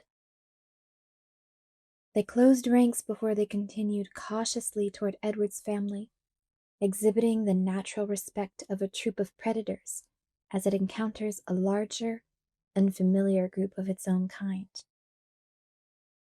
As they approached, I could see how different they were from the Cullens.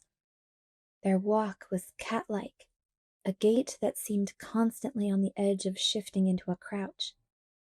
They dressed in the ordinary gear of backpackers, jeans and casual button-down shirts, in heavy, weatherproof fabrics.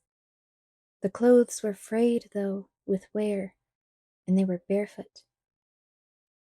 Both men had cropped hair, but the woman's brilliant orange hair was filled with leaves and debris from the woods. Their sharp eyes carefully took in the more polished, urbane stance of Carlisle, who, flanked by Emmett and Jasper, stepped guardedly forward to meet them. Without any seeming communication between them, they each straightened into a more casual, erect bearing. The man in front was easily the most beautiful, his skin olive-toned beneath the typical pallor, his hair a glossy black. He was of a medium build, hard-muscled, of course, but nothing next to Emmett's brawn. He smiled an easy smile, exposing a flash of gleaming white teeth. The woman was wilder, her eyes shifting restlessly between the men facing her and the loose grouping around me, her chaotic hair quivering in the slight breeze. Her posture was distinctly feline.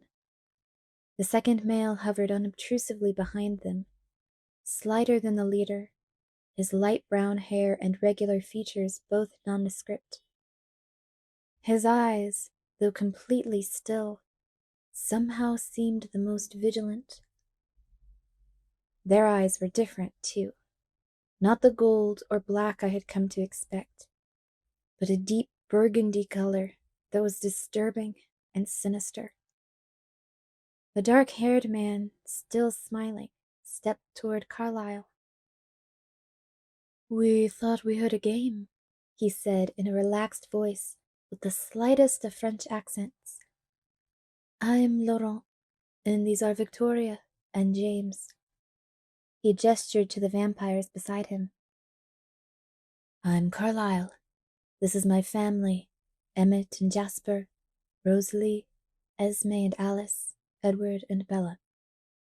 He pointed us out in groups, deliberately not calling attention to individuals. I felt a shock when he said my name. "Do you have room for a few more players?" Laurent asked sociably. Carlisle matched Laurent's friendly tone. "Actually, we were just finishing up, but we'd certainly be interested another time. Are you planning to stay in the area for long?" "We're heading north, in fact, but we were cautious to see who was in the neighborhood. We haven't run into any company in a long time." "No, this region is usually empty except for us and the occasional visitor, like yourselves." The tense atmosphere had slowly subsided into a casual conversation. I guessed that Jasper was using his peculiar gift to control the situation. "What's your hunting range?" Laurent casually inquired. Carlisle ignored the assumption behind the inquiry. "The Olympic range here, up and down the coast ranges on occasion. We keep a permanent residence nearby. There's another permanent settlement like ours, up near Denali." Laurent rocked back on his heels slightly. "Permanent? How do you manage that?" There was honest curiosity in his voice. "Why don't you come back to our home with us, and we can talk comfortably?" Carlisle invited. "It's a rather long story." James and Victoria exchanged a surprised look at the mention of the word home, but Laurent controlled his expression better. "That sounds very interesting and welcome." His smile was genial. "We've been on the hunt all the way down from Ontario, and we haven't had a chance to clean up in a while." His eyes moved appreciatively over Carlisle's refined appearance. "Please don't take offense, but we'd appreciate it if you'd refrain from hunting in this immediate area. We have to stay inconspicuous, you understand?" Carlisle explained. "Of course," Laurent nodded. "We certainly won't encroach on your territory. We just ate outside of Seattle anyway," he laughed. A shiver ran up my spine. "We'll show you the way if you'd like to run with us. Emmett and Alice, you can go with Edward and Bella to get the jeep," he casually added. 3 things seemed to happen simultaneously while Carlisle was speaking. My hair ruffled with the light breeze. Edward stiffened, and the second male, James, suddenly whipped his head around, scrutinizing me, his nostrils flaring. A swift rigidity fell on all of them as James lurched one step forward into a crouch. Edward bared his teeth, crouching in defense. a feral snarl ripping from his throat. It was nothing like the playful sounds I'd heard from him this morning. It was the single most menacing thing I had ever heard, and chills ran from the crown of my head to the back of my heels. "What's this?" Laurent exclaimed in open surprise. Neither James nor Edward relaxed their aggressive poses. James fainted slightly to the side, and Edward shifted in response. "She's with us." Carlisle's firm rebuff was directed towards James. Laurent seemed to catch my scent less powerfully than James, but awareness now dawned on his face. "You brought a snack?" he asked, his expression incredulous as he took an involuntary step forward. Edward snarled even more ferociously, harshly, his lip curling high above his glistening bared teeth. Laurent stepped back again. "I said, she's with us," Carlisle corrected in a hard voice. "But she's human," Laurent protested. The words were not at all aggressive, merely astounded. "Yes." Emmett was very much in evidence at Carlisle's side, his eyes on James. James slowly straightened out of his crouch, but his eyes never left me, his nostrils still wide. Edward stayed tense like a lion in front of me. When Laurent spoke, his tone was soothing, trying to diffuse the sudden hostility. "It appears we have a lot to learn about each other." "Indeed." Carlisle's voice was still cool. "But we'd like to accept your invitation." His eyes flicked toward me and back to Carlisle.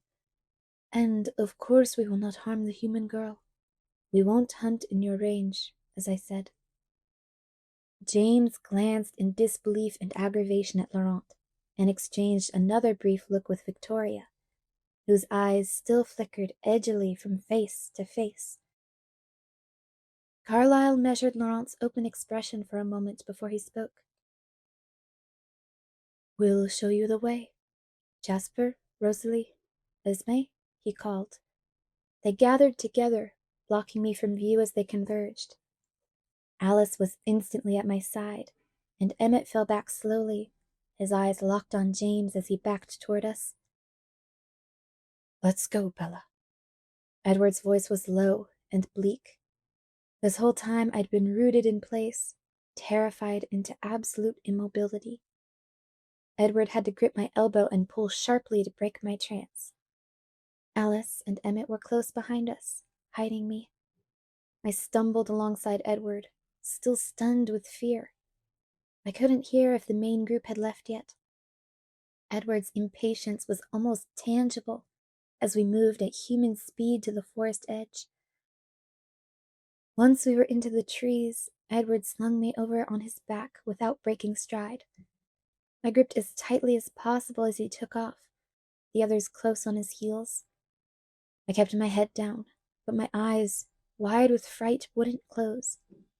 They plunged through the now black forest like wraiths. The sense of exhilaration that usually seemed to possess Edward as he ran was completely absent, replaced by a fury that consumed him and drove him still faster. Even with me on his back, the others trailed behind. We reached the jeep in an impossibly short time, and Edward barely slowed as he flung me in the back seat. "Strap her in," he ordered Emmett, who slid in beside me. Alice was already in the front seat, and Edward was starting the engine. It roared to life, and we swerved backward, spinning around to face the winding road. Edward was growling something too fast for me to understand, but it sounded a lot like a string of profanities. The jolting trip was much worse this time, and the darkness only made it more frightening. Emmett and Alice both glared out the side windows. We hit the main road, and though our speed increased, I could see much better where we were going. And we were headed south, away from Forks. "Where are we going?" I asked. No one answered. No one even looked at me. Damn it, Edward, where are you taking me? We have to get you away from here. Far away. Now. He didn't look back, his eyes on the road.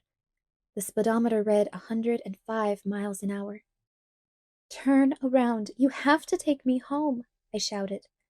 I struggled with the stupid harness, tearing at the straps. Emmett, Edward said grimly, and Emmett secured my hands in his steely grasp. No, Edward, no, you can't do this. I have to, Bella. Now please be quiet. I won't. You have to take me back. Charlie will call the FBI. They'll be all over your family. Carlisle and Esme, they'll have to leave, to hide forever. Calm down, Bella. His voice was cold. We've been there before. Not over me, you don't. You're not ruining everything over me. I struggled violently, with total futility. Alice spoke for the first time. Edward, pull over. He flashed her a hard look and then sped up. Edward, let's just talk this through. You don't understand, he roared in frustration. I'd never heard his voice so loud.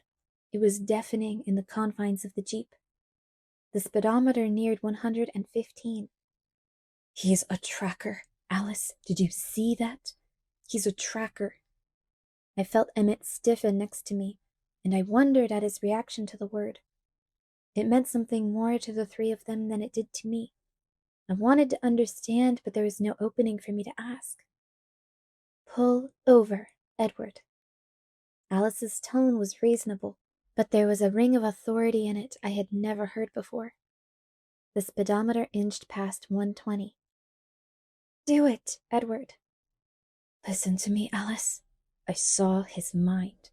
Tracking is his passion, his obsession, and he wants her, Alice, her specifically. He begins the hunt tonight.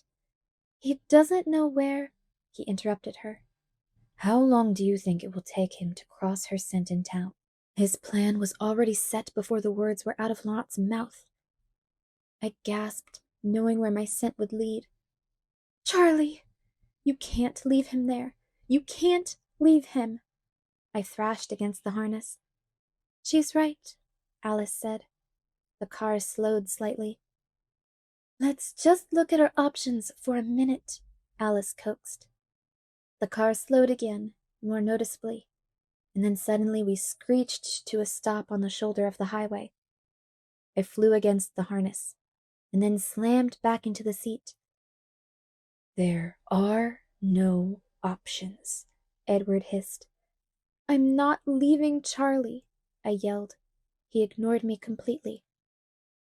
We have to take her back, Emmett finally spoke. No. Edward was absolute. He's no match for us, Edward. He won't be able to touch her. He'll wait. Emmett smiled. I can wait too. You didn't see. You don't understand. Once he commits to a hunt, he's unshakable. We'd have to kill him. Emmett didn't seem upset by the idea. That's an option. And the female? She's with him. If it turns into a fight, the leader will go with him too. There are enough of us. There's another option, Alice said quietly. Edward turned on her in fury, his voice a blistering snarl. There is no other option. Emmett and I both stared at him in shock, but Alice seemed unsurprised. The silence lasted for a long moment as Edward and Alice stared each other down. I broke it. Does anyone want to hear my plan? No, Edward growled. Alice glared at him, finally provoked. Listen, I pleaded. You take me back. No, he interrupted. I glared at him and continued. You take me back. I tell my dad I want to go home to Phoenix. I pack my bags. We wait until this tracker is watching, and then we run. He'll follow us and leave Charlie alone. Charlie won't call the FBI on your family. Then you can take me any damned place you want." They stared at me, stunned. It's not a bad idea, really. Emmett's surprise was definitely an insult. "It might work, and we simply can't leave her father unprotected. You know that," Alice said. Everyone looked at Edward. "It's too dangerous. I don't want him within 100 miles of her." Emmett was supremely confident. "Edward, he's not getting through us." Alice thought for a minute. "I don't see him attacking. He'll try to wait for us to leave her alone." "It won't take long for him to realize that's not going to happen." "I demand that you take me home." I tried to sound firm. Edward pressed his fingers to his temples and squeezed his eyes shut. "Please?" I said in a much smaller voice. He didn't look up. When he spoke, his voice sounded worn. "You're leaving tonight, whether the tracker sees or not. You tell Charlie that you can't stand another minute in Forks. Tell him whatever story works. Pack the first things your hands touch, and then get in your truck. I don't care what he says to you. You have 15 minutes. Do you hear me? 15 minutes from the time you cross the doorstep." The Jeep rumbled to life, and he spun us around, the tires squealing. The needle on the speedometer started to race up the dial. "Emmett?" I asked, looking pointedly at my hands. "Oh, sorry." He let me loose. A few minutes passed in silence, other than the roar of the engine. Then Edward spoke again. "This is how it's going to happen. When we get to the house, if the tracker is not there, I will walk her to the door. Then she has 15 minutes. He glared at me in the rearview mirror. "Emmett, you take the outside of the house. Alice, you get the truck. I'll be inside as long as she is. After she's out, you two can take the Jeep home and tell Carlisle." "No way," Emmett broke in. "I'm with you." "Think it through, Emmett. I don't know how long I'll be gone." "Until we know how far this is going to go, I'm with you." Edward sighed. "If the tracker is there," he continued grimly, "we keep driving." "We're going to make it there before him," Alice said confidently. Edward seemed to accept that. Whatever his problem was with Alice, he didn't doubt her now.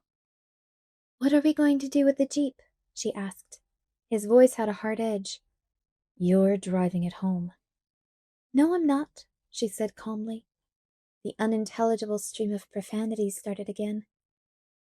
"We can't all fit in my truck," I whispered. Edward didn't appear to hear me. "I think you should let me go alone," I said even more quietly. He heard that. "Bella, please, just do it my way. Just this once," he said between clenched teeth. "Listen, Charlie's not an imbecile," I protested. "If you're not in town tomorrow, he's going to get suspicious." "That's irrelevant. We'll make sure he's safe, and that's all that matters." "Then what about this tracker? He saw the way you acted tonight. He's going to think you're with me wherever you are." Emmett looked at me, insultingly surprised again. "Edward, listen to her," he urged. "I think she's right." "Yes, she is," Alice agreed. "I can't do that." Edward's voice was icy. "Emmett should stay too," I continued. He definitely got an eyeful of Emmett. "What?" Emmett turned on me. "You'll get a better crack at him if you stay," Alice agreed. Edward stared at her incredulously. "You think I should let her go alone?" "Of course not," Alice said. "Jasper and I will take her." "I can't do that," Edward repeated, but this time there was a trace of defeat in his voice. The logic was working on him. I tried to be persuasive. "Hang out here for a week." I saw his expression in the mirror and amended. "A few days. Let Charlie see you haven't kidnapped me. and lead this James on a wild goose chase. Make sure he's completely off my trail. Then come and meet me. Take a roundabout route, of course, and then Jasper and Alice can go home." I could see him beginning to consider it. "Meet you where?" "Phoenix, of course." "No, he'll hear that's where you're going," he said impatiently. "And you'll make it look like that's a ruse, obviously. He'll know that we'll know he's listening. He'll never believe I'm actually going where I say I'm going." "She's diabolical," Emmett chuckled. "And if that doesn't work?" "There are several million people in Phoenix," I informed him. "It's not that hard to find a phone book." "I won't go home." "Oh?" he inquired, a dangerous note in his voice. "I'm quite old enough to get my own place." "Edward will be with her," Alice reminded him. "What are you going to do in Phoenix?" he asked her scathingly. "Stay indoors." "I kinda like it." Emmett was thinking about cornering James, no doubt. "Shut up, Emmett. Look, if we try to take him down while she's still around, there's a much better chance that someone will get hurt. She'll get hurt, or you will trying to protect her. Now, if we get him alone—" He trailed off with a slow smile. I was right. The Jeep was crawling slowly along now as we drove into town. Despite my brave talk, I could feel the hairs on my arms standing up. I thought about Charlie, alone in the house, and tried to be courageous. "Bella." Edward's voice was very soft. Alice and Emmett looked out their windows. "If you let anything happen to yourself, anything at all, I'm holding you personally responsible. Do you understand that?" "Yes," I gulped. He turned to Alice. "Can Jasper handle this?" "Give him some credit, Edward. He's been doing very, very well, all things considered." "Can you handle this?" he asked. And graceful little Alice pulled her lips back in a horrific grimace and let loose with a guttural snarl that had me cowering against the seat in terror. Edward smiled at her. "But keep your opinions to yourself," he muttered suddenly.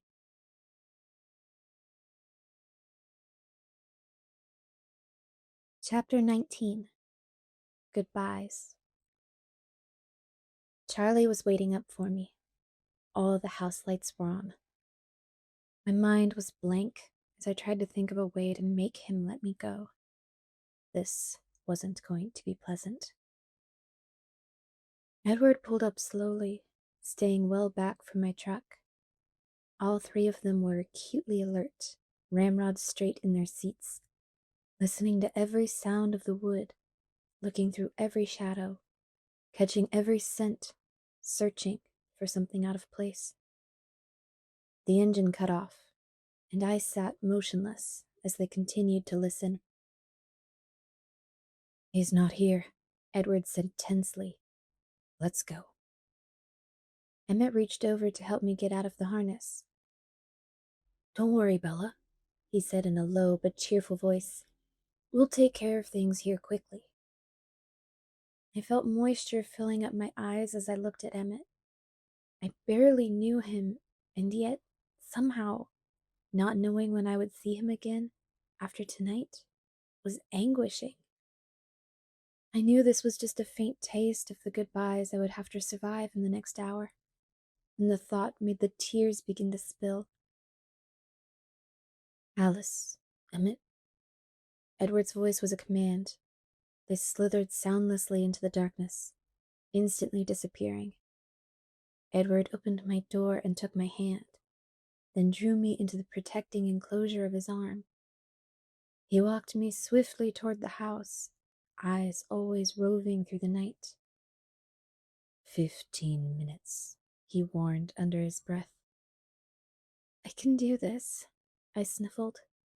My tears had given me inspiration. I stopped on the porch and took hold of his face in my hands. I looked fiercely into his eyes. I love you, I said in a low, intense voice. I will always love you, no matter what happens now. Nothing is going to happen to you, Bella, he said just as fiercely. Just follow the plan, okay? Keep Charlie safe for me. He's not going to like me very much after this, and I want to have the chance to apologize later. Get inside, Bella. We have to hurry. His voice was urgent. One more thing, I whispered passionately. Don't listen to another word I say tonight. He was leaning in, and so all I had to do was stretch up on my toes to kiss his surprised, frozen lips with as much force as I was capable of. Then I turned and kicked the door open. Go away, Edward, I yelled at him, running inside and slamming the door shut in his still shocked face. Bella? Charlie had been hovering in the living room, and he was already on his feet. Leave me alone, I screamed at him through my tears, which were flowing relentlessly now. I ran up the stairs to my room, throwing the door shut and locking it. I ran to my bed, flinging myself on the floor to retrieve my duffel bag. I reached swiftly between the mattress and the box spring to grab the knotted old sock that contained my secret cash hoard. Charlie was pounding on my door. Bella, are you okay? What's going on? His voice was frightened. I'm going home, I shouted, my voice breaking in the perfect spot. Did he hurt you? His tone edged toward anger. No! I shrieked, a few octaves higher. I turned to my dresser, and Edward was already there, silently yanking out armfuls of random clothes, which he proceeded to throw at me. Did he break up with you? Charlie was perplexed. No, I yelled, slightly more breathless as I shoved everything into the bag. Edward threw another drawer's contents at me. Bag was pretty much full now. What happened, Bella? Charlie shouted through the door, pounding again. I broke up with him, I shouted back, jerking on the zipper of my bag.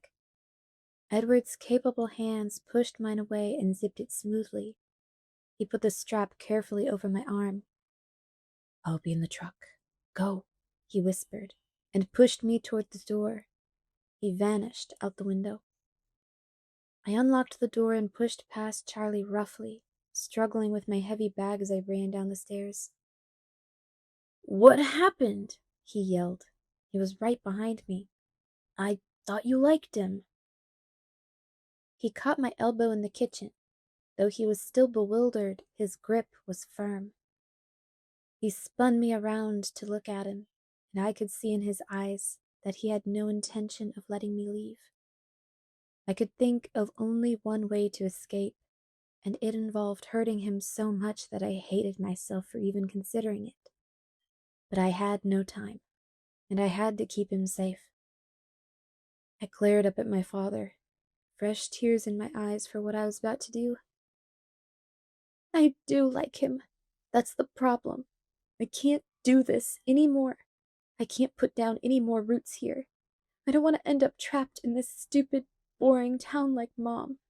I'm not going to make the same dumb mistake she did. I hate it. I can't stay here another minute. His hand dropped from my arm like I'd electrocuted him. I turned away from his shocked, wounded face and headed for the door. Bella, you can't leave now. It's nighttime, he whispered behind me. I didn't turn around. I'll sleep in the truck if I get tired. Just wait another week, he pled, still shell-shocked. Renee will be back by then.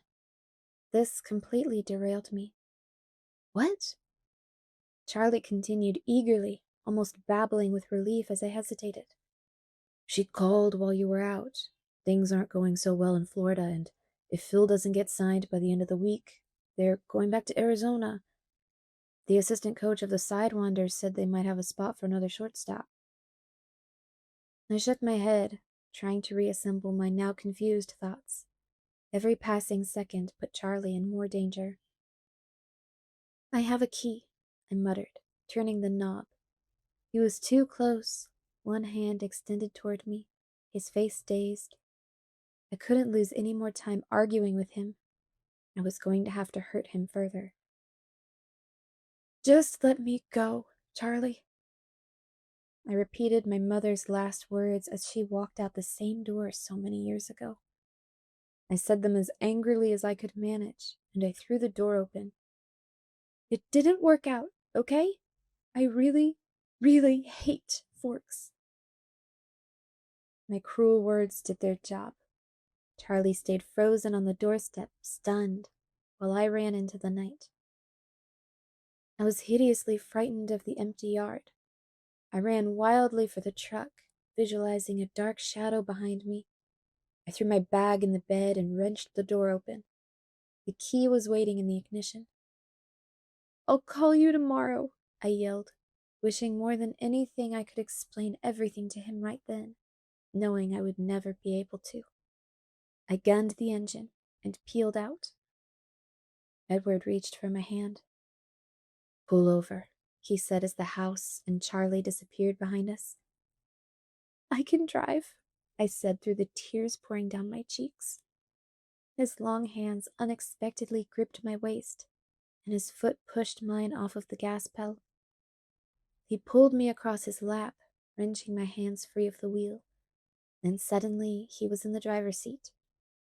The truck didn't swerve an inch. "You wouldn't be able to find the house," he explained. Lights flared suddenly behind us.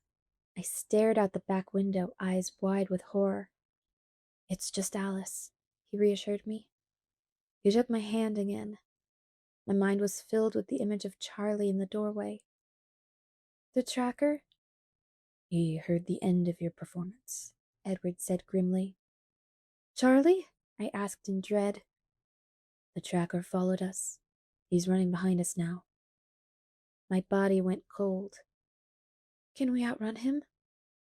"No," but he sped up as he spoke. The truck's engine whined in protest. My plan suddenly didn't feel so brilliant anymore. I was staring back at Alice's headlights when the truck shuddered and a dark shadow sprung up outside the window. My blood-curdling scream lasted a fraction of a second before Edward's hand clamped down on my mouth.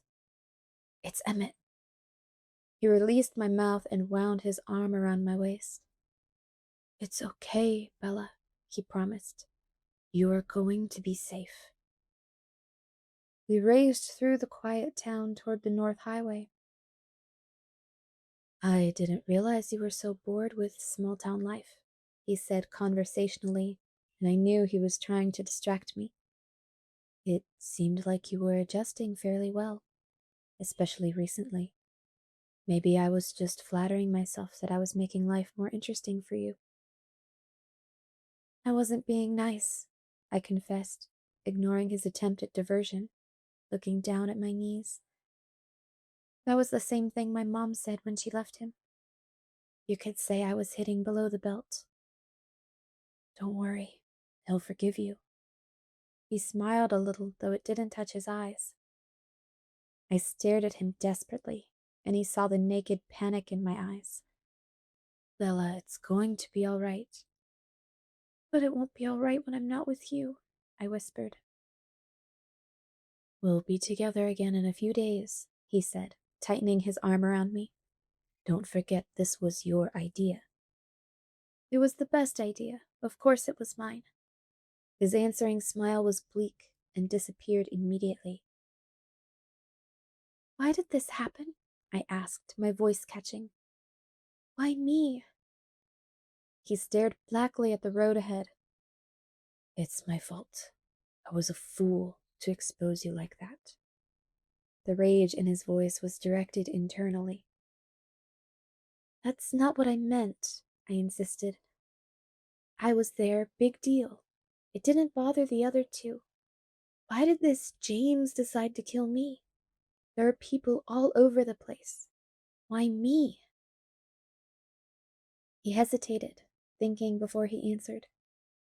"I got a good look at his mind tonight," he began in a low voice. I'm not sure there's anything I could have done to avoid this once he saw you. It is partially your fault. His voice was wry. If you didn't smell so appallingly luscious, he might not have bothered. But when I defended you, well, that made it a lot worse. He is not used to being thwarted, no matter how insignificant the object. He thinks of himself as a hunter, and nothing else. His existence is consumed with tracking, and a challenge is all he asks of life. Suddenly, we've presented him with a beautiful challenge. A large clan of strong fighters, all bent on protecting the one vulnerable element. You wouldn't believe how euphoric he is now. It's his favorite game, and we've just made it his most exciting game ever. His tone was full of disgust. He paused a moment. But if I had stood by, he would have killed you right then, he said with hopeless frustration. I thought I didn't smell the same to others as I do to you, I said hesitantly. You don't, but that doesn't mean you aren't still a temptation to every one of them. If you had appealed to the tracker, or any of them, the same way you appeal to me, it would have meant a fight right there. I shuddered. I don't think I have any choice but to kill him now, he muttered. Carlisle won't like it. I could hear the tires across the bridge, though I couldn't see the river in the dark. I knew we were getting close. I had to ask him now. How can you kill a vampire? He glanced at me with unreadable eyes, and his voice was suddenly harsh. The only way to be sure is to tear him to shreds, and then burn the pieces. And the other two will fight with him? The woman will. I'm not sure about Laurent. They don't have a very strong bond. He's only with them for convenience. He was embarrassed by James in the meadow. But James and the woman, they'll try to kill you? I asked, my voice raw. Bella, don't you dare waste time worrying about me. Your only concern is keeping yourself safe and please trying not to be reckless. Is he still following? Yes.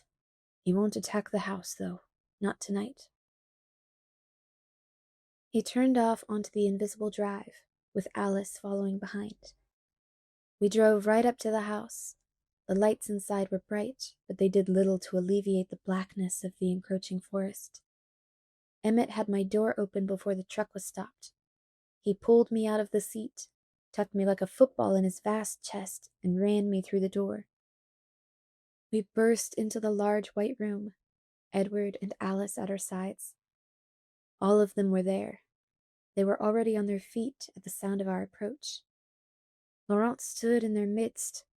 I could hear low growls rumble deep in Emmett's throat as he set me down next to Edward. He's tracking us, Edward announced, glaring balefully at Laurent. Laurent's face was unhappy. I was afraid of that. Alice danced to Jasper's side and whispered in his ear. Her lips quivered with the speed of her silent speech. They flew up the stairs together. Rosalie watched them and then moved quickly to Emmett's side. Her beautiful eyes were intense and, when they flickered unwillingly to my face, furious. What will he do? Carlisle asked Laurent in chilling tones. I am sorry, he answered. I was afraid, when your boy there defended her, that it would set him off. Can you stop him? Laurent shook his head. Nothing stops James when he gets started. We'll stop him, Emmett promised. There was no doubt what he meant. You can't bring him down. I've never seen anything like him in my 300 years. He's absolutely lethal. That's why I joined his coven. His coven, I thought. Of course. The show of leadership in the clearing was merely that. A show. Laurent was shaking his head. He glanced at me perplexed, and back at Carlisle. Are you sure it's worth it? Edward's enraged roar filled the room. Laurent cringed back. Carlisle looked gravely at Laurent. I am afraid you're going to have to make a choice. Laurent understood. He deliberated for a moment. His eyes took in every face and finally swept the bright room. I'm intrigued by the life you've created here, but I won't get in the middle of this. I bear none of you any enmity, but I won't go up against James. I think I will head north to that clan in Denali. He hesitated. Don't underestimate James. He's got a brilliant mind and unparalleled senses. He's every bit as comfortable in the human world as you seem to be, and he won't come at you head on. I am sorry for what's been unleashed here. Truly sorry. He bowed his head, but I saw him flicker another puzzled look at me. Go in peace, was Carlisle's formal answer. Laurent took another long look around himself and then hurried out the door. The silence lasted less than a second. How close? Carlisle looked to Edward. Esme was already moving. Her hand touched an inconspicuous keypad on the wall, and with a groan, huge metal shutters began sealing up the glass wall. I gaped. About 3 miles out past the river. He's circling around to meet up with the female. What's the plan? We'll lead him off, then Jasper and Alice will run her south. And then? Edward's tone was deadly. As soon as Bella is clear, we hunt him. I guess there is no other choice, Carlisle agreed, his face grim. Edward turned to Rosalie. Get her upstairs and trade clothes, Edward commanded. She stared back at him with livid disbelief. Why should I? She hissed. What is she to me, except a menace, a danger you've chosen to inflict on all of us? I flinched back from the venom in her voice. Rose, Emmett murmured, putting one hand on her shoulder. She shook it off. But I was watching Edward carefully, knowing his temper, worried about his reaction. He surprised me. He looked away from Rosalie as if she hadn't spoken, as if she didn't exist. Esme? He asked calmly. Of course, Esme murmured. Esme was at my side in half a heartbeat, swinging me up easily into her arms, and dashing up the stairs before I could gasp in shock. What are we doing? I asked breathlessly as she set me down, in a dark room somewhere off the second-story hall. Trying to confuse the smell. It won't work for long, but it might help you get out. I could hear her clothes falling to the floor. I don't think I'll fit, I hesitated, but her hands were abruptly pulling my shirt over my head. I quickly stripped my jeans off myself. She handed me something. It felt like a shirt. I struggled to get my arms through the right holes. As soon as I was done, she handed me her slacks. I yanked them on, but I couldn't get my feet out. They were too long. She deftly rolled the hems a few times so I could stand. Somehow she was already in my clothes. She pulled me back to the stairs where Alice stood, a small leather bag in one hand. They each grabbed one of my elbows and half carried me as they flew down the stairs. It appeared that everything had been settled downstairs in our absence. Edward and Emmett were ready to leave, Emmett carrying a heavy-looking backpack over his shoulder. Carlisle was handing some things small to Esme. He turned and handed Alice the same thing. It was a tiny silver cell phone. Esme and Rosalie will be taking your truck, Bella, he told me as he passed. I nodded, glancing warily at Rosalie. She was glowering at Carlisle with a resentful expression. Alice, Jasper, take the Mercedes. You'll need the dark tint in the south. They nodded as well. We're taking the Jeep. I was surprised to see that Carlisle intended to go with Edward. I realized suddenly, with a stab of fear, that they made up the hunting party. Alice, Carlisle asked, will they take the bait? Everyone watched Alice as she closed her eyes and became incredibly still. Finally, her eyes opened. "He'll track you. The woman will follow the truck. We should be able to leave after that." Her voice was certain. "Let's go." Carlisle began to walk toward the kitchen, but Edward was at my side at once. He caught me up in his iron grip, crushing me to him. He seemed unaware of his watching family as he pulled my face to his, lifting my feet off the floor. For the shortest second, his lips were icy and hard against mine. Then it was over. He set me down, still holding my face, his glorious eyes burning into mine. His eyes went blank, curiously dead, as he turned away. And then they were gone. We stood there, the others looking away from me as the tears streaked noiselessly down my face. The silent moment dragged on, and then Esme's phone vibrated in her hand. It flashed to her ear. "Now," she said. Rosalie stalked out the front door without another glance in my direction, but Esme touched my cheek as she passed. "Be safe." Her whisper lingered behind them as they slipped out the door. I heard my truck start thunderously and then fade away. Jasper and Alice waited. Alice's phone seemed to be at her ear before it buzzed. "Edward says the woman is on Esme's trail. I'll get the car."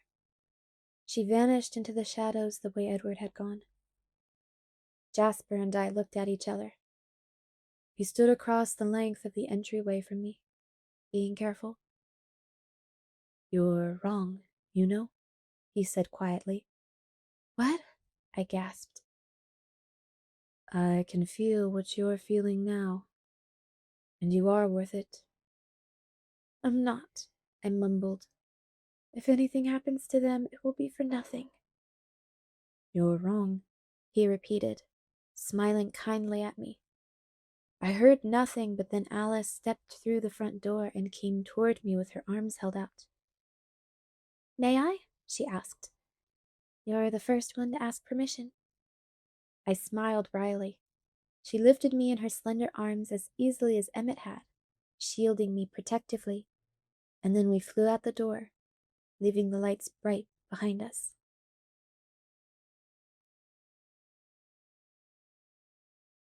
Chapter 20. Impatience. When I woke up, I was confused. My thoughts were hazy, still twisted up in dreams and nightmares. It took me longer than it should have to realize where I was. This room was too bland to belong anywhere but in a hotel. The bedside lamps bolted to the tables were a dead giveaway, as were the long drapes made from the same fabric as the bedspread and the generic watercolor prints on the walls. I tried to remember how I got here, but nothing came at first. I did remember the sleek black car, the glass in the windows darker than that on a limousine. The engine was almost silent, though we'd raced across the black freeways at more than twice the legal speed. And I remember Alice sitting with me on the dark leather back seat. Somehow, during the long night, my head had ended up on her granite neck. My closeness didn't seem to bother her at all, and her cool, hard skin was oddly comforting to me. The front of her thin cotton shirt was damp, cold with the tears that streamed from my eyes until, red and sore, they ran dry. Sleep had evaded me. My aching eyes strained open even though the night finally ended, and dawn broke over a low peak somewhere in California. The gray light streaking across the cloudless sky stung my eyes, but I couldn't close them. When I did, the images that flashed all too vividly, like still slides behind my lids, were unbearable. Charlie's broken expression, Edward's brutal snarl, teeth bared, Rosalie's resentful glare, the keen-eyed scrutiny of the tracker, the dead look in Edward's eyes after he kissed me the last time. I couldn't stand to see them, so I fought against my weariness, and the sun rose higher. I was still awake when we came through a shallow mountain pass, and the sun, behind us now, reflected off the tiled rooftops of the Valley of the Sun. I didn't have enough emotion left to be surprised that we'd made a 3-day journey in one. I stared blankly at the wide, flat expanse that laid out in front of me. Phoenix. The palm trees, the scrubby creosote, the haphazard lines of the intersecting freeways, the green swaths of golf courses and turquoise splotches of swimming pools, all submerged in a thin smog and embraced by the short, rocky ridges that weren't really big enough to be called mountains. The shadows of the palm trees slanted across the freeway, defined, sharper than I remembered, paler than they should be. Nothing could hide in these shadows. The bright open freeway seemed benign enough, but I felt no relief, no sense of homecoming. "Which way to the airport, Bella?" Jasper had asked, and I flinched, though his voice was quite soft and unalarming. It was the first sound, besides the purr of the car, to break the long night's silence. "Stay on the I-10, I'd answered automatically. "We'll pass right by it." My brain worked slowly through the fog of sleep deprivation. "Are we flying somewhere?" I'd asked Alice. "No, but it's better to be close, just in case." I remembered beginning the loop around Sky Harbor International, but not ending it. I suppose that must have been when I'd fallen asleep. Though now that I'd chased the memories down, I did have a vague impression of leaving the car. The sun was just falling behind the horizon. My arm draped over Alice's shoulder, and her firm hand around my waist, dragging me along as I stumbled through the warm, dry shadows. I had no memory of this room. I looked at the digital clock on the nightstand. The red numbers claimed it was 3 o'clock, but they gave no indication if it was night or day. No edge of light escaped the thick curtains, but the room was bright with the light from the lamps. I rose stiffly and staggered to the window, pulling back the drapes. It was dark outside. 3 in the morning, then. My room looked out on a deserted section of the freeway and the new long-term parking garage for the airport. It was slightly comforting to be able to pinpoint time and place. I looked down at myself. I was still wearing Esme's clothes, and they didn't fit very well at all. I looked around the room, glad when I discovered my duffel bag on top of the low dresser. I was on my way to find new clothes when a light tap at the door made me jump. "Can I come in?" Alice asked. I took a deep breath. "Sure." She walked in and looked over me cautiously. "You look like you could sleep longer," she said. I just shook my head. She drifted silently to the curtains and closed them securely before turning back to me. "We'll need to stay inside," she told me. "Okay." My voice was hoarse. It cracked. "Thirsty?" she asked. I shrugged. "I'm okay. How about you?" "Nothing unmanageable," she smiled. "I ordered some food for you. It's in the front room.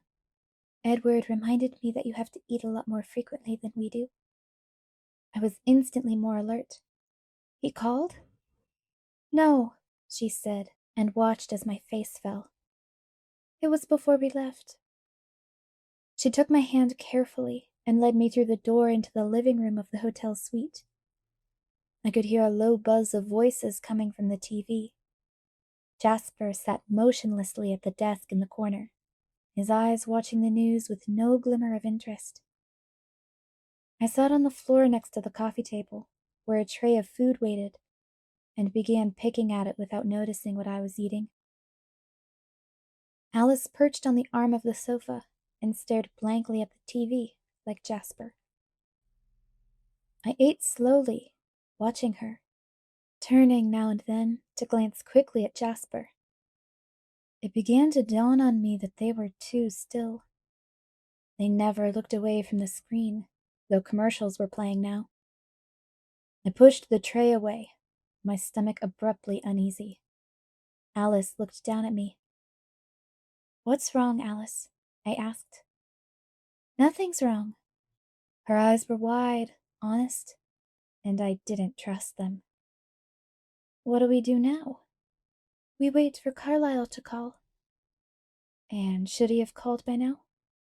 I could see that I was near the mark. Alice's eyes flitted from mine to the phone on top of her leather bag and back. "What does that mean?" My voice quavered, and I fought to control it. "That he hasn't called yet?" "It just means that they don't have anything to tell us." But her voice was too even, and the air was harder to breathe. Jasper was suddenly beside Alice, closer to me than usual. "Bella," he said, in a suspiciously soothing voice. "You have nothing to worry about. You are completely safe here." "I know that." "Then why are you frightened?" he asked, confused. He might feel the tenor of my emotions, but he couldn't read the reasons behind them. "You heard what Laurent said?" My voice was just a whisper, but I was sure they could hear me. "He said James was lethal. What if something goes wrong and they get separated? If something happens to any of them, Carlisle, Emmett, Edward?" I gulped. "If that wild female hurts Esme?" My voice had grown higher, a note of hysteria beginning to rise in it. "How could I live with myself when it's my fault? None of you should be risking yourselves for me." Bella, stop," he interrupted me, his words pouring out so quickly that they were hard to understand. "You're worrying about all the wrong things, Bella. Trust me on this. None of us are in jeopardy. You're under too much strain as it is. Don't add to it with wholly unnecessary worries. Listen to me," he ordered, for I had looked away. "Our family is strong. Our only fear is losing you." "But why should you—" Alice interrupted this time, touching my cheek with her cold fingers. "It's been almost a century that Edward's been alone. Now he's found you. You can't see the changes that we see, we who have been with him for so long. Do you think any of us want to look into his eyes for the next 100 years if he loses you?" My guilt slowly subsided as I looked into her dark eyes. But even as the calm spread over me, I knew I couldn't trust my feelings with Jasper there. It was a very long day.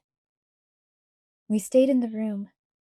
Alice called down to the front desk and asked them to ignore a maid service for now. The windows stayed shut, the TV on, though no one watched it. At regular intervals, food was delivered for me. The silver phone resting on Alice's bag seemed to grow bigger as the hours passed.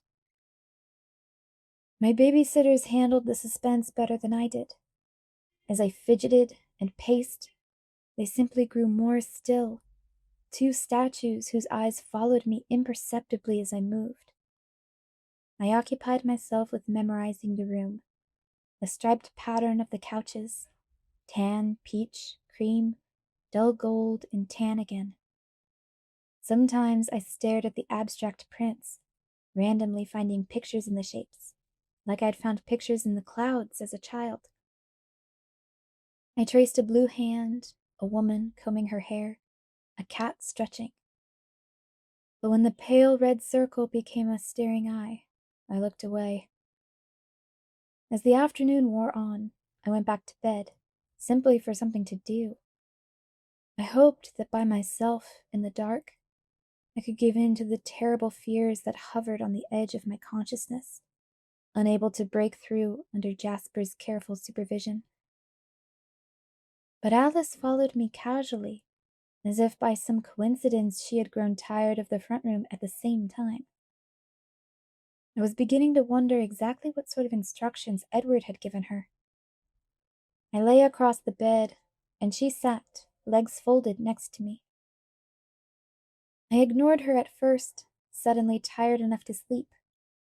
But after a few minutes, the panic that held off in Jasper's presence began to make itself known. I gave up on the idea of sleep quickly then, curling up into a small ball, wrapping my arms around my legs. "Alice?" I asked. "Yes." I kept my voice very calm. "What do you think they're doing?" "Carlisle wanted to lead the tracker as far north as possible, wait for him to get close, and then turn and ambush him. Esme and Rosalie were supposed to head west as long as they could keep the female behind them. If she turned around, they were to head back to Forts and keep an eye on your dad. So I imagine things are going well if they can't call. It means the tracker is close enough that they don't want him to overhear." "And Esme?" "I think she must be back in Forks. She won't call if there's any chance the female will overhear. I expect they're all just being very careful." "Do you think they're safe, really?" "Bella, how many times do we have to tell you that there's no danger to us?" "Would you tell me the truth, though?" "Yes, I will always tell you the truth." Her voice was earnest. I deliberated for a moment, and decided she meant it.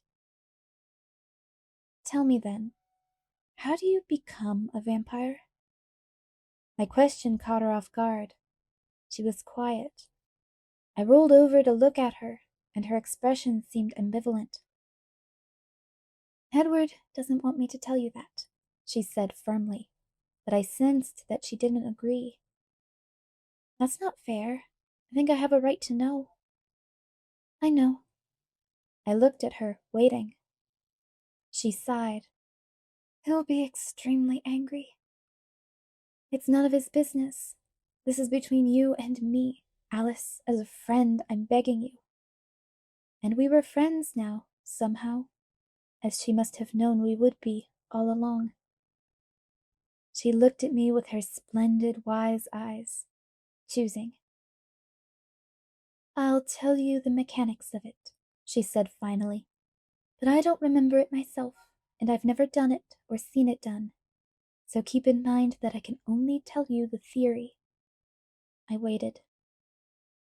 "As predators, we have a glut of weapons in our physical arsenal. Much, much more than really necessary. The strength, the speed, the acute senses, not to mention those of us like Edward, Jasper, and I, who have extra senses as well. And then, like a carnivorous flower, we are physically attractive to our prey." I was very still, remembering how pointedly Edward had demonstrated that same concept for me in the meadow. She smiled a wide, ominous smile. "We have another fairly superfluous weapon. We're also venomous," she said, her teeth glistening. "The venom doesn't kill, it's merely incapacitating. It works slowly, spreading through the bloodstream, so that once bitten, our prey is in too much physical pain to escape us. Mostly superfluous, as I said. If we're that close, the prey doesn't escape. Of course, there's always exceptions. Carlisle, for example."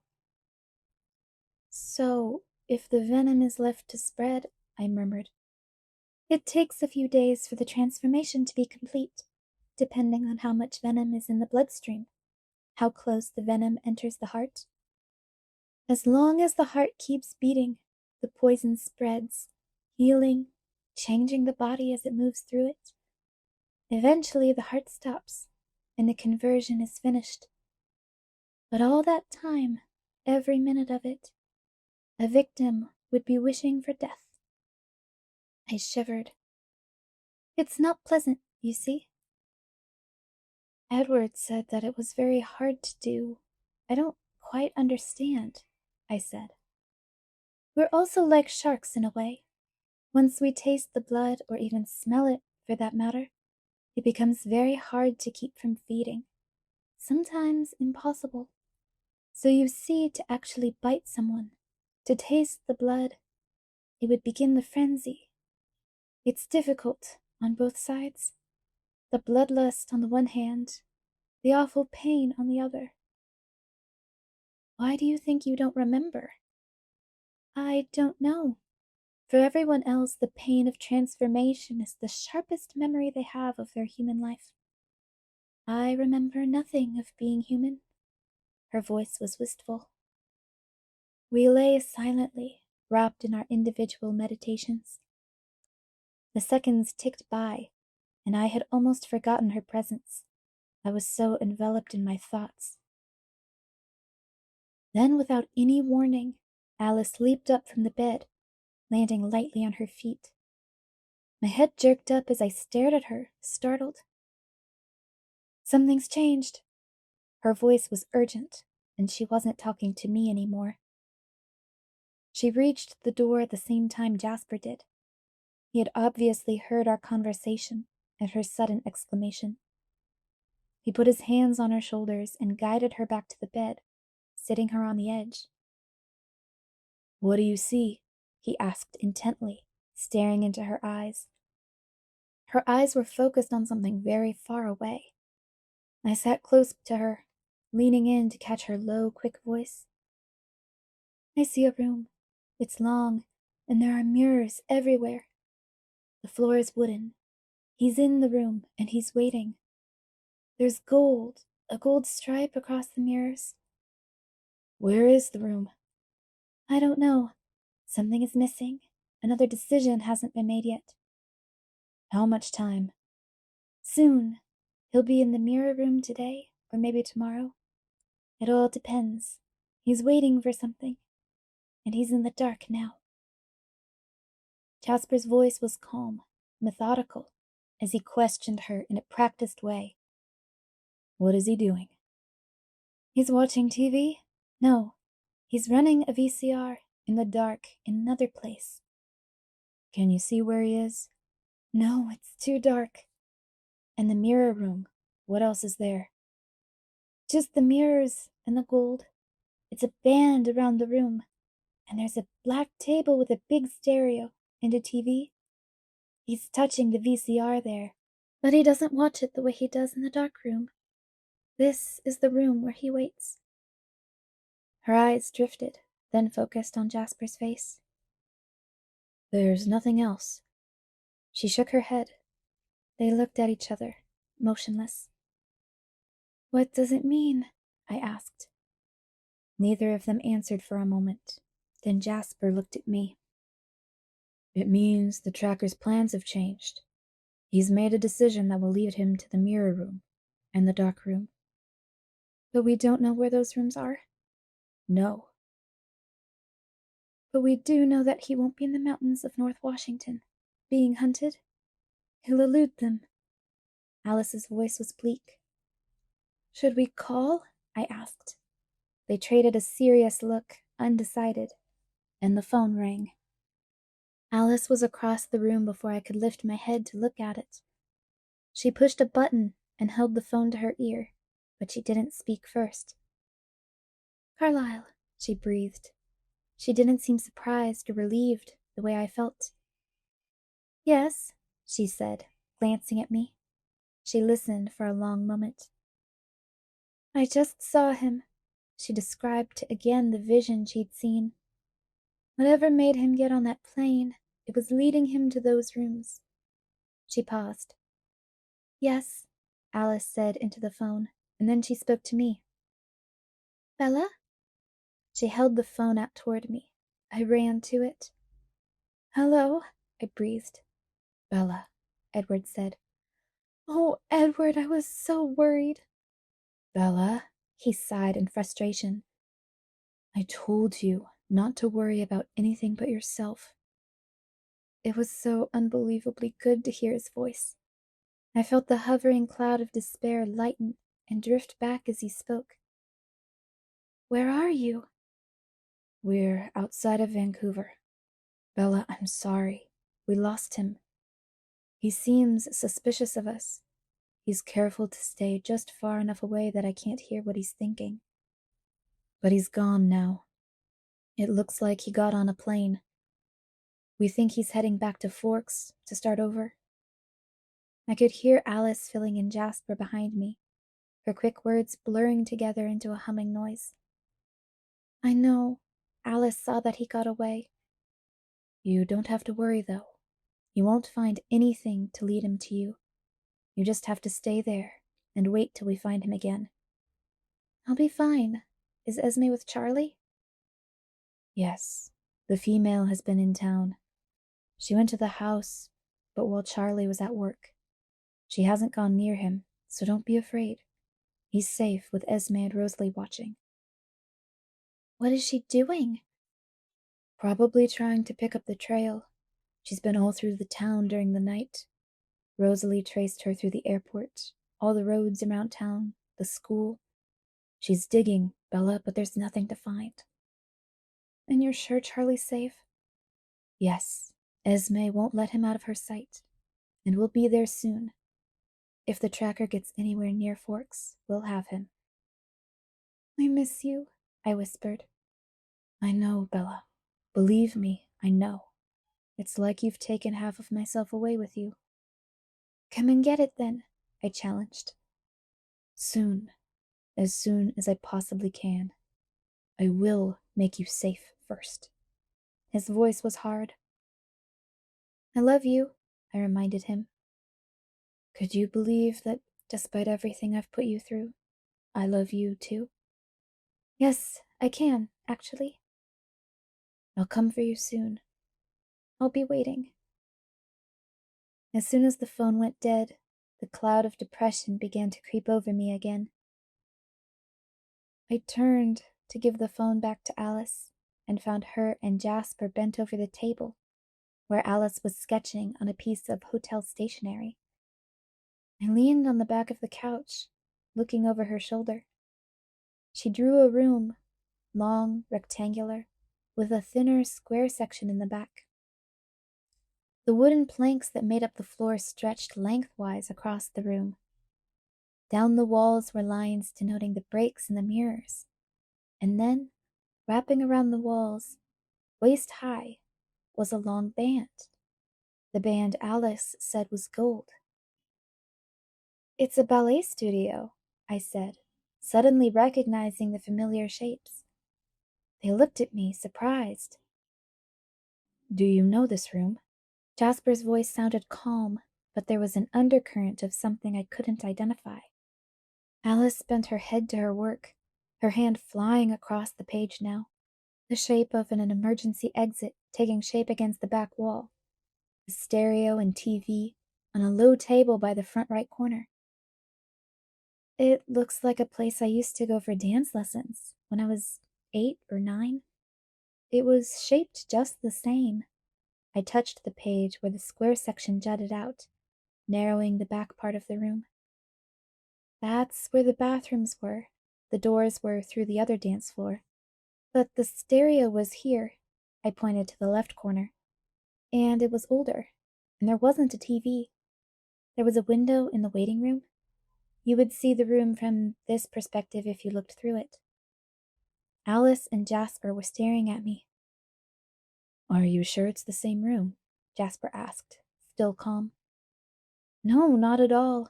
I suppose most dance studios would look the same. The mirrors, the bar. I traced my finger along the ballet bar set against the mirrors. It's just the shape that looked familiar. I touched the door, set in exactly the same place as the one I remembered. Would you have any reason to go there now? Alice asked, breaking my reverie. No, I haven't been there in almost 10 years. I was a terrible dancer. They always put me in the back for recitals, I admitted. So there's no way it could be connected with you? Alice asked intently. No, I don't even think the same person owns it. I'm sure it's just another dance studio somewhere. Where was the studio you went to? Jasper asked in a casual voice. It was just around the corner from my mom's house. I used to walk there after school, I said, my voice trailing off. I didn't miss the look they exchanged. "You're here in Phoenix, then?" His voice was still casual. "Yes," I whispered. 58th Street and Cactus." We all sat in silence, staring at the drawing. "Alice, is that phone safe?" "Yes," she reassured me. "The number would just trace back to Washington." "Then I can use it to call my mom?" "I thought she was in Florida."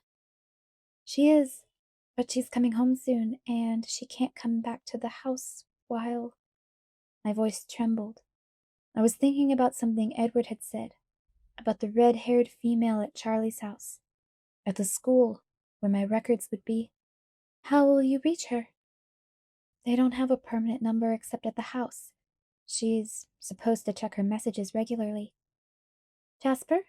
Alice asked. He thought about it. "I don't think there's any way it could hurt, but be sure you don't say where you are, of course." I reached eagerly for the phone and dialed the familiar number. It rang 4 times, and then I heard my mom's breezy voice telling me to leave a message. "Mom," I said after the beep. "It's me. Listen, I need you to do something. It's important. As soon as you get this message, call me at this number." Alice was already at my side, writing the number down for me on the bottom of her picture. I read it carefully, twice. "Please don't go anywhere until you talk to me.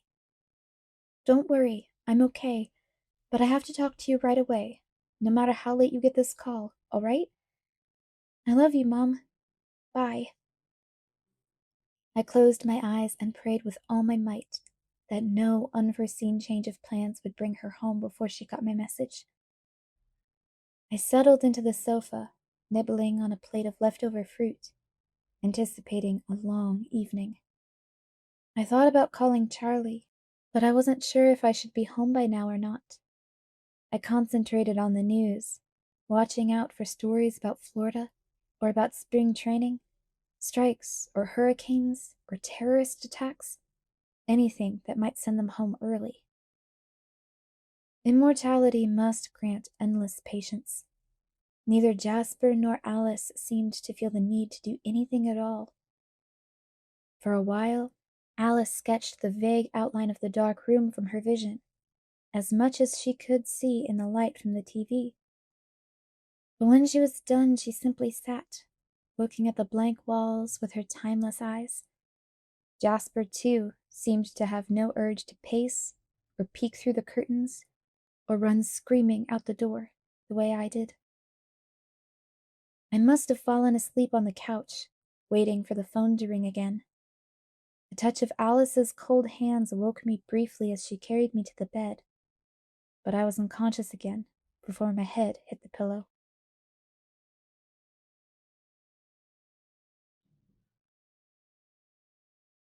Chapter 21. Phone Call. I could feel it was too early again when I woke, and I knew I was getting the schedule of my days and nights slowly reversed. I lay in my bed and listened to the quiet voices of Alice and Jasper in the other room. That they were loud enough for me to hear at all was strange. I rolled till my feet touched the floor, and then staggered to the living room. The clock on the TV said it was just after 2 in the morning. Alice and Jasper were sitting together on the sofa, Alice sketching again, while Jasper looked over her shoulder. They didn't look up when I entered, too engrossed in Alice's work. I crept to Jasper's side to peek.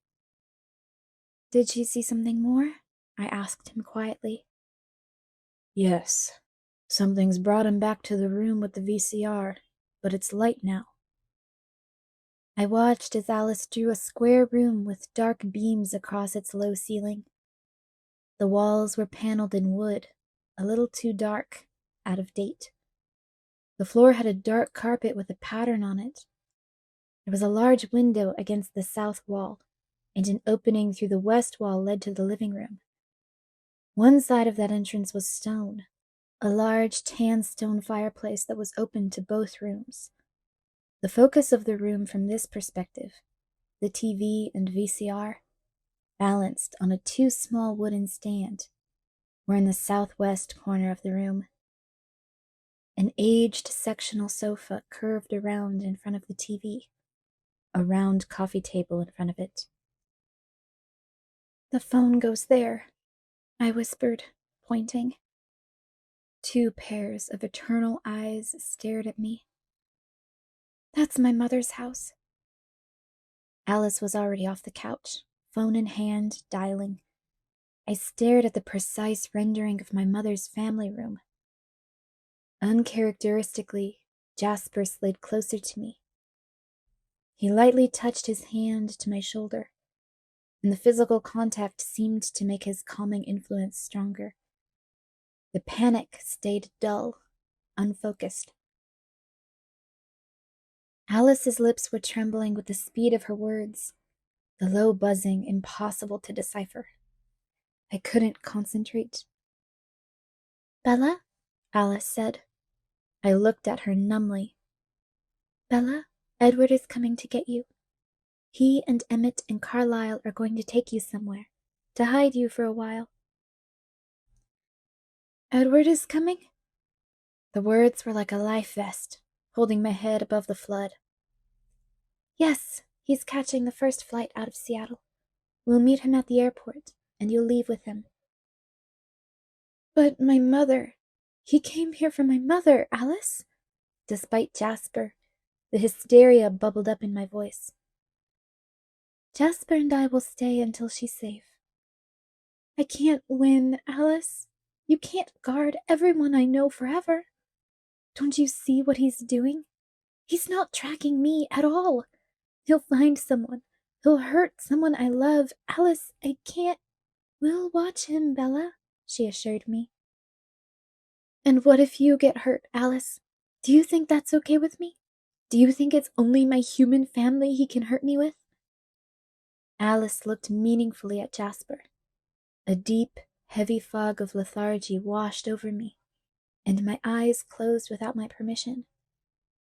My mind struggled against the fog, realizing what was happening.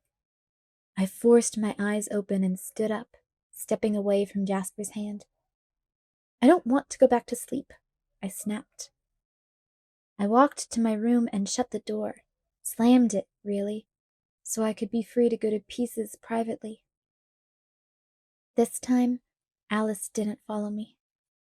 For 3.5 hours, I stared at the wall, curled in a ball, rocking.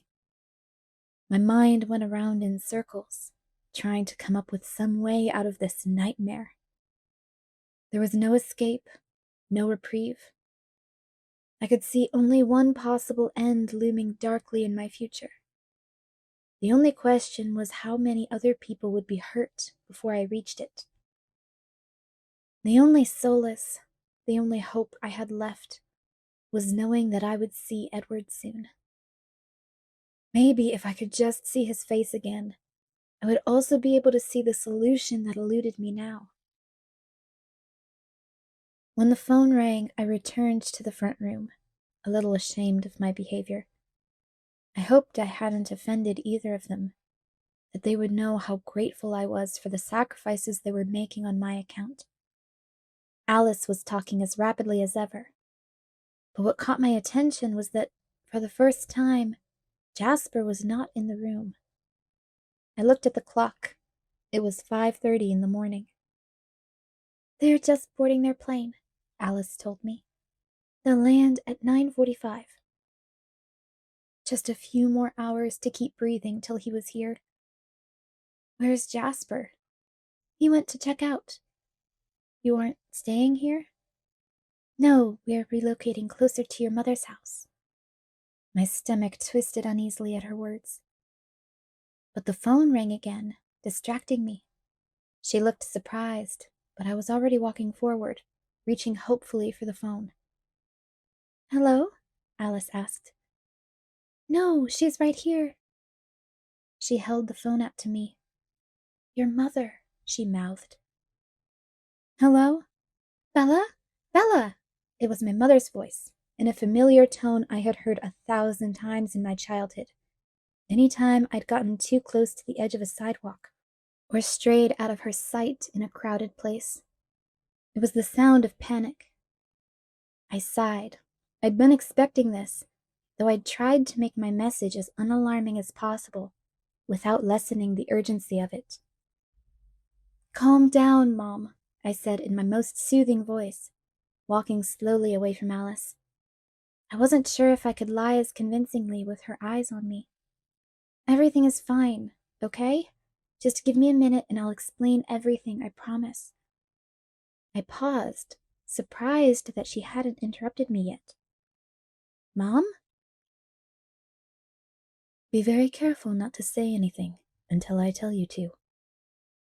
The voice I heard now was as unfamiliar as it was unexpected. It was a man's tenor voice, a very pleasant, generic voice. The kind of voice you heard in the background of luxury car commercials. He spoke very quickly. "Now, I don't need to hurt your mother, so please do exactly as I say, and she'll be fine." He paused for a minute while I listened in mute horror. "That's very good," he congratulated. "Now repeat after me, and do try to sound natural. Please say, 'No, Mom, stay where you are.'" "No, Mom, stay where you are." My voice was barely more than a whisper. "I can see this is going to be difficult." The voice was amused, still light and friendly. "Why don't you walk into another room now, so your face doesn't ruin everything? There's no reason for your mother to suffer. As you're walking, please say, 'Mom, please listen to me.' Say it now." "Mom, please listen to me," my voice pleaded. I walked very slowly to the bedroom, feeling Alice's worried stare on my back. I shut the door behind me, trying to think clearly through the terror that gripped my brain. "There now, are you alone? Just answer yes or no." "Yes." "But they can still hear you, I'm sure." "Yes." "All right then," the agreeable voice continued. "Say, 'Mom, trust me.'" "Mom, trust me." This worked out rather better than I expected. I was prepared to wait, but your mother arrived ahead of schedule. It's easier this way, isn't it? Less surprise, less anxiety for you. I waited. "Now I want you to listen very carefully. I'm going to need you to get away from your friends. Do you think you can do that? Answer yes or no." "No." "I am sorry to hear that. I was hoping you would be a little more creative than that. Do you think you could get away from them if your mother's life depended on it? Answer yes or no." Somehow there had to be a way. I remembered that we were going to the airport. Sky Harbor International Airport. Crowded, confusingly laid out. "Yes." "That's better. I'm sure it won't be easy, but if I get the slightest hint that you have any company, well, that would be very bad for your mother," the friendly voice promised. "You must know enough about us by now to realize how quickly I would know if you tried to bring anyone along with you, and how little time I would need to deal with your mother if that was the case. Do you understand? Answer yes or no." "Yes." My voice broke. "Very good, Bella. Now this is what you have to do. I want you to go to your mother's house. Next to the phone there will be a number. Call it, and I'll tell you where to go from there." I already knew where I would go, and where this would end, but I would follow his instructions exactly. Can you do that? Answer yes or no. "Yes." "Before noon, please, Bella. I haven't got all day," he said politely. "Where's Phil?" I asked tersely. "Ah, be careful now, Bella. Wait until I ask you to speak, please." I waited. "It's important now that you don't make your friends suspicious when you go back to them. Tell them that your mother called." that you talked her out of coming home for the time being. Now repeat after me. Thank you, Mom. Say it now. Thank you, Mom. The tears were coming. I tried to fight them back. Say, I love you, Mom. I'll see you soon. Say it now. I love you, Mom. My voice was thick. I'll see you soon, I promised. Goodbye, Bella. I look forward to seeing you again. He hung up. I held the phone to my ear. My joints were frozen with terror. I couldn't unbend my fingers to drop it. I knew I had to think, but my head was filled with the sound of my mother's panic. Seconds ticked by while I fought for control. Slowly, my thoughts started to break past that brick wall of pain. To plan. For I had no choices now but one. To go to the mirrored room and die. I had no guarantees, nothing to give to keep my mother alive. I could only hope that James would be satisfied with winning the game, that beating Edward would be enough. Despair gripped me. There was no way to bargain, nothing I could offer or withhold that could influence him. But I had no choice. I had to try. I pushed the terror back as well as I could. My decision was made. It did no good to waste time agonizing over the outcome. I had to think clearly, because Alice and Jasper were waiting for me, and evading them was absolutely essential, and absolutely impossible. I was suddenly grateful that Jasper was gone. If he had been there to feel my anguish in the last 5 minutes, how could I have kept them from being suspicious? I choked back the dread, the anxiety, tried to stifle it. I couldn't afford it now. I didn't know when he would return. I concentrated on my escape. I had to hope that my familiarity with the airport would turn the odds in my favor. Somehow, I had to keep Alice away.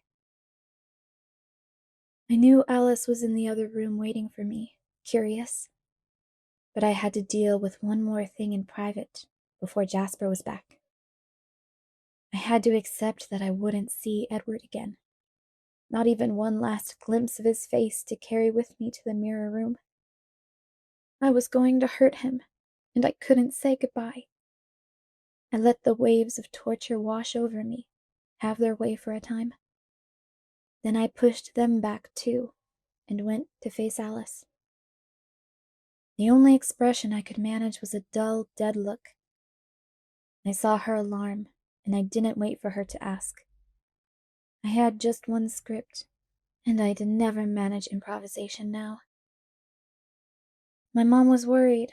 She wanted to come home. But it's okay. I convinced her to stay away. My voice was lifeless. We'll make sure she's fine, Bella. Don't worry. I turned away. I couldn't let her see my face. My eye fell on a blank page of the hotel stationery on the desk. I went to it slowly, a plan forming. There was an envelope there, too. That was good. Alice? I asked slowly, without turning, keeping my voice level. If I write a letter to my mother, would you give it to her? Leave it at the house, I mean. Sure, Bella. Her voice was careful. She could see me coming apart at the seams. I had to keep my emotions under better control. I went into the bedroom again and knelt next to the little bedside table to write. Edward, I wrote. My hand was shaking. The letters were hardly legible. I love you. I am so sorry. He has my mom, and I have to try. I know it may not work. I am so very, very sorry. Don't be angry with Alice and Jasper. If I get away from them, it will be a miracle. Tell them thank you for me. Alice especially. Please? And please, please don't come after him. That's what he wants, I think. I can't bear it if anyone has to be hurt because of me, especially you. Please, this is the only thing I can ask you now. For me. I love you. Forgive me. Bella. I folded the letter carefully and sealed it in the envelope. Eventually he would find it. I only hoped he would understand and listen to me just this once. And then I carefully sealed away my heart. Chapter 22. Hide and Seek. It had taken much less time than I thought. All the terror, the despair, the shattering of my heart. The minutes were ticking by more slowly than usual. Jasper still hadn't come back when I returned to Alice. I was afraid to be in the same room with her, afraid that she would guess, and afraid to hide from her for the same reason. I would have thought that I was far beyond the ability to be surprised, my thoughts tortured and unstable. But I was surprised when I saw Alice bent over the desk, gripping the edge with 2 hands. Alice? She didn't react when I called her name, but her head was slowly rocking side to side, and I saw her face. Her eyes were blank, dazed. My thoughts flew to my mother. Was I already too late? I hurried to her side, reaching out automatically to touch her hand. Alice? Jasper's voice whipped, and then he was right behind her, his hands curling over hers, loosening them from their grip on the table. Across the room, the door swung shut with a low click. What is it? He demanded. She turned her face away from me, into his chest. Bella, she said. I'm right here, I replied. Her head twisted around, her eyes locking on mine, their expressions still strangely blank. I realized at once that she hadn't been speaking to me. She'd been answering Jasper's question. What did you see? I said, and there was no question in my flat, uncaring voice. Jasper looked at me sharply. I kept my expression vacant and waited. His eyes were confused as they flickered swiftly between Alice's face and mine, feeling the chaos, for I could guess what Alice had seen now. I felt a tranquil atmosphere settle around me. I welcomed it, using it to keep my emotions disciplined, under control. Alice, too, recovered herself. Nothing, really, she answered finally, her voice remarkably calm and convincing. Just the same room as before. She finally looked at me, her expression smooth and withdrawn. Did you want breakfast? No, I'll eat at the airport. I was very calm, too. I went to the bathroom to shower. Almost as if I were borrowing Jasper's extra sense, I could feel Alice's wild, though well-concealed, desperation to have me out of the room, to be alone with Jasper, so she could tell him they were doing something wrong, that they were going to fail. I got ready methodically, concentrating on each little task. I left my hair down, swirling around me, covering my face. The peaceful mood Jasper created worked its way through me and helped me think clearly, helped me plan. I dug through my bag until I found my sock full of money. I emptied it into my pocket. I was anxious to get to the airport and glad when we left by 7. I sat alone this time in the back of the dark car. Alice leaned against the door, her face toward Jasper, but behind her sunglasses, shooting glances in my direction every few seconds. Alice? I asked indifferently. She was wary. Yes? How does it work, the things that you see? I stared at the side window, and my voice sounded bored. Edward said it wasn't definite, that things change. It was harder than I would have thought to say his name.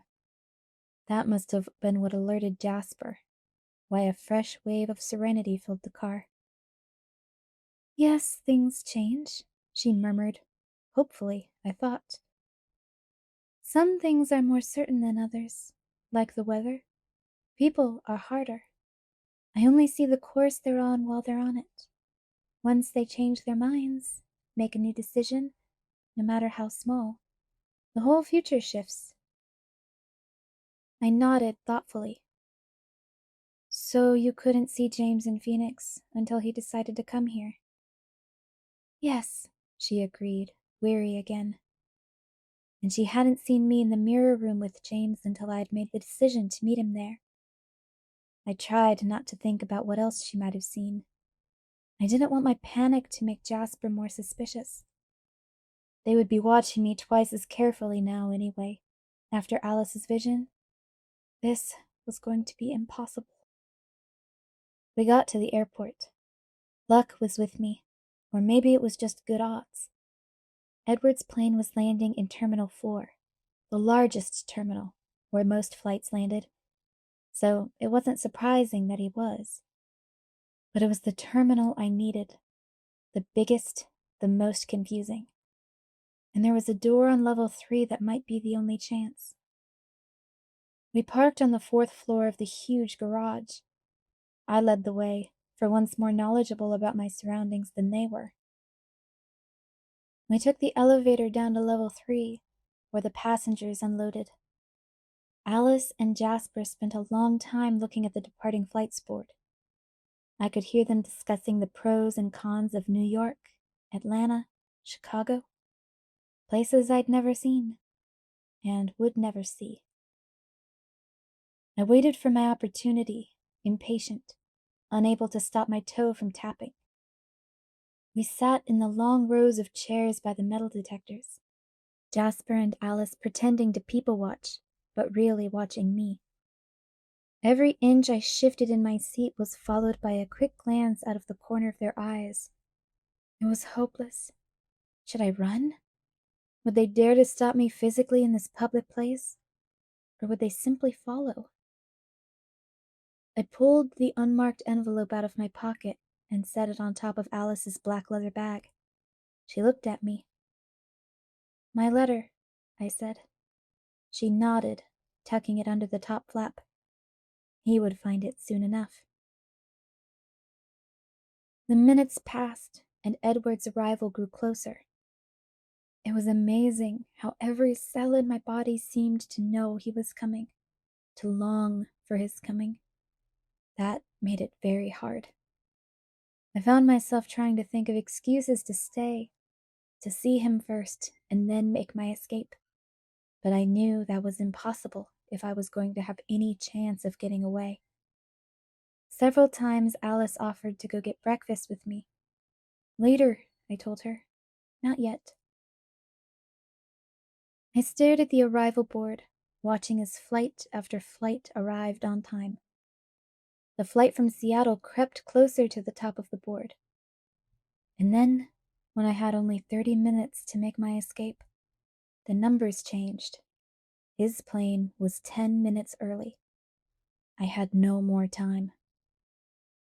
I think I'll eat now, I said quickly. Alice stood. I'll come with you. Do you mind if Jasper comes instead? I asked. I'm feeling a little... I didn't finish the sentence. My eyes were wild enough to convey what I didn't say. Jasper stood up.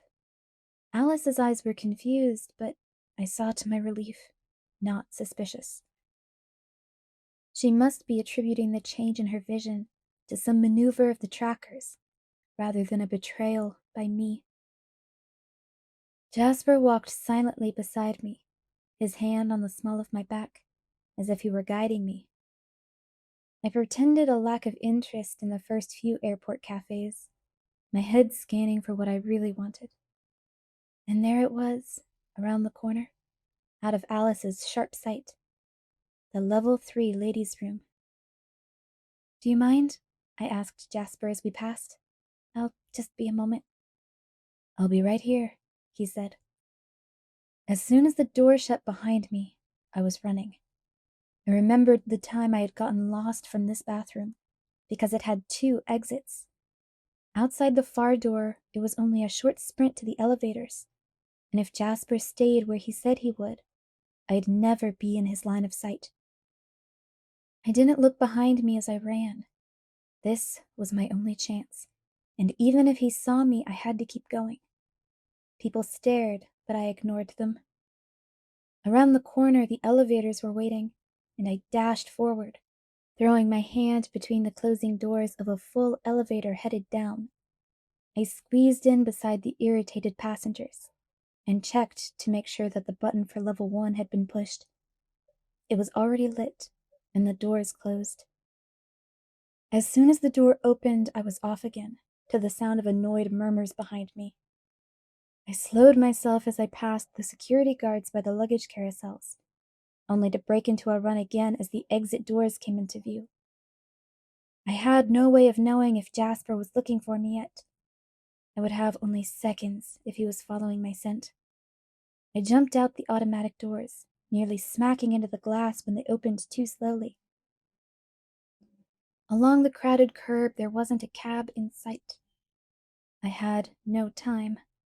Alice and Jasper were either about to realize I was gone, or they already had. They would find me in a heartbeat. A shuttle to the Hyatt was just closing its doors a few feet behind me. "Wait!" I called, running, waving at the driver. "This is the shuttle to the Hyatt?" the driver said in confusion as he opened the doors. "Yes," I huffed. "That's where I'm going." I hurried up the steps. He looked askance at my luggageless state, but then shrugged, not caring enough to ask. Most of the seats were empty. I sat as far from the other travelers as possible, and watched out the window as first the sidewalk, and then the airport drifted away. I couldn't help imagining Edward, where he would stand at the edge of the road when he found the end of my trail.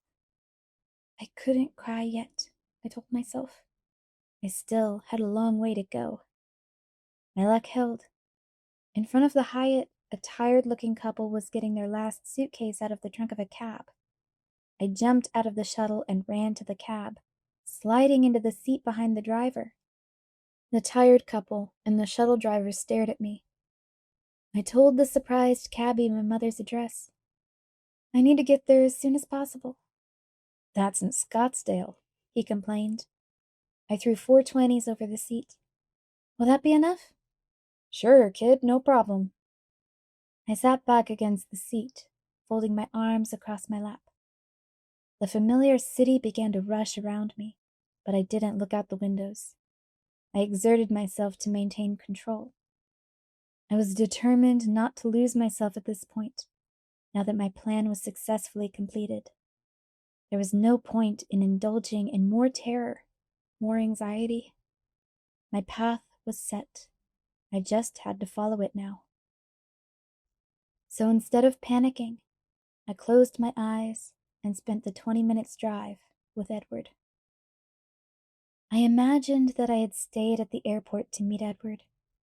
I visualized how I would stand on my toes the sooner to see his face.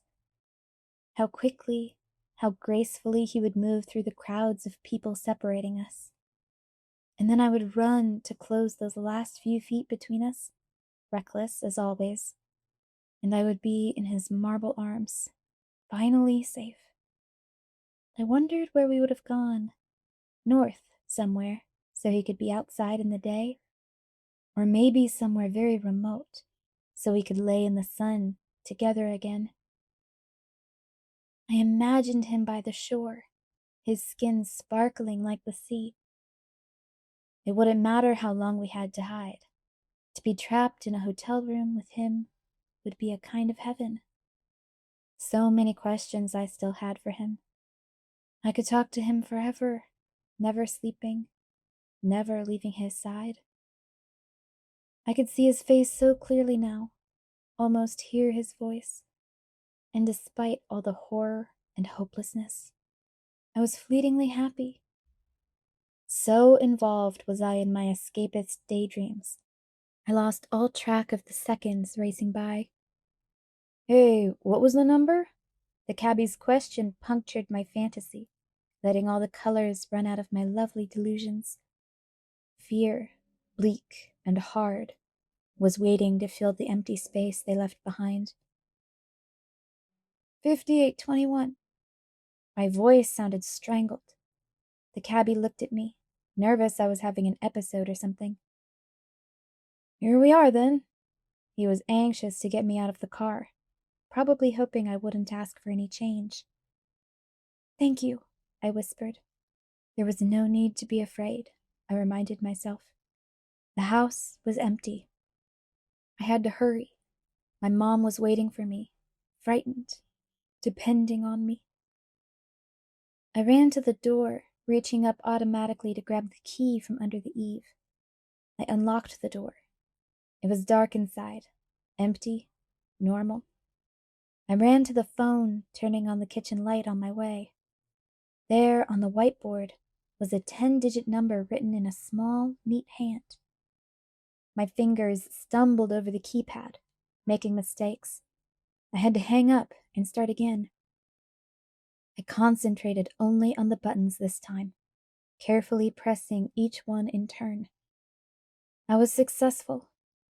I held the phone to my ear with a shaking hand. It rang only once. Hello, Bella, that easy voice answered. That was very quick. I'm impressed. Is my mom all right? She's perfectly fine. Don't worry, Bella. I have no quarrel with her. Unless you didn't come alone, of course. Light, amused. I'm alone. I'd never been more alone in my entire life. Very good. Now, do you know the ballet studio just around the corner from your home? Yes, I know how to get there. Well then, I'll see you very soon. I hung up. I ran from the room, through the door, out into the baking heat. There was no time to look back at my house, and I didn't want to see it as it was now. Empty, a symbol of fear instead of sanctuary. The last person to walk through those familiar rooms was my enemy. From the corner of my eye, I could almost see my mother standing in the shade of the big eucalyptus tree where I'd played as a child, or kneeling by the little plot of dirt around the mailbox, the cemetery of all the flowers she'd tried to grow. The memories were better than any reality I would see today. But I raced away from them, toward the corner, leaving everything behind me.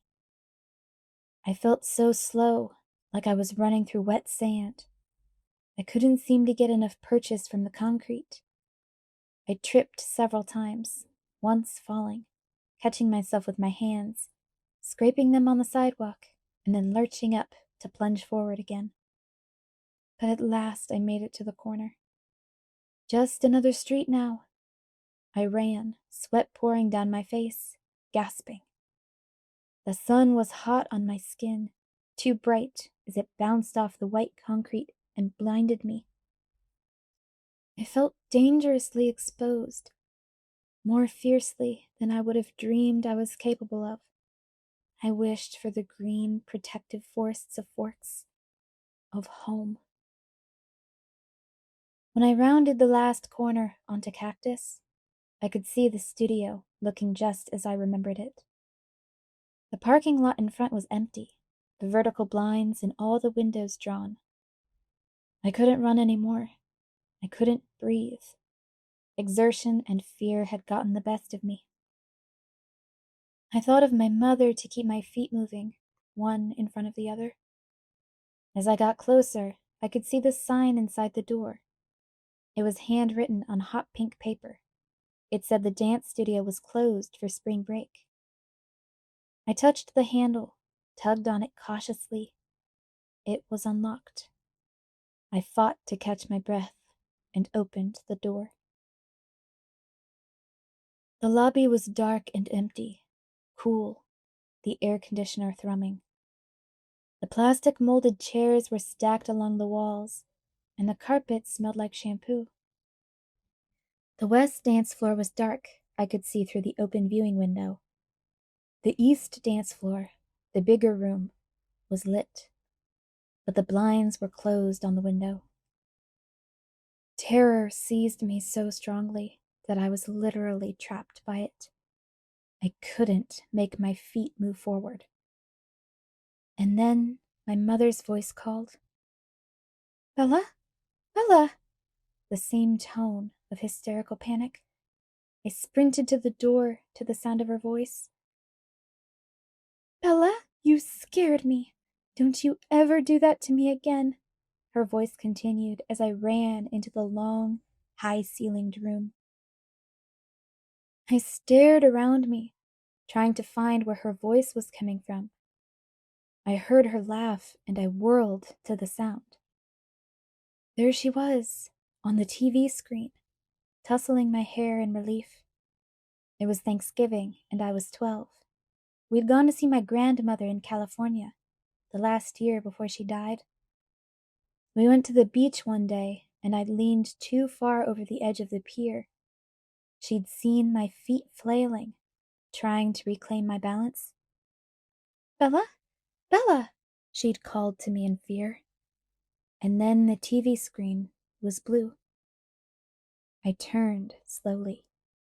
He was standing very still by the back exit, so still I hadn't noticed him at first. In his hand was a remote control. We stared at each other for a long moment, and then he smiled. He walked toward me, quite close, and then past me to put the remote down next to the VCR. I turned carefully to watch him. "Sorry about all that, Bella, but isn't it better that your mother didn't really have to be involved in all this?" His voice was courteous, kind, and suddenly it hit me. My mother was safe. She was still in Florida. She'd never gotten my message.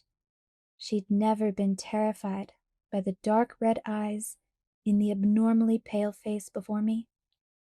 She was safe. "Yes," I answered, my voice saturated with relief. "You don't sound angry that I tricked you." "I'm not." My sudden high made me brave. What did it matter now? It would soon be over. Charlie and Mom would never be harmed, would never have to fear. I felt almost giddy. Some analytical part of my mind warned me that I was getting dangerously close to snapping from the stress. "How odd. You really mean it?" His dark eyes assessed me with interest. The irises were nearly black, just a hint of ruby around the edges. Thirsty. "I will give your strange coven this much. You humans can be quite interesting. I guess I can see the draw of observing you. It's amazing. Some of you seem to have no sense of your own self-interest at all." He was standing a few feet away from me, arms folded, looking at me curiously. There was no menace in his face or stance. He was so very average looking, nothing remarkable about his face or body at all. Just the white skin, the circled eyes I'd grown used to. He wore a pale blue long-sleeved shirt and faded blue jeans. "I suppose you're going to tell me that your boyfriend will avenge you?" he asked. Hopefully, it seemed to me.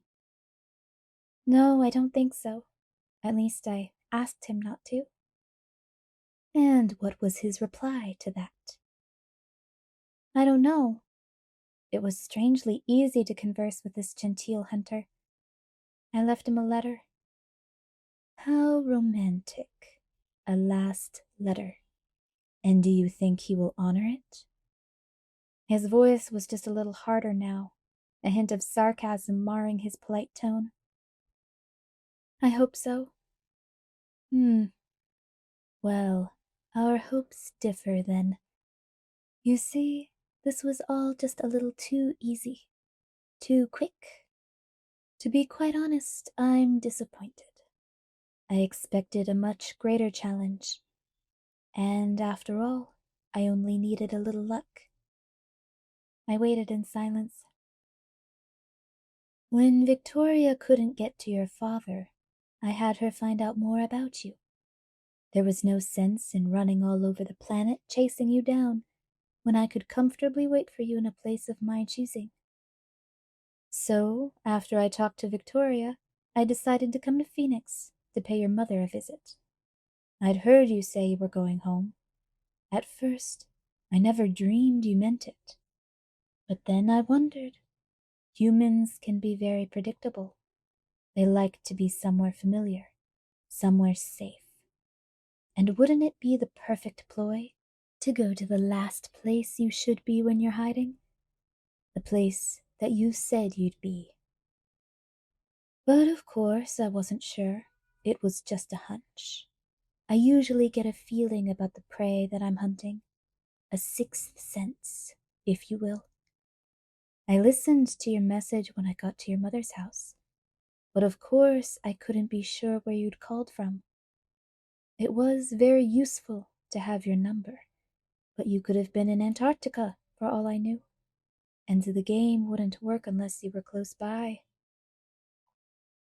Then your boyfriend got on a plane to Phoenix. Victoria was monitoring them for me, naturally.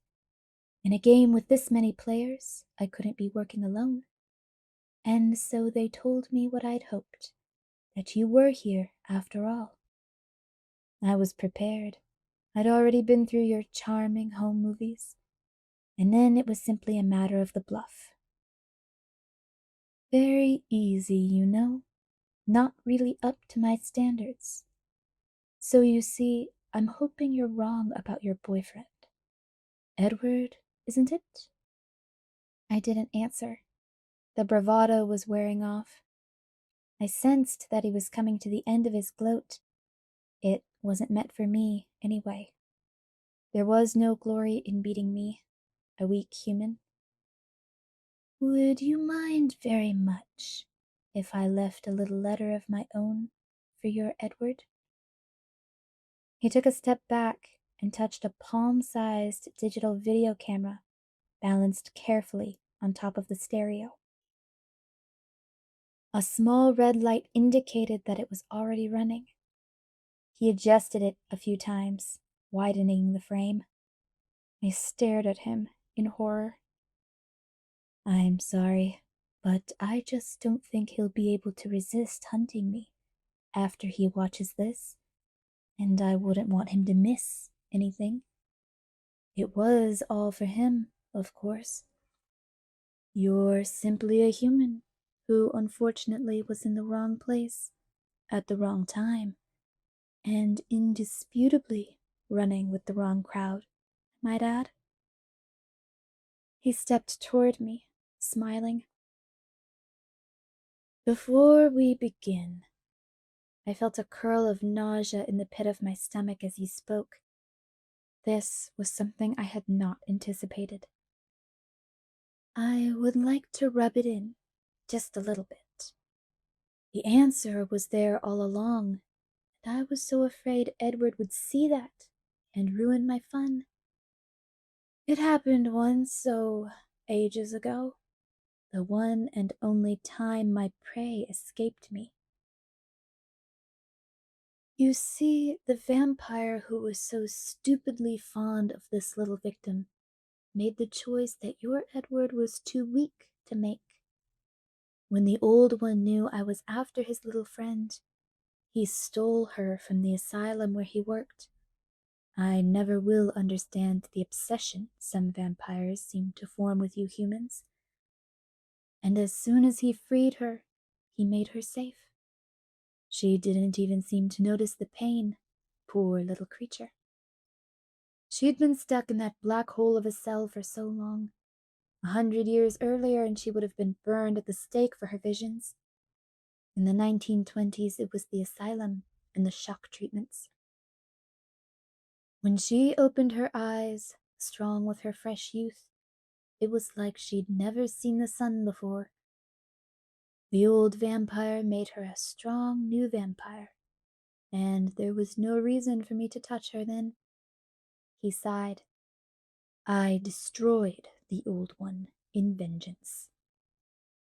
Alice, I breathed, astonished. Yes, your little friend. I was surprised to see her in the clearing, so I guess her coven ought to be able to derive some comfort from this experience. I get you, but they get her, the one victim who escaped me. Quite an honor, actually. And she did smell so delicious. I still regret that I never got to taste. She smelled even better than you do. Sorry, I don't mean to be offensive. You have a very nice smell. Floral, somehow. He took another step toward me, till he was just inches away. He lifted a lock of my hair and sniffed at it delicately. Then he gently patted the strand back into place, and I felt his cool fingertips against my throat. He reached up to stroke my cheek once quickly with his thumb, his face curious. I wanted so badly to run, but I was frozen. I couldn't even flinch away. No, he murmured to himself as he dropped his hand. I don't understand, he sighed. Well, I suppose we should get on with it, and then I can call your friends and tell them where to find you, and my little message. I was definitely sick now. There was pain coming. I could see it in his eyes. It wouldn't be enough for him to win, to feed and go. There would be no quick end like I'd been counting on. My knees began to shake, and I was afraid I was going to fall. He stepped back and began to circle, casually, as if he were trying to get a better view of a statue in a museum. His face was still open and friendly as he decided where to start. Then he slumped forward into a crouch I recognized, and his pleasant smile slowly widened, grew, till it wasn't a smile at all, but a contortion of teeth, exposed and glistening. I couldn't help myself. I tried to run. As useless as I knew it would be, as weak as my knees already were, panic took over and I bolted for the emergency door. He was in front of me in a flash. I didn't see if he used his hand or his foot. It was too fast. A crushing blow struck my chest. I felt myself flying backward, and then heard the crunch as my head bashed into the mirrors. The glass buckled, some of the pieces shattering and splintering on the floor beside me. I was too stunned to feel the pain. I couldn't breathe yet. He walked toward me slowly. That's a very nice effect, he said, examining the mess of glass, his voice friendly again. I thought this room would be visually dramatic for my little film. That's why I picked this place to meet you. It's perfect, isn't it? I ignored him, scrambling on my hands and knees, crawling toward the other door. He was over me at once, his voice stepping down hard on my leg. I heard the sickening snap before I felt it. But then I did feel it, and I couldn't hold back my scream of agony.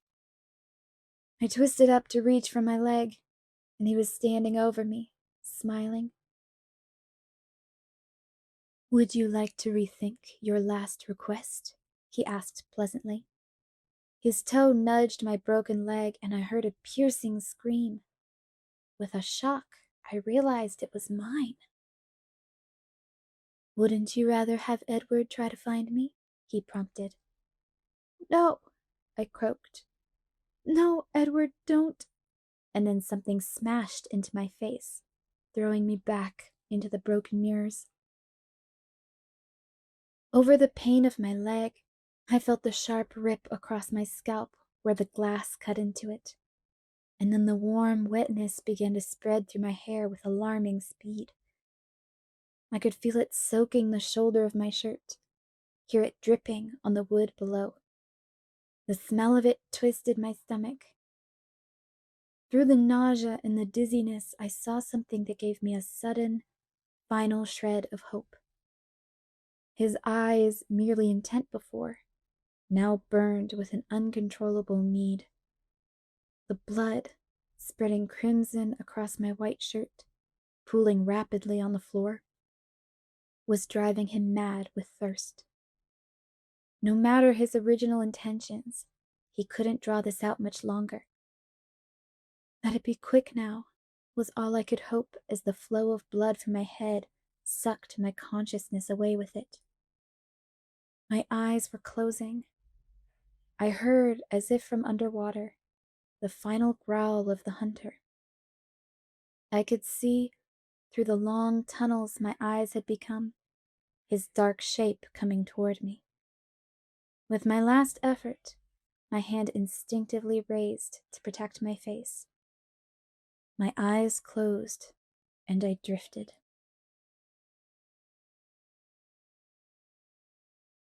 Chapter 23. The Angel. As I drifted, I dreamed. Where I floated under the dark water, I heard the happiest sound my mind could conjure up, as beautiful, as uplifting, as it was ghastly. It was another snarl, a deeper, wilder roar that rang with fury.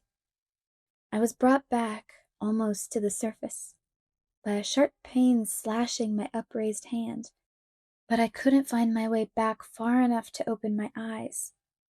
And then I knew I was dead. Because through the heavy water, I heard the sound of an angel calling my name, calling me to the only heaven I wanted. "Oh no, Bella, no!" the angel's voice cried in horror. Behind that longed-for sound was another noise, an awful tumult that my mind shied away from. A vicious bass growling, a shocking snapping sound, and a high keening suddenly breaking off. I tried to concentrate on the angel's voice instead. "Please, Bella. Bella, listen to me, please. Please. Bella, please," he begged. Yes, I wanted to say. Anything. But I couldn't find my lips. "Carlisle?" the angel called, agony in his perfect voice. "Bella, Bella, no. Oh, please, no, no." And the angel was sobbing tearless, broken sobs. The angel shouldn't weep. It was wrong. I tried to find him, to tell him everything was fine.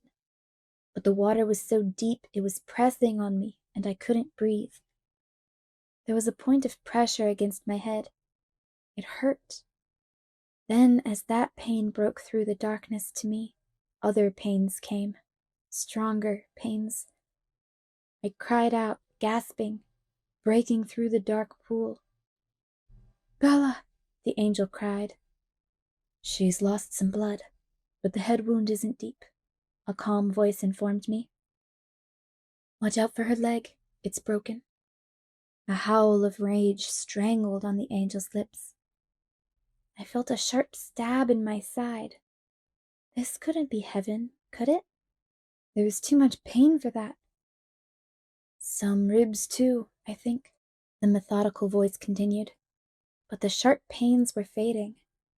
There was a new pain, a scalding pain in my hand that was overshadowing everything else. Someone was burning me. "Edward," I tried to tell him, but my voice was so heavy and slow, I couldn't understand myself. "Bella, you're going to be fine. Can you hear me, Bella? I love you." "Edward," I tried again. My voice was a little clearer. "Yes, I'm here." "It hurts," I whimpered. "I know, Bella, I know." And then, away from me, anguished. "Can't you do anything?" "My bag, please. Hold your breath, Alice. It will help," Carlisle promised. "Alice?" I groaned. She's here. She knew where to find you. My hand hurts, I tried to tell him. I know, Bella. Carlisle will give you something. It will stop. My hand is burning, I screamed, finally breaking through the last of the darkness, my eyes fluttering open. I couldn't see his face. Something dark and warm was clouding my eyes. Why couldn't they see the fire and put it out? His voice was frightened. Bella? The fire! Someone stop the fire! I screamed as it burned me. Carlisle, her hand. He bit her. Carlisle's voice was no longer calm. It was appalled. I heard Edward catch his breath in horror. Edward, you have to do it. It was Alice's voice, close by my head. Cool fingers brushed at the wetness in my eyes. No, he bellowed. Alice, I moaned. There may be a chance, Carlisle said. What? Edward begged. See if you can suck the venom out. The wound is fairly clean. As Carlisle spoke, I could feel more pressure on my head, something poking and pulling at my scalp. The pain of it was lost in the pain of the fire. Will that work? Alice's voice was strained. I don't know, Carlisle said, but we have to hurry. Carlisle, Edward hesitated. I don't know if I can do that. There was agony in his beautiful voice again. It's your decision, Edward. Either way, I can't help you. I have to get this bleeding stopped here if you're going to be taking blood from her hand. I writhed in the grip of the fiery torture, the movement making the pain in my leg flare sickeningly. Edward, I screamed. I realized my eyes were closed again. I opened them, desperate to find his face, and I found him. Finally, I could see his perfect face staring at me, twisted into a mask of indecision and pain. Alice, get me something to brace her leg. Carlisle was bent over me, working on my head. Edward, you must do it now or it will be too late. Edward's face was drawn. I watched his eyes as the doubt was suddenly replaced by a blazing determination. His jaw tightened.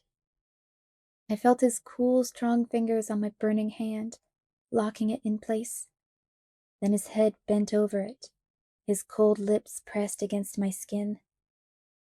At first, the pain was worse.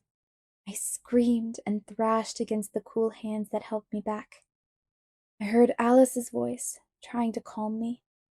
Something heavy held my leg to the floor, and Carlisle had my head locked in the vice of his stone arms. Then, slowly, my writhing calmed as my hand grew more and more numb. The fire was dulling, focusing into an ever smaller point. I felt my consciousness slipping as the pain subsided. I was afraid to fall into the black waters again, afraid I would lose him in the darkness. Edward, I tried to say, but I couldn't hear my voice. They could hear me. He's right here, Bella. Stay, Edward. Stay with me. I will. His voice was strained, but somehow triumphant. I sighed contentedly. The fire was gone, the other pains dulled by a sleepiness seeping through my body. Is it all out? Carlisle asked from somewhere far away. Her blood tastes clean, Edward said quietly. I can taste the morphine. Bella, Carlisle called to me. I tried to answer. Is the fire gone? Yes, I sighed. Thank you, Edward. I love you, he answered. I know, I breathed, so tired. I heard my favorite sound in the world, Edward's quiet laugh, weak with relief. Bella? Carlisle asked again. I frowned. I wanted to sleep. What? Where is your mother? In Florida, I sighed. He tricked me, Edward. He watched our videos. The outrage in my voice was pitifully frail. But that reminded me. Alice, I tried to open my eyes. Alice, the video, he knew you, Alice. He knew where you came from. I meant to speak urgently, but my voice was feeble. I smell gasoline, I added, surprised through the haze in my brain. It's time to move her, Carlisle said. No, I want to sleep, I complained. You can sleep, sweetheart. I'll carry you, Edward soothed me. And I was in his arms, cradled against his chest, floating, all the pain gone. Sleep now, Bella, were the last words I heard. Chapter 24. An Impasse. My eyes opened to a bright, white light. I was in an unfamiliar room, a white room. The wall beside me was covered in long vertical blinds. Over my head, the glaring lights blinded me. I was propped up on a hard, uneven bed. A bed with rails. The pillows were flat and lumpy. There was an annoying beeping sound somewhere close by. I hoped that meant I was still alive. Death shouldn't be this uncomfortable. My hands were all twisted up in clear tubes, and something was taped across my face, under my nose. I lifted my hand to rip it off. No, you don't. And cool fingers caught my hand. Edward? I turned my head slightly, and his exquisite face was just inches from mine, his chin resting on the edge of my pillow. I realized again that I was alive, this time with gratitude and elation. Oh, Edward, I'm so sorry. Shh, he shushed me. Everything is all right now. What happened? I couldn't remember clearly, and my mind rebelled against me as I tried to recall. I was almost too late. I could have been too late, he whispered, his voice tormented. I was so stupid, Edward. I thought he had my mom. He tricked us all. I need to call Charlie and my mom, I realized through the haze. Alice called them. Renee is here, well, here in the hospital. She's getting something to eat right now. She's here? I tried to sit up, but the spinning in my head accelerated, and his hand pushed me gently down on the pillows. She'll be back soon, he promised, and you need to stay still. But what did you tell her? I panicked. I had no interest in being soothed. My mom was here, and I was recovering from a vampire attack. Why did you tell her I'm here? You fell down 2 flights of stairs and through a window. He paused. You have to admit, it could happen. I sighed, and it hurt. I stared down at my body under the sheet, the huge lump that was my leg. How bad am I? I asked. You have a broken leg, 4 broken ribs, some cracks in your skull, bruises covering every inch of your skin, and you've lost a lot of blood. They gave you a few transfusions. I didn't like it.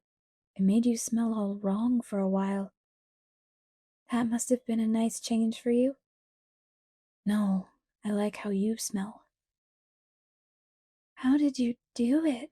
I asked quietly. He knew what I meant at once. I'm not sure. He looked away from my wondering eyes, lifting my gauze-wrapped hand from the bed and holding it gently in his, careful not to disrupt the wire connecting me to one of the monitors. I waited patiently for the rest. He sighed without returning my gaze. It was impossible to stop, he whispered. Impossible. But I did. He looked up finally, with a half smile. I must love you. Don't I taste as good as I smell? I smiled in response. That hurt my face. Even better. Better than I'd imagined. I'm sorry, I apologized. He raised his eyes to the ceiling. Of all the things to apologize for. What should I apologize for? For very nearly taking yourself away from me forever. I'm sorry, I apologized again. I know why you did it. His voice was comforting. It was still irrational, of course. You should have waited for me. You should have told me. You wouldn't have let me go. No, he agreed in a grim tone. I wouldn't. Some very unpleasant memories were beginning to come back to me. I shuddered and then winced. He was instantly anxious. Bella, what's wrong? What happened to James? After I pulled him off of you, Emmett and Jasper took care of him. There was a fierce note of regret in his voice. This confused me. I didn't see Emmett and Jasper there. They had to leave the room. There was a lot of blood. But you stayed. Yes, I stayed. And Alice and Carlisle? I said in wonder. They love you too, you know. A flash of painful images from the last time I'd seen Alice reminded me of something. Did Alice see the tape? I asked anxiously.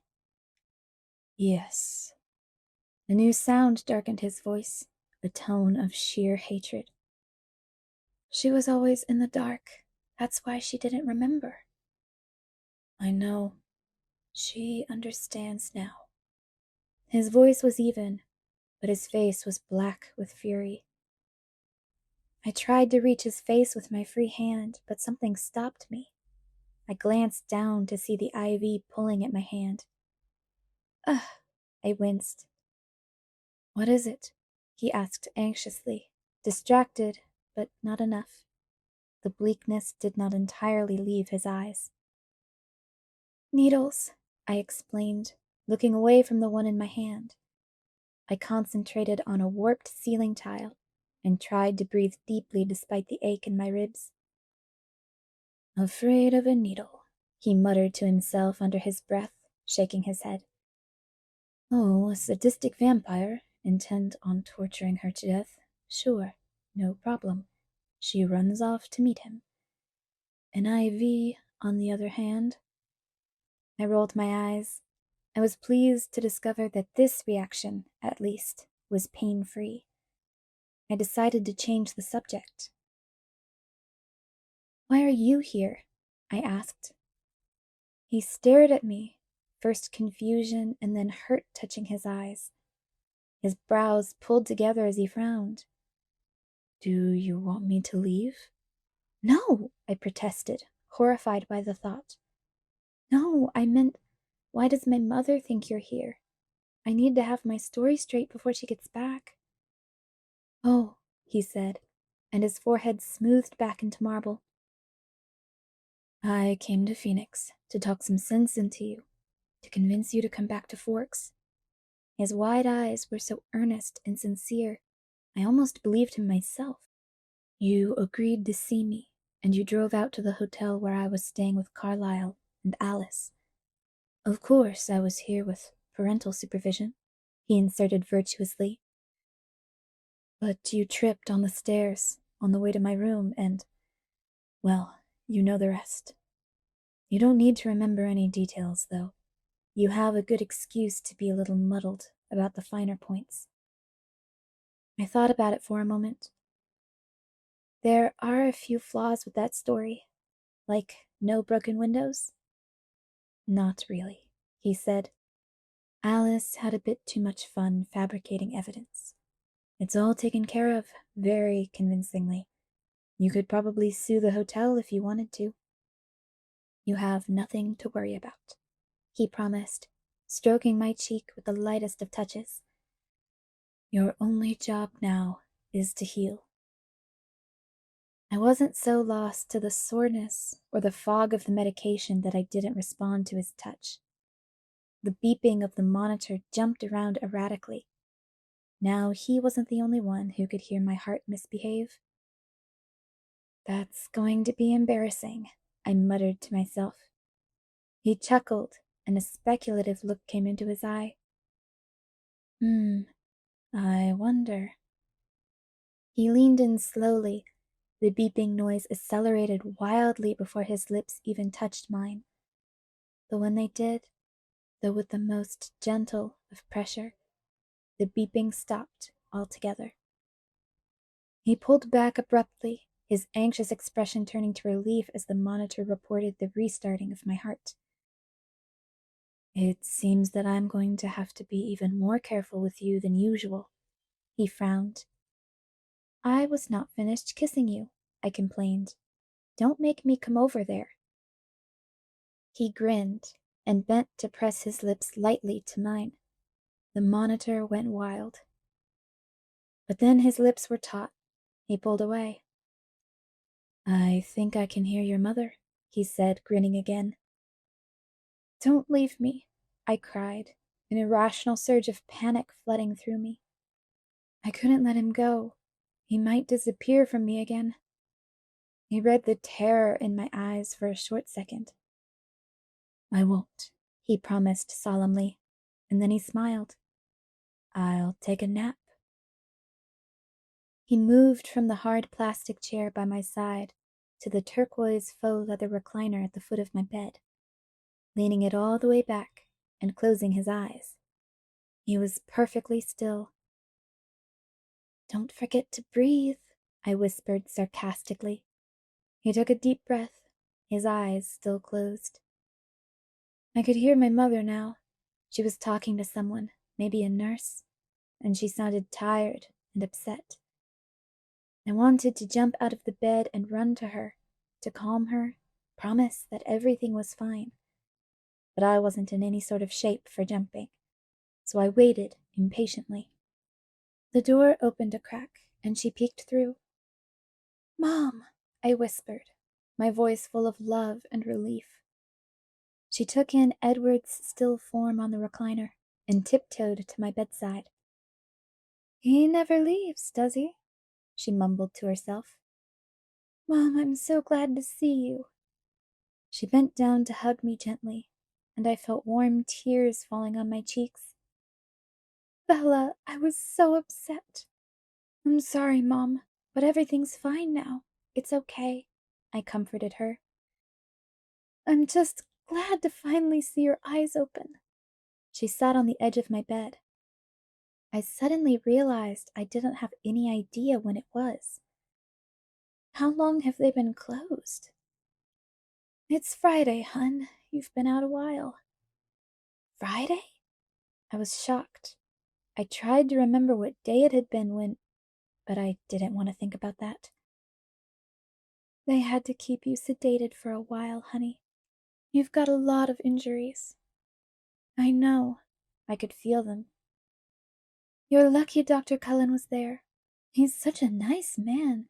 Very young, though, and he looks more like a model than a doctor." "You met Carlisle?" "And Edward's sister, Alice. She's a lovely girl." "She is," I agreed wholeheartedly. She glanced over her shoulder at Edward, lying with his eyes closed in that chair. "You didn't tell me you had such good friends in Vorks." I cringed and then moaned. "What hurts?" she demanded anxiously, turning back to me. Edward's eyes flashed to my face. "It's fine," I assured them. "I just have to remember not to move."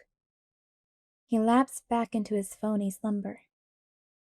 I took advantage of my mother's momentary distraction to keep the subject from returning to my less than candid behavior. "Where's Phil?" I asked quickly. "Florida. Oh, Bella, you'll never guess. just when we were about to leave, the best news. Phil got signed, I guessed. Yes! How did you guess? The Suns! Can you believe it? That's great, Mom, I said as enthusiastically as I could manage, though I had little idea what that meant. And you'll like Jacksonville so much, she gushed while I stared at her vacantly.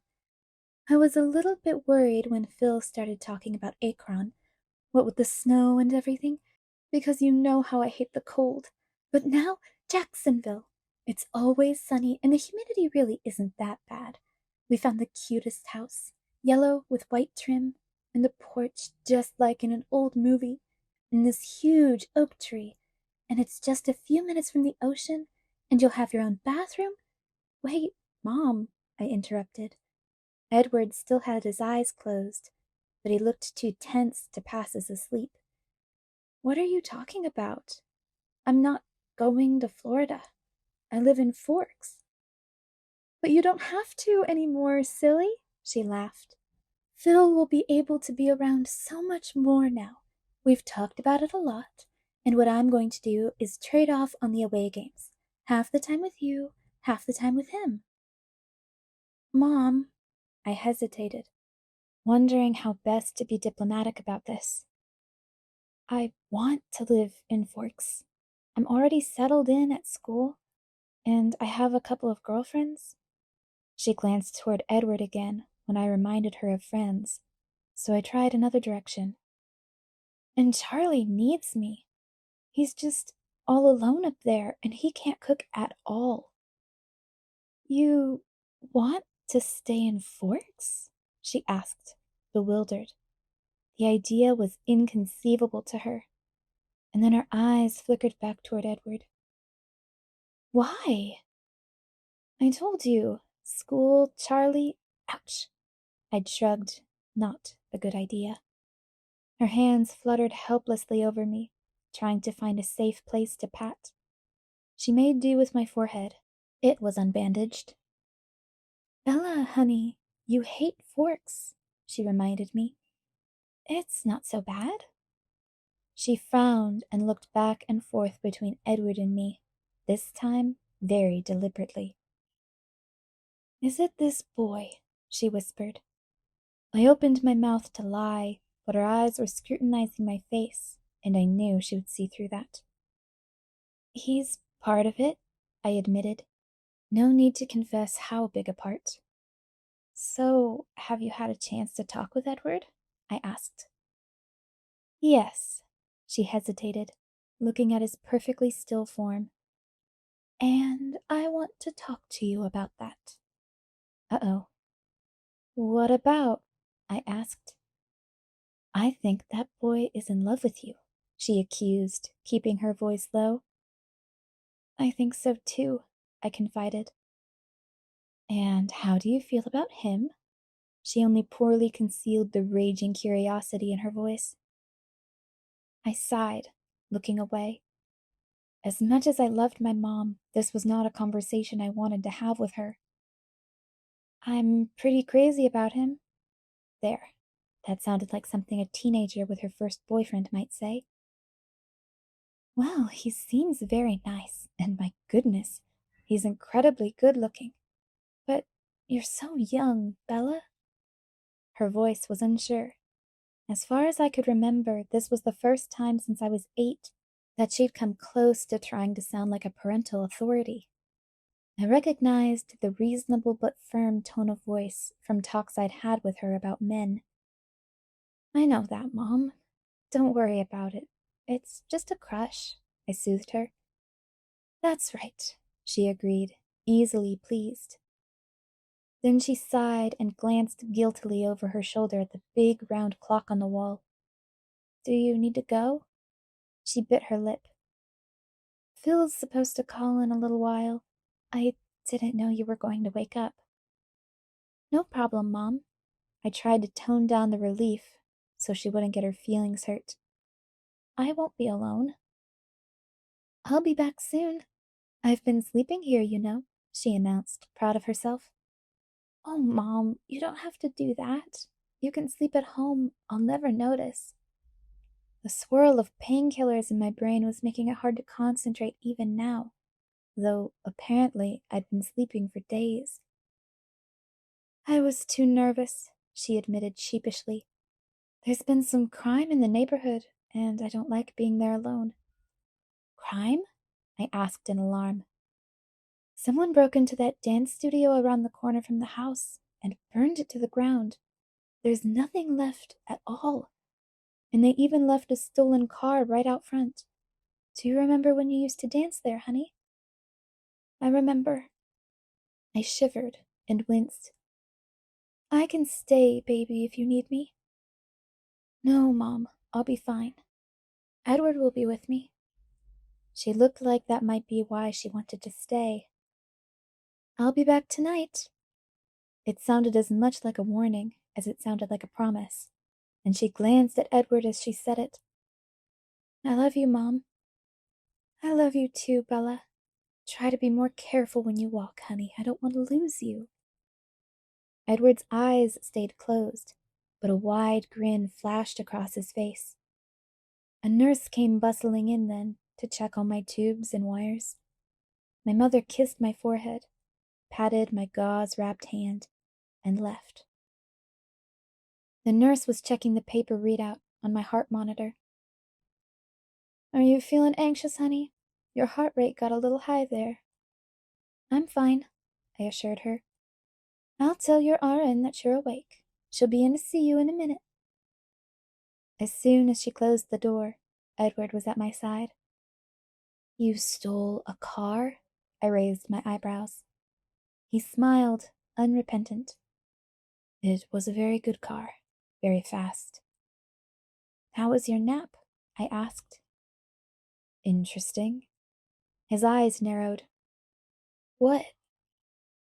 He looked down while he answered. I'm surprised. I thought Florida and your mother, well, I thought that's what you would want. I stared at him uncomprehendingly. But you'd be stuck inside all day in Florida. You'd only be able to come out at night, just like a real vampire. He almost smiled, but not quite. And then his face was grave. I would stay in Forks, Bella, or somewhere like it, he explained.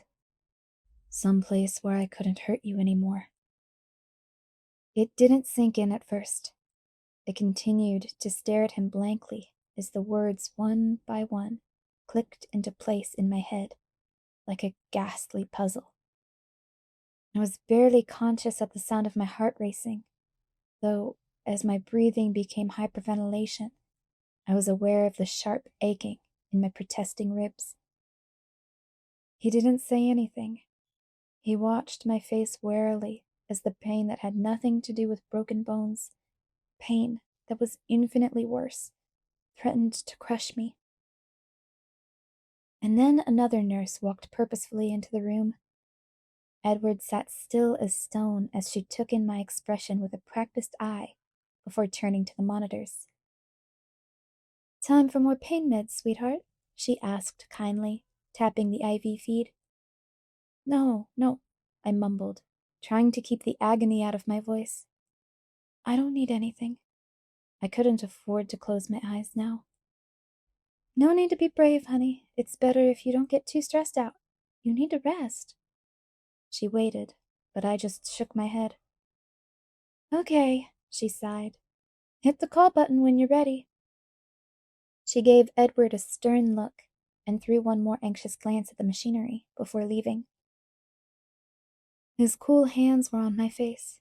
I stared at him with wild eyes. Shh, Bella, calm down. Don't leave me, I begged in a broken voice. I won't, he promised. Now relax before I call the nurse back to sedate you. But my heart couldn't slow. Bella? He stroked my face anxiously. I'm not going anywhere. I'll be right here as long as you need me.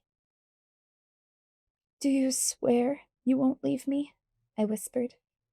I tried to control the gasping at least. My ribs were throbbing. He put his hands on either side of my face and brought his face close to mine. His eyes were wide and serious. "I swear." The smell of his breath was soothing. It seemed to ease the ache of my breathing. He continued to hold my gaze while my body slowly relaxed and the beeping returned to a normal pace. His eyes were dark, closer to black than gold today. "Better?" he asked. "Yes," I said cautiously. He shook his head and muttered something unintelligible. I thought I picked out the word overreaction. "Why did you say that?" I whispered, trying to keep my voice from shaking. "Are you tired of having to save me all the time? Do you want me to go away?" "No, I don't want to be without you, Bella. Of course not. Be rational. And I have no problem with saving you either, if it weren't for the fact that I was the one putting you in danger, that I'm the reason that you're here." "Yes, you are the reason," I frowned. "The reason I'm here, alive." "Barely." His voice was just a whisper. "Covered in gauze and plaster, and hardly able to move." "I wasn't referring to my most recent near-death experience," I said, growing irritated. "I was thinking of the others. You can take your pick. If it weren't for you, I would be rotting away in the Forks Cemetery." He winced at my words, but the haunted look didn't leave his eyes. "That's not the worst part, though," he continued to whisper. He acted as if I hadn't spoken. "Not seeing you there on the floor, broken and crumpled." His voice was choked. "Not thinking I was too late. Not even hearing you scream in pain. All those unbearable memories that I'll carry with me for the rest of eternity. No, the very worst feeling. Knowing that I couldn't stop. Believing that I was going to kill you myself. But you didn't." "I could have. So easily." I knew I needed to stay calm, but he was trying to talk himself into leaving me, and the panic fluttered in my lungs, trying to get out. "Promise me," I whispered. "What?" "You know what." I was starting to get angry now. He was so stubbornly determined to dwell on the negative. He heard the change in my tone. His eyes tightened. "I don't seem to be strong enough to stay away from you, so I suppose that you'll get your way, whether it kills you or not," he added roughly. "Good." He hadn't promised, though, a fact that I had not missed. The panic was only barely contained. I had no strength left to control the anger. "You told me how you stopped. Now I want to know why," I demanded. "Why?" he repeated warily. "Why you did it. Why didn't you just let the venom spread? By now, I would be just like you." Edward's eyes seemed to turn flat black, and I remembered that this was something he'd never intended me to know. Alice must have been preoccupied by the things she'd learned about herself, or she'd been very careful with her thoughts around him. Clearly, he'd had no idea that she'd filled me in on the mechanics of vampire conversions. He was surprised and infuriated. His nostrils flared.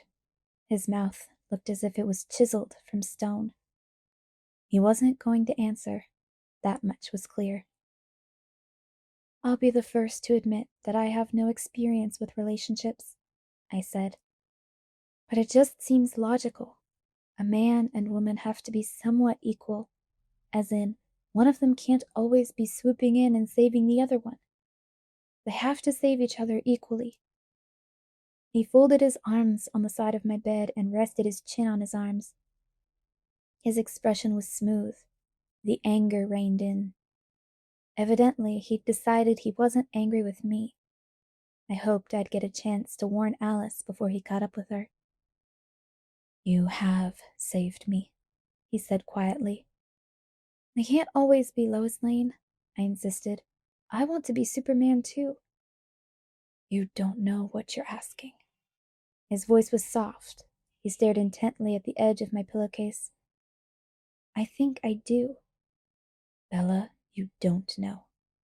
I've had almost 90 years to think about this, and I'm still not sure. Do you wish that Carlisle hadn't saved you?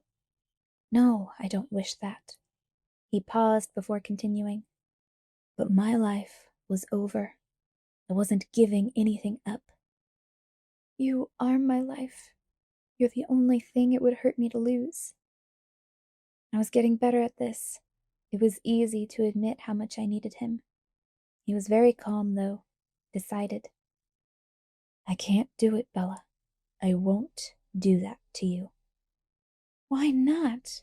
My throat rasped, and the words weren't as loud as I'd meant them to be. Don't tell me it's too hard. After today, or I guess it was a few days ago. Anyway, after that, it should be nothing. He glared at me. And the pain? He asked. I blanched. I couldn't help it, but I tried to keep my expression from showing how clearly I remembered the feeling, the fire in my veins. That's my problem, I said. I can handle it. It's possible to take bravery to the point where it becomes insanity. It's not an issue. 3 days. Big deal. Edward grimaced again as my words reminded him that I was more informed than he ever intended me to be. I watched him repress the anger, watched as his eyes grew speculative. Charlie? He asked curtly. Renee? Minutes passed in silence as I struggled to answer his question. I opened my mouth, but no sound came out. I closed it again.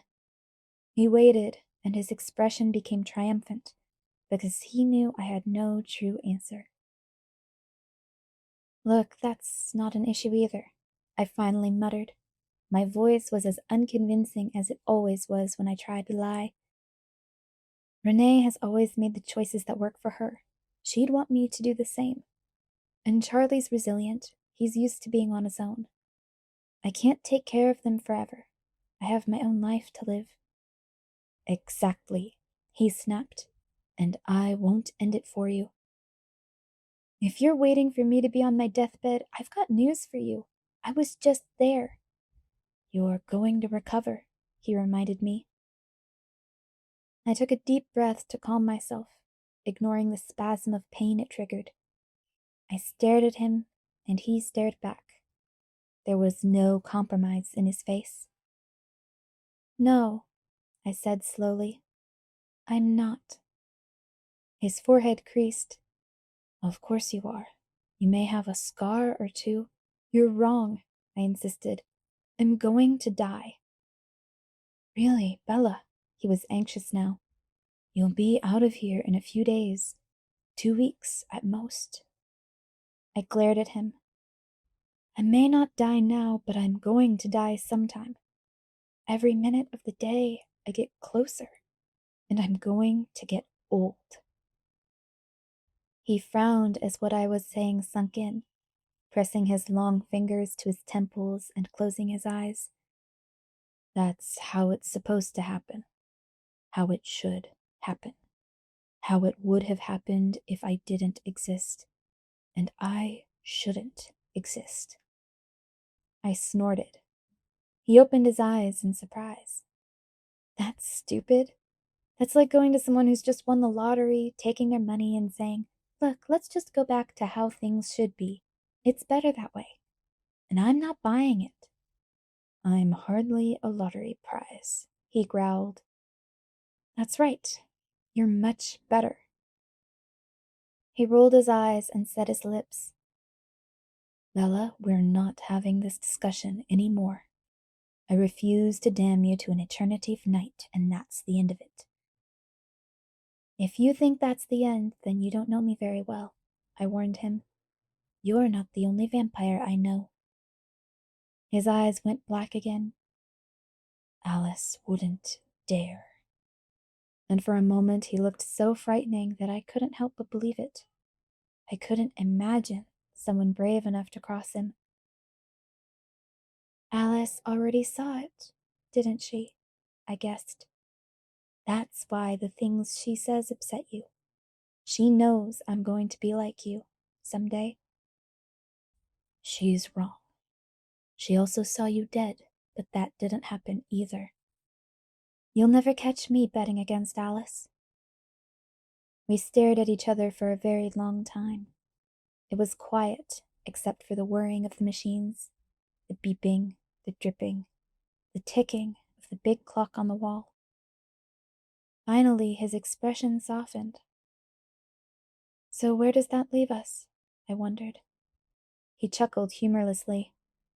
I believe it's called an impasse. I sighed. Ouch, I muttered. How are you feeling?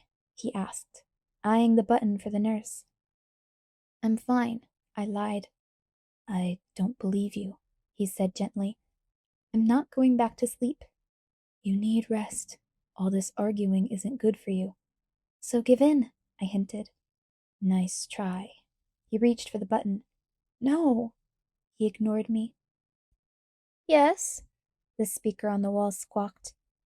I think we're ready for more pain medication, he said calmly, ignoring my furious expression.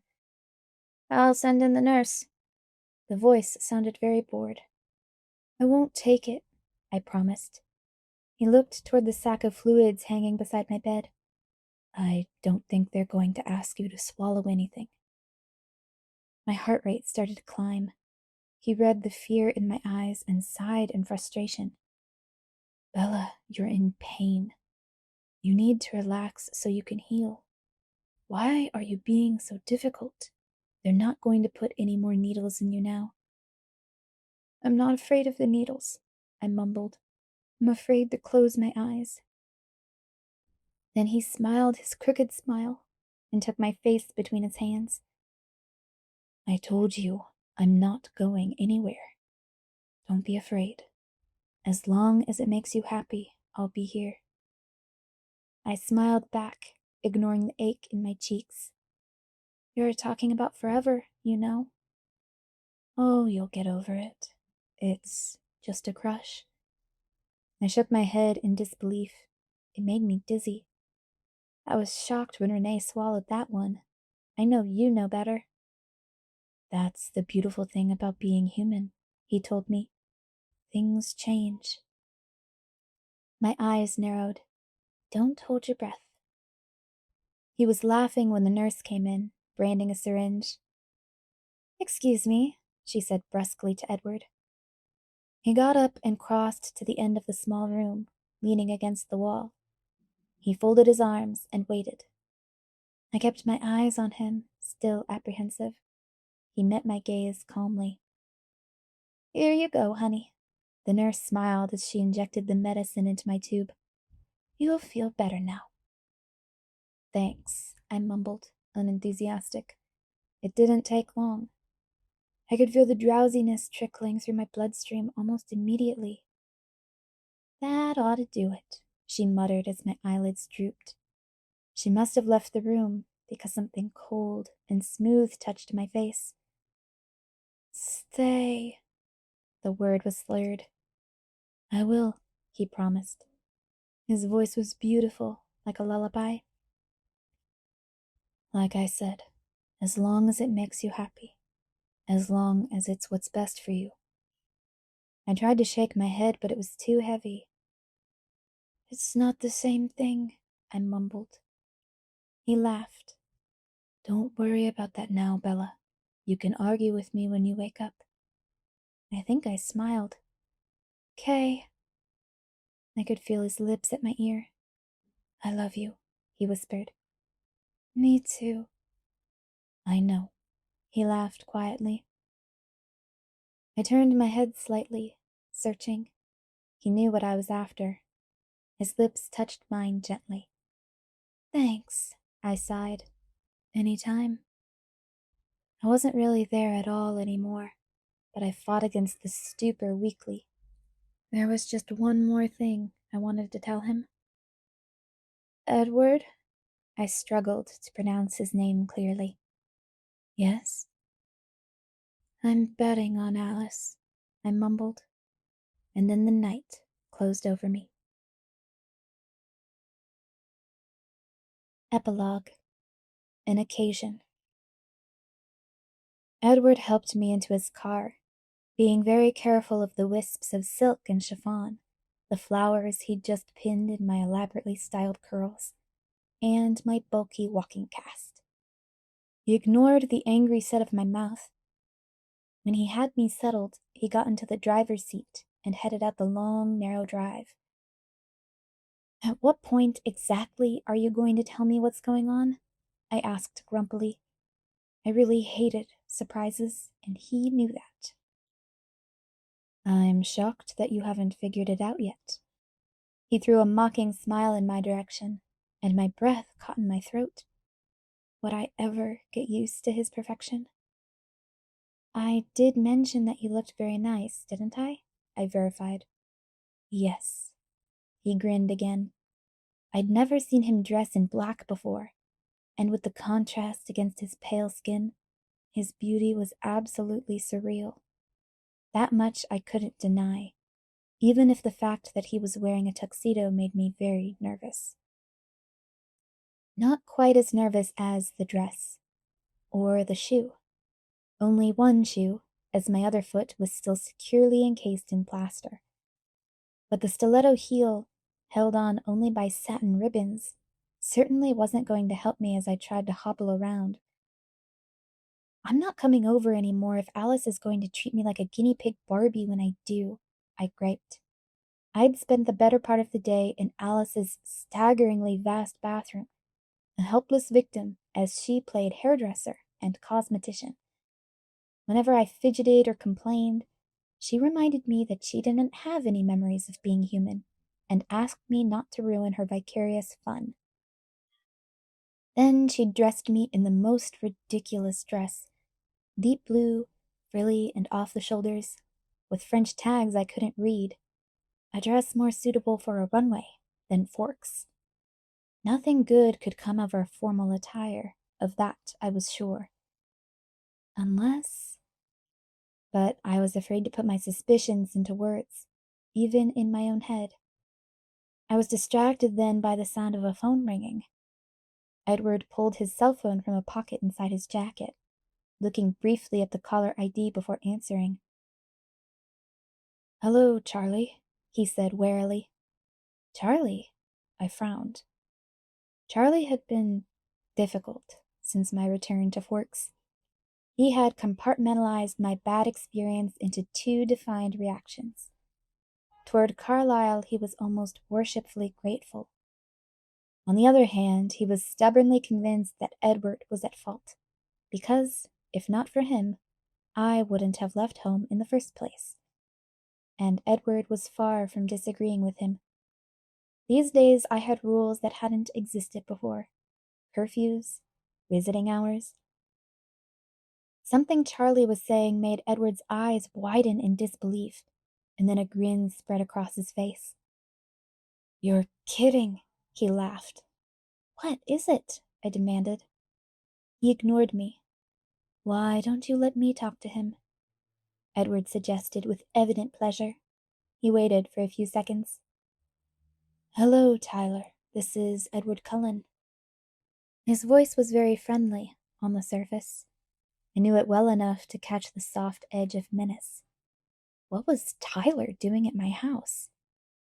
The awful truth began to dawn on me. I looked again at the inappropriate dress Alice had forced me into. "I'm sorry if there's been some kind of miscommunication, but Bella is unavailable tonight." Edward's tone changed, and the threat in his voice was suddenly much more evident as he continued. "To be perfectly honest, she'll be unavailable every night, as far as anyone besides myself is concerned. No offense. And I'm sorry about your evening." He didn't sound sorry at all, and then he snapped the phone shut, a huge smirk on his face. My face and neck flushed crimson with anger. I could feel the rage-induced tears starting to fill my eyes. He looked at me in surprise. Was that last part a bit too much? I didn't mean to offend you. I ignored that. You're taking me to the prom? I yelled. It was embarrassingly obvious now. If I had been paying any attention at all, I'm sure I would have noticed the date on the posters that decorated the school buildings. But I had never dreamed he was thinking of subjecting me to this. Didn't he know me at all? He wasn't expecting the force of my reaction. That was clear. He pressed his lips together, and his eyes narrowed. Don't be difficult, Bella. My eyes flashed to the window. We were halfway to the school already. Why are you doing this to me? I demanded in horror. He gestured to his tuxedo. Honestly, Bella, what did you think we were doing? I was mortified. First, because I'd missed the obvious, and also because the vague suspicions, expectations, really, that I'd been forming all day as Alice tried to transform me into a beauty queen were so far wide off the mark. My half-fearful hopes seemed very silly now. I guessed there was some kind of occasion brewing, but prom? That was the furthest thing from my mind. The angry tears rolled over my cheeks. I remembered with dismay that I was very uncharacteristically wearing mascara. I wiped quickly under my eyes to prevent any smudges. My hand was unblackened when I pulled it away. Maybe Alice had known I would need waterproof makeup. This is completely ridiculous. Why are you crying? He demanded in frustration. Because I'm mad. Bella. He turned the full force of his scorching golden eyes on me. What? I muttered, distracted. Humor me, he insisted. His eyes were melting all my fury. It was impossible to fight with him when he cheated like that. I gave in with poor grace. Fine, I pouted, unable to glare as effectively as I would have liked. I'll go quietly, but you'll see. I'm way overdue for more bad luck. I'll probably break my other leg. Look at this shoe. It's a death trap. I held out my good leg as evidence. He stared at my leg longer than was necessary. Remind me to thank Alice for that tonight. Alice is going to be there? That comforted me slightly. With Jasper, and Emmett, and Rosalie, he admitted. The feeling of comfort disappeared. There had been no progress with Rosalie, though I was on quite good terms with her sometimes husband. Emmett enjoyed having me around. He thought my bizarre human reactions were hilarious. Or maybe it was just the fact that I fell down a lot that he found so funny. Rosalie acted as if I didn't exist. While I shook my head to dispel the direction my thoughts had taken, I thought of something else. Is Charlie in on this? I asked, suddenly suspicious. Of course. He grinned and then chuckled. Apparently Tyler wasn't, though. I gritted my teeth. How Tyler could be so delusional, I couldn't imagine. At school, where Charlie couldn't interfere, Edward and I were inseparable, except for those rare sunny days. We were at the school now. Rosalie's red convertible was conspicuous in the parking lot. The clouds were thin today, a few streaks of sunlight escaping through, far away in the west. He got out and walked around the car to open my door. He held out his hand. I sat stubbornly in my seat, arms folded, feeling a secret twinge of smugness. The lot was crowded with people in formal dress, witnesses. He couldn't remove me forcibly from the car as he might have if we had been alone. He sighed. When someone wants to kill you, you're brave as a lion.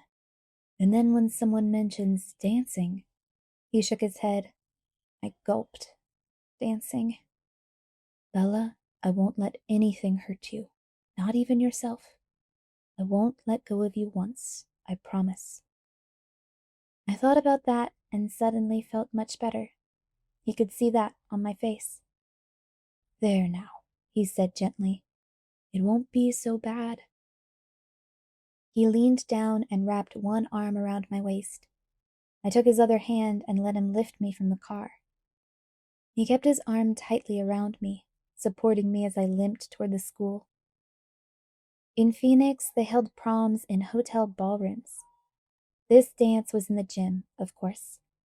It was probably the only room in town big enough for a dance. When we got inside, I giggled.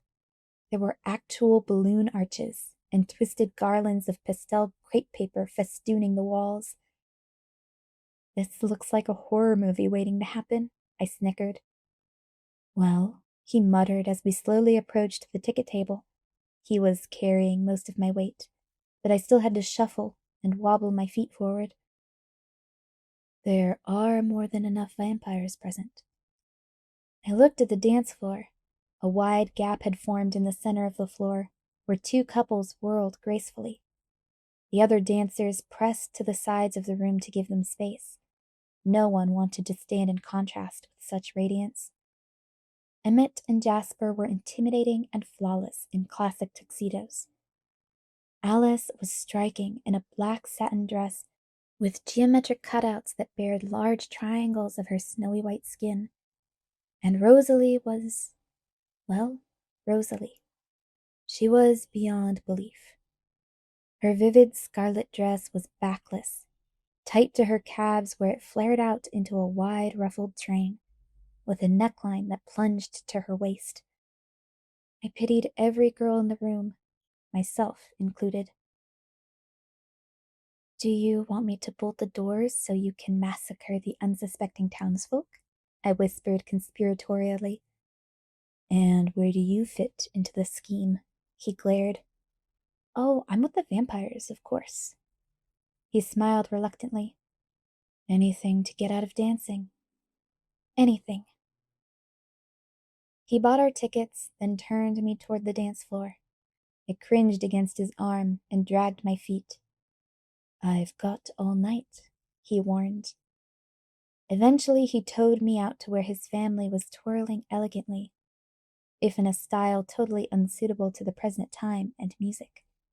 I watched in horror. Edward. My throat was so dry I could only manage a whisper. I honestly can't dance. I could feel the panic bubbling up inside my chest. Don't worry, silly, he whispered back. I can. He put my arms around his neck and lifted me to slide his feet under mine. And then we were whirling too. I feel like I'm 5 years old. I laughed after a few minutes of effortless waltzing. You don't look 5, he murmured, pulling me closer for a second, so that my feet were briefly a foot from the ground. Alice caught my eye on a turn and smiled in encouragement. I smiled back. I was surprised to realize that I was actually enjoying myself. A little. Okay, this isn't half bad, I admitted. But Edward was staring toward the doors, and his face was angry. What is it? I wondered aloud. I followed his gaze, disoriented by the spinning, but finally I could see what was bothering him. Jacob Black, not in a tux, but in a long-sleeved white shirt and tie, his hair smoothed back into his usual ponytail, was crossing the floor toward us. After the first shock of recognition, I couldn't help but feel bad for Jacob. He was clearly uncomfortable, excruciatingly so. His face was apologetic as his eyes met mine. Edward snarled very quietly. Behave, I hissed. Edward's voice was scathing. He wants to chat with you. Jacob reached us then, the embarrassment and apology even more evident on his face. Hey, Bella. I was hoping you would be here. Jacob sounded like he'd been hoping the exact opposite, but his smile was just as warm as ever. Hi, Jacob, I smiled back. What's up? Can I cut in? He asked tentatively, glancing at Edward for the first time. I was shocked to notice that Jacob didn't have to look up. He must have grown half a foot since the first time I'd seen him. Edward's face was composed, his expression blank. His only answer was to set me carefully on my feet and take a step back. "Thanks," Jacob said amiably. Edward just nodded, looking at me intently before he turned to walk away. Jacob put his hands on my waist, and I reached up to put my hands on his shoulders. "Wow, Jake, how tall are you?" He was smug. 6'2". We weren't really dancing. My leg made that impossible. Instead, we swayed awkwardly from side to side without moving our feet. It was just as well. The recent growth spurt had left him looking gangly and uncoordinated, and he was probably no better a dancer than I was. "So, how did you end up here tonight?" I asked without true curiosity. Considering Edward's reaction, I could guess. "Can you believe my dad paid me $20 to come to your prom?" he admitted, slightly ashamed. "Yes, I can," I muttered. "Well, I hope you're enjoying yourself, at least. Seen anything you like?" I teased, nodding toward a group of girls lined up against the wall like pastel confections. "Yeah," he sighed, "but she's taken." He glanced down to meet my curious gaze for a second, and then we both looked away, embarrassed. "You look really pretty, by the way," he added shyly. Thanks. So, why did Billy pay you to come here?" I asked quickly, though I knew the answer. Jacob didn't seem grateful for the subject change. He looked away, uncomfortable again. "He said it was a safe place to talk to you. I swear the old man is losing his mind." I joined in his laughter weakly. "Anyway, he said that if I told you something, he would get me the master cylinder I need," he confessed with a sheepish grin. "Tell me then. I want you to get your car finished." I grinned back. At least Jacob didn't believe any of this. It made the situation a bit easier. Against the wall, Edward was watching my face, his own face expressionless. I saw a sophomore in a pink dress eyeing him with timid speculation, but he didn't seem to be aware of her. Jacob looked away again, ashamed. "Don't get mad, okay?" "There's no way I'll be mad at you, Jacob," I assured him. "I won't even be mad at Billy. Just say what you have to." "Well, this is so stupid. I'm sorry, Bella. He wants you to break up with your boyfriend. He asked me to tell you, please." He shook his head in disgust. "He's still superstitious, huh?" "Yeah, he was kind of over the top when you got hurt down in Phoenix. He didn't believe—" Jacob trailed off self-consciously. My eyes narrowed. "I fell." "I know that," Jacob said quickly. "He thinks Edward had something to do with me getting hurt." It wasn't a question, and despite my promise, I was angry. Jacob wouldn't meet my eyes. We weren't even bothering to sway to the music, though his hands were still on my waist, and mine around his neck. "Look, Jacob, I know Billy probably won't believe this, but just so you know..." He looked at me now, responding to the new earnestness in my voice. "Edward really did save my life. If it weren't for Edward and his father, I'd be dead." "I know," he claimed, but he sounded like my sincere words had affected him some. Maybe he'd be able to convince Billy of this much, at least. "Hey, I'm sorry you had to come do this, Jacob," I apologized. "At any rate, you get your parts, right?" "Yeah," he muttered. He was still looking awkward, upset. "There's more?" I asked in disbelief. "Forget it," he mumbled. "I'll get a job and save the money myself." I glared at him until he met my gaze. "Just spit it out, Jacob." "It's so bad." "I don't care. Tell me," I insisted. "Okay, but geez, this sounds bad." He shook his head. "He said to tell you, no, to warn you that, and this is his plural, not mine, He lifted one hand from my waist and made little quotation marks in the air. "We'll be watching." He watched warily for my reaction. It sounded like something from a mafia movie. I laughed out loud. "Sorry you had to do this, Jake," I snickered. "I don't mind that much," he grinned in relief. His eyes were appraising as they raked quickly over my dress. "So, should I tell him you said to butt the hell out?" he asked hopefully. "No," I sighed. "Tell him I said thanks. I know he means well." The song ended, and I dropped my arms. His hands hesitated at my waist, and he glanced at my bum leg. "Do you want to dance again, or can I help you get somewhere?" Edward answered for me. "That's all right, Jacob. I'll take it from here." Jacob flinched and stared wide-eyed at Edward, who stood just behind us. "Hey, I didn't see you there," he mumbled. "I guess I'll see you around, Bella." He stepped back, waving half-heartedly. I smiled. "Yeah, I'll see you later." "Sorry," he said again before he turned for the door. Edward's arms wound around me as the next song started. It was a little up-tempo for slow dancing, but that didn't seem to concern him. I leaned my head against his chest, content. "Feeling better?" I teased.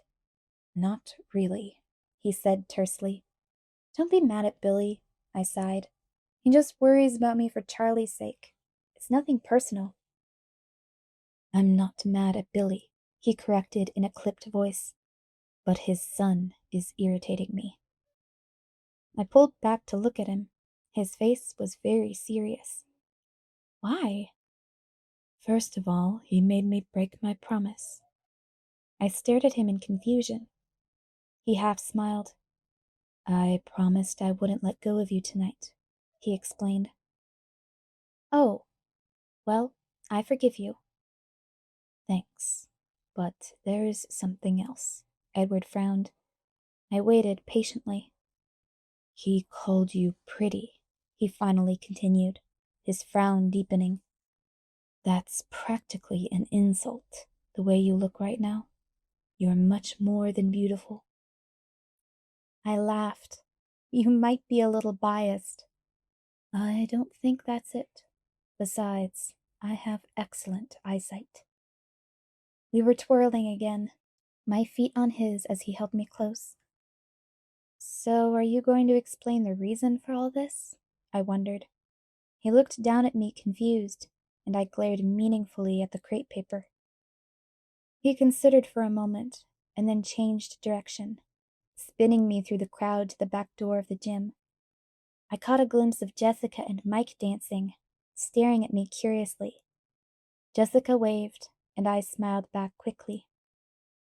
Angela was there too, looking blissfully happy in the arms of little Ben Cheney.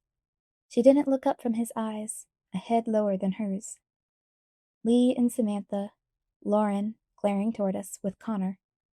I could name every face that spiraled past me. And then we were outdoors, in the cool, dim light of a fading sunset. As soon as we were alone, he swung me up into his arms and carried me across the dark grounds till he reached the bench beneath the shadow of the madrone trees. He sat there, keeping me cradled against his chest. The moon was already up, visible through the gauzy clouds, and his face glowed pale in the white light. His mouth was hard, his eyes troubled. "The point?" I prompted softly. He ignored me, staring up at the moon. "Twilight again," he murmured. "Another ending. No matter how perfect the day is, it always has to end." "Some things don't have to end," I muttered through my teeth, instantly tense. He sighed. "I brought you to the prom," he said slowly, finally answering my question. "Because I don't want you to miss anything. I don't want my presence to take anything away from you, if I can help it. I want you to be human. I want your life to continue as it would have If I'd died in 1918 like I should have. I shuddered at his words and then shook my head angrily. In what strange parallel dimension would I have ever gone to prom of my own free will? If you weren't 1,000 times stronger than me, I never would have let you get away with this. He smiled briefly, but it didn't touch his eyes. It wasn't so bad. You said so yourself. That's because I was with you. We were quiet for a minute. He stared at the moon and I stared at him. I wished there was some way to explain how very uninterested I was in a normal human life. Will you tell me something? He asked, glancing down at me with a slight smile. Don't I always? Just promise you'll tell me, he insisted, grinning. I knew I was going to regret this almost instantly. Fine. You seemed honestly surprised when you figured out that I was taking you here, he began. I was, I interjected. Exactly, he agreed. But you must have had some other theory. I'm curious. What did you think I was dressing you up for? Yes, instant regret. I pursed my lips, hesitating. I don't want to tell you. You promised, he objected. I know. What's the problem? I knew he thought it was mere embarrassment holding me back.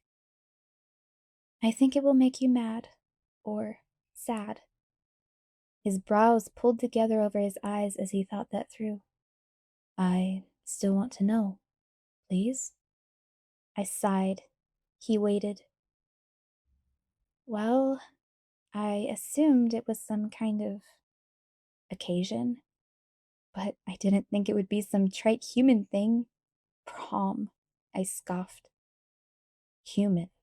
He asked flatly. He'd picked up on the key word. I looked down at my dress, fidgeting with a stray piece of chiffon. He waited in silence.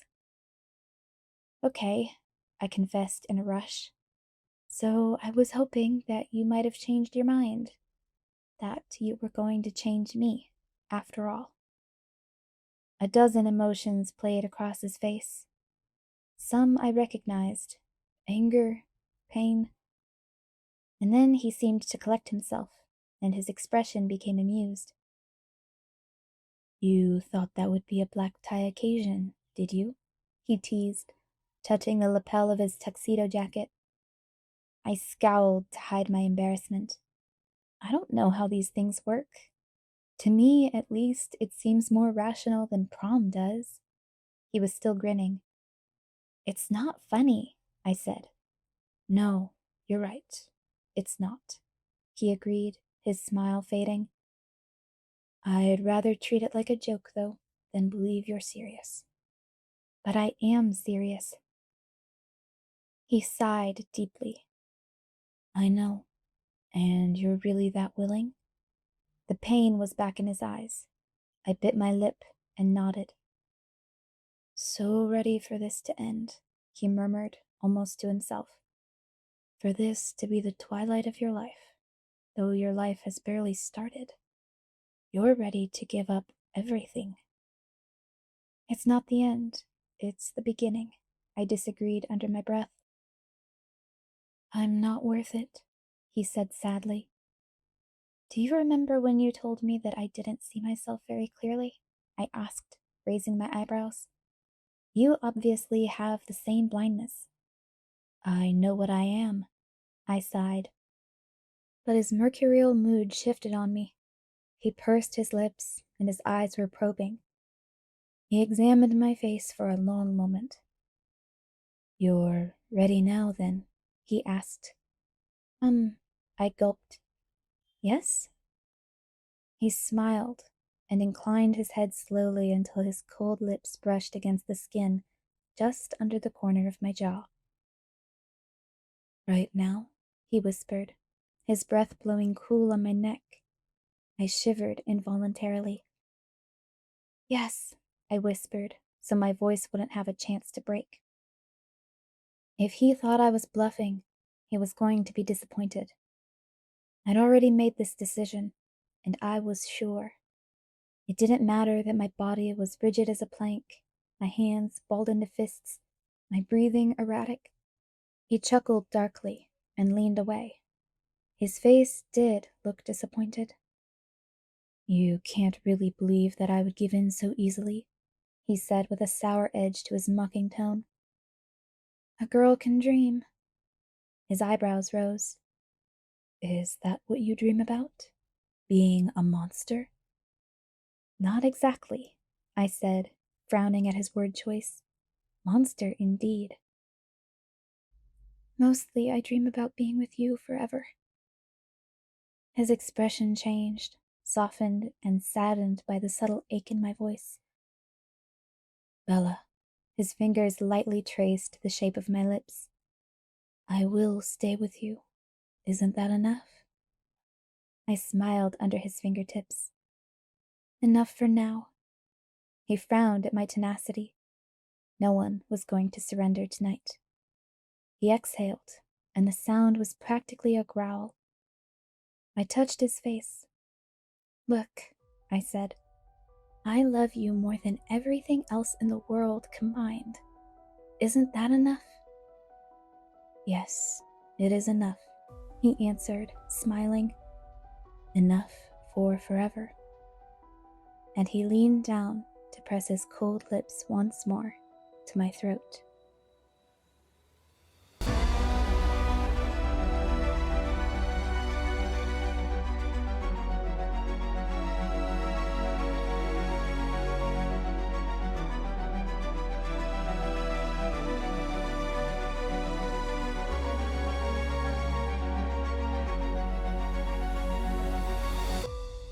Thank you for listening to this unabridged production of Twilight by Stephanie Meyer.